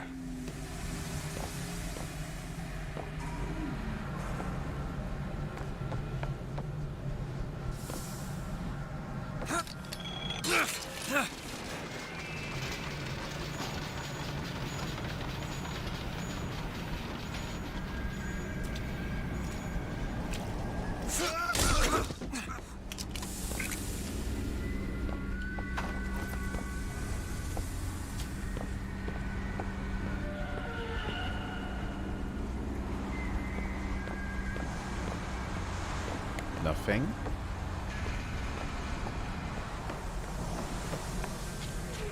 Oh, there.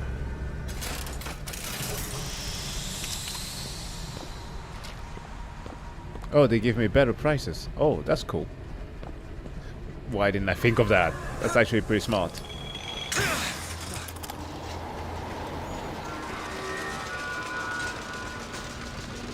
And it makes sense within the confound of the game. He's gone to ground.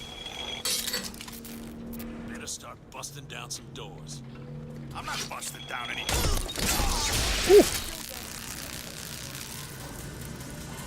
Didn't even have time to react. There's another skyline up above. Some elevation, I could probably reach it.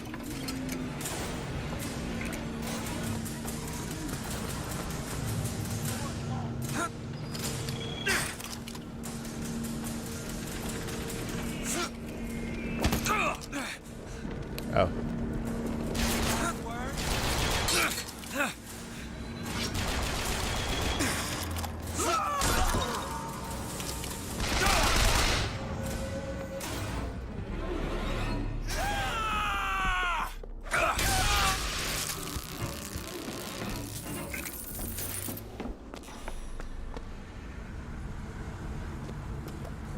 I bet that I'm missing a bunch of stuff here somewhere, like hidden secrets, but it's fine. Can always backtrack at some point.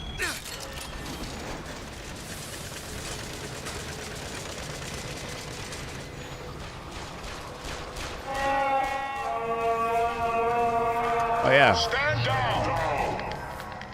Stand down! Sword and the wings of angels. Watch over me and lend me strength. Around the 1800s, where everybody were flocking to the US, like in mass. Yeah, people had it bad, but yeah, the Chinese, definitely. That's where Chinatowns started being a thing, right? They weren't allowed to have anything. I know why you've come, false. Not even self-determination. I see every sin that blackens your soul.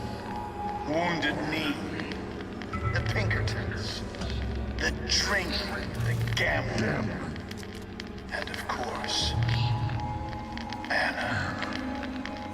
Anna. And now, to repay a debt, you've come from my land. But not all debts can be repaid, Booker. You don't know me, pal. Prophecy is my business, Mr. DeWitt. As blood is yours. Do you know why these men will die for it? Because I have seen their future in the glory. And hence they are content. What brought you to Columbia, Booker? Bring us the girl and wipe away the debt? This will end in blood, DeWitt. Then again, it always does with you, doesn't it? It always ends in blood. Jesus. You've come to lead my lamb astray, but thy crook is bent and thy path is twisted. Go back to the Sodom from which you came.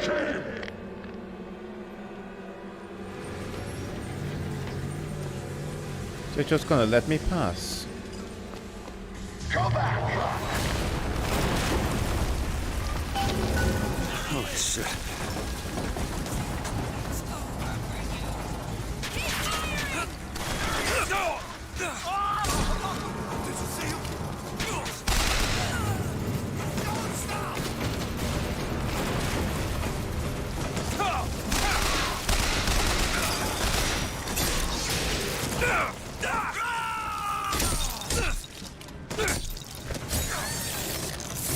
Ooh.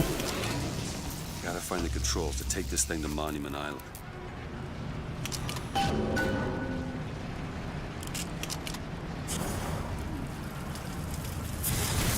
I don't trust you. What happens when you can't shoot an NPC? It means that they're dangerous. Okay. I'm not gonna hurt you. She's not lifting her head. I can't see her eyes. Okay, good.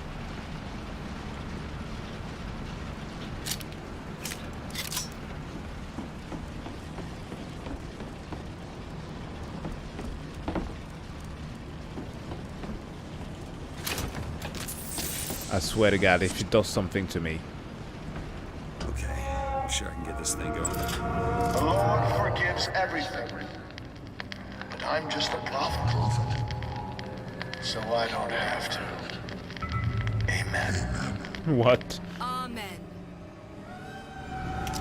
Whoa! Jesus! Hell out of here.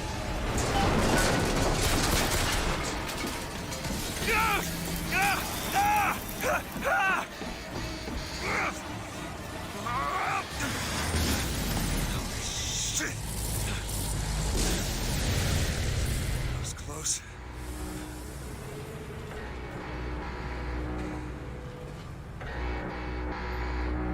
Wow. What a spectacle.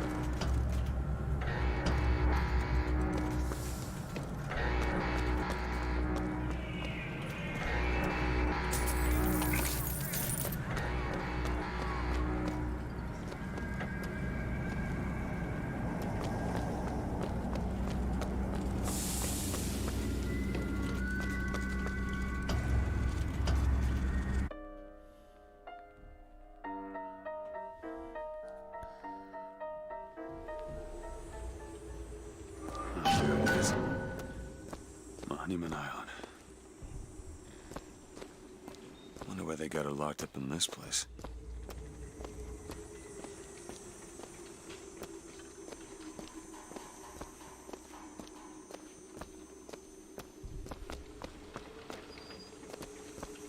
Well, it's closed, so obviously I can't enter.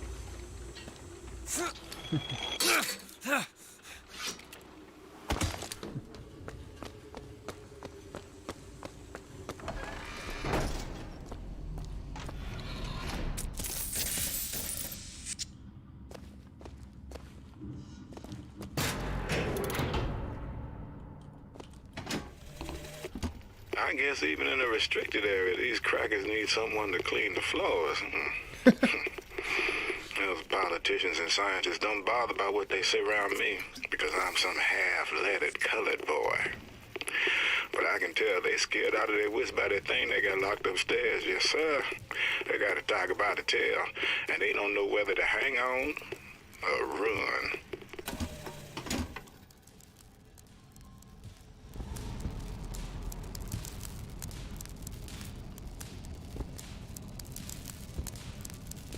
What's this?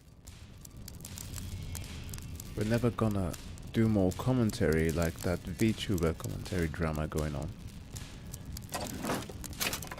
Wait, I'm sorry, what is going on with a VTuber? VTuber company?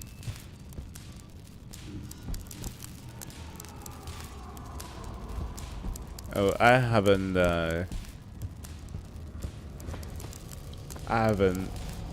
kept myself up to date with that, so I do not know.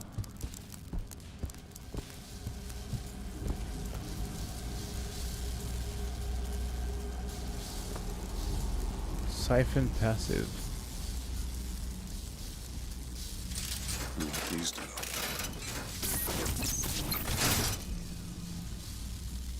Oh. Huh.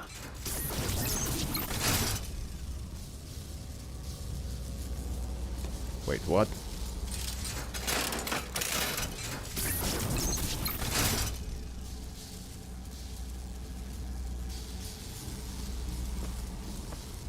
Okay, interesting.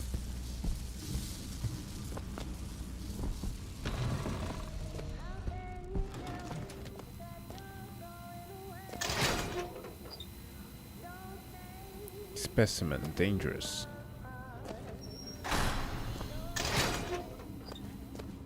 I guess this is Elizabeth's. What are they doing to her?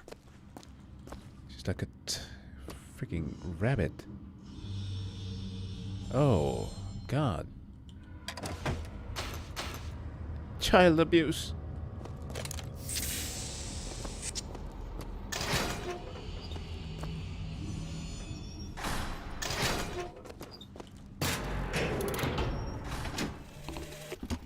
Mr. Thompson, sir, I replaced the entire fuse banker's ass, and the lights were all in working order last night. There they go again. We go through boxes of fuses every day as of late, just in the siphon alone. I don't... Oh, something's happening. What?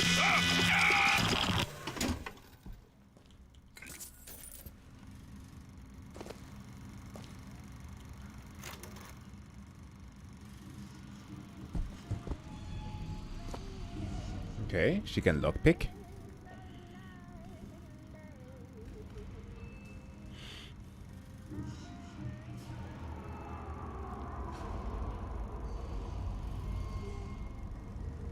What? Okay, is that the Enigma machine?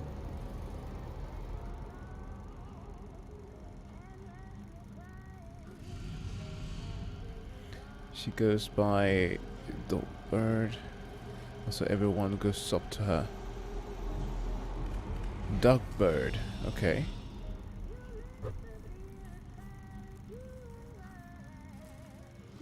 Huh.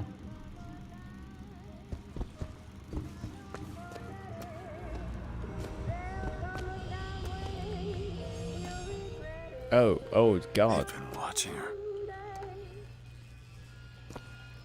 What the hell?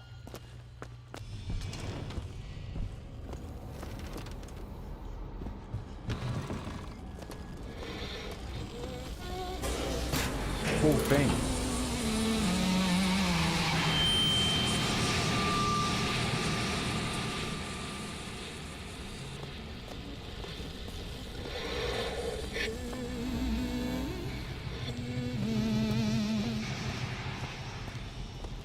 Basically, a Japanese VTuber company called Anycolor abused his talent selling Tatsuki so much that she's trying to end herself. Oh, she got terminated without even telling her about it. Disgusting.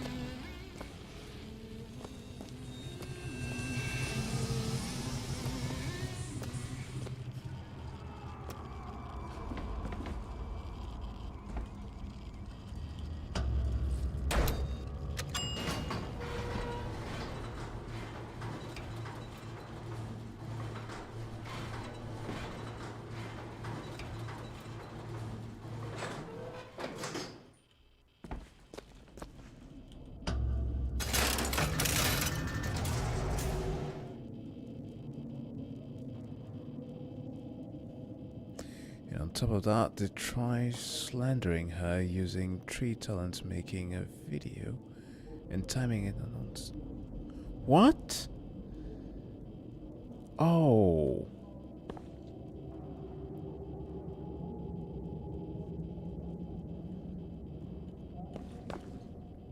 Yeah, what was it that they did that with? Like, there were rumors about some VTubers in the past. At least employees getting the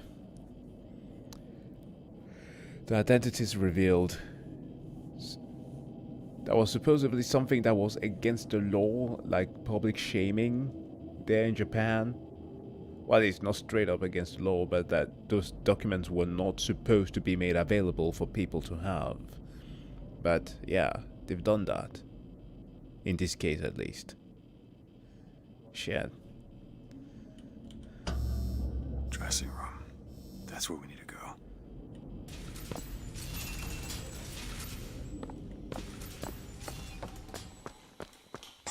Yes, yes. Shoujo.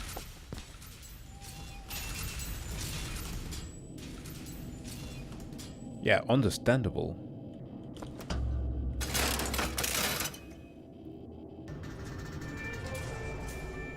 That's her.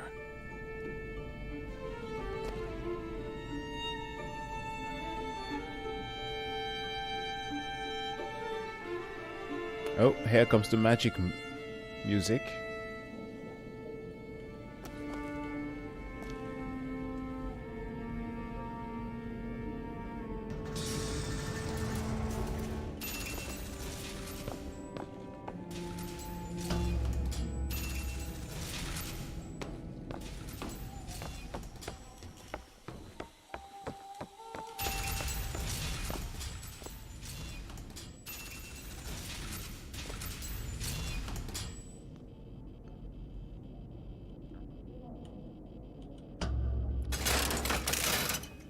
Yeah, Black Myth Wukong comes out this year. Also, Dragon's Dogma is next month. I need to replay the first one too.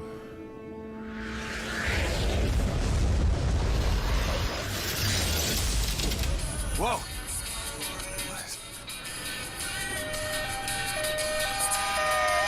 Oh.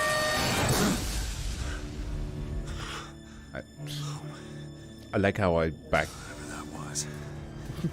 It's got nothing to do with the job at hand. I like how I backed out from that.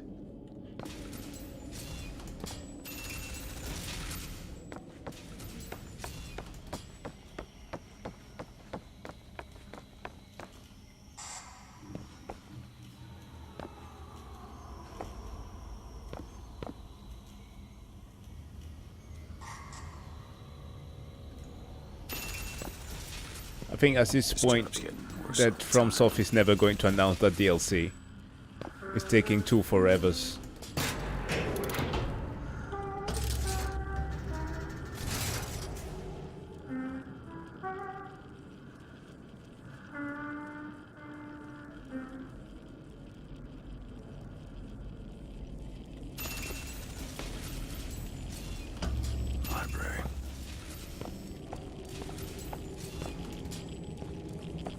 I like the design here.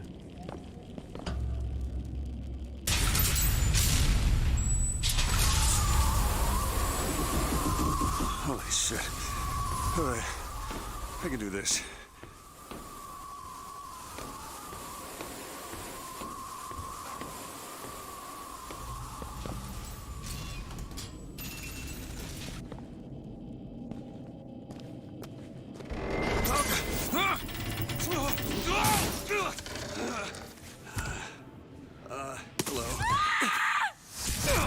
Ow.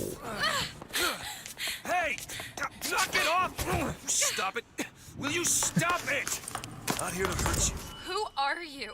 My name is DeWitt. I'm a friend. I come to get you out of Get here. away!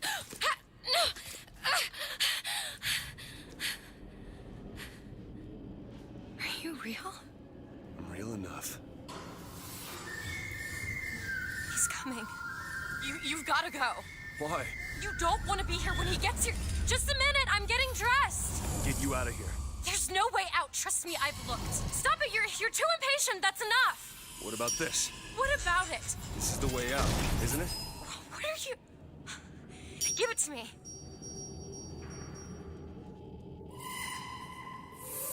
Oh no, it's a giant bird.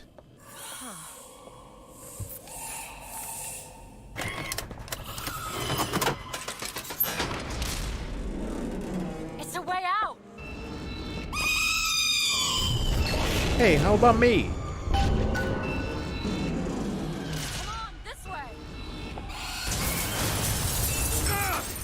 It's his job to keep me locked up in here. We'll see about that.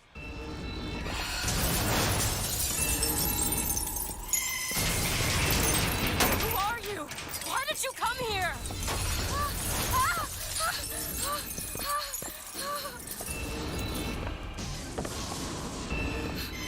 This way, come on!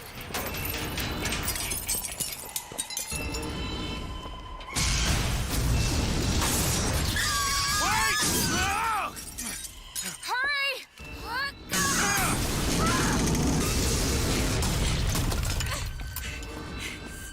Call the elevator! What? The hell? Press the button!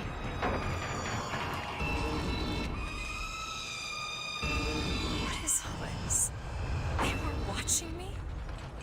All this time? Why? Why did they put me in here? To study what am you. I? What am I? You're the girl who's getting out of this tower. Oh boy.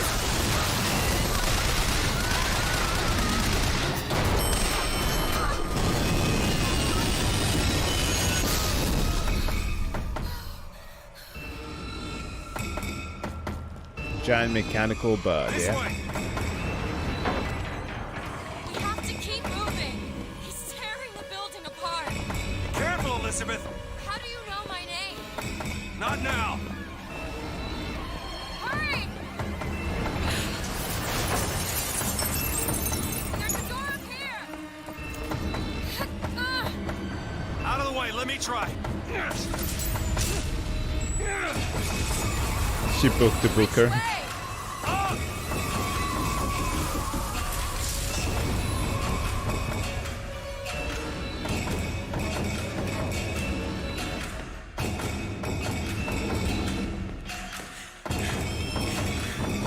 Whoa.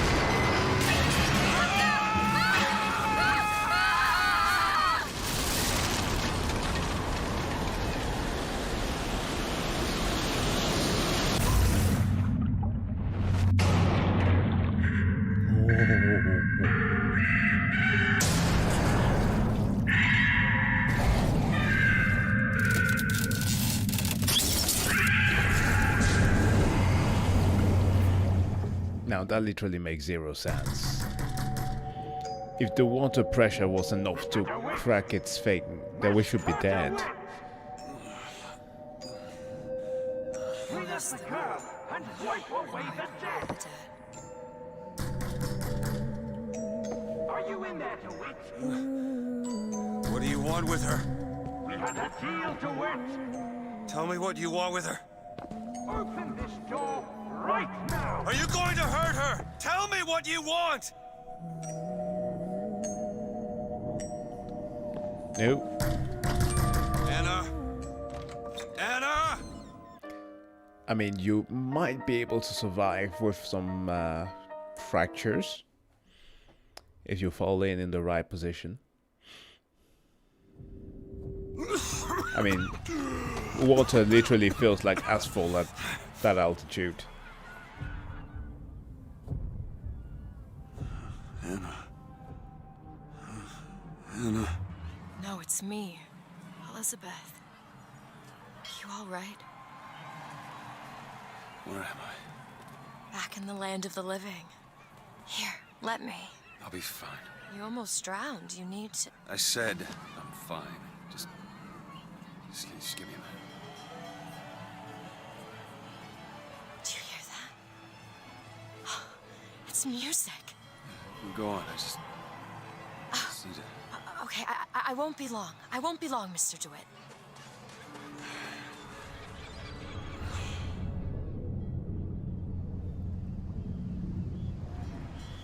No shipping, please.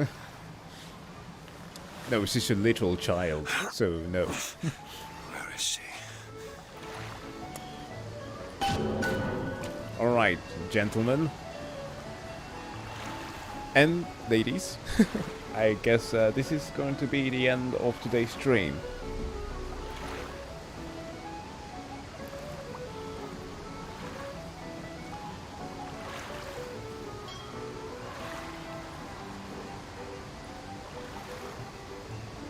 Okay.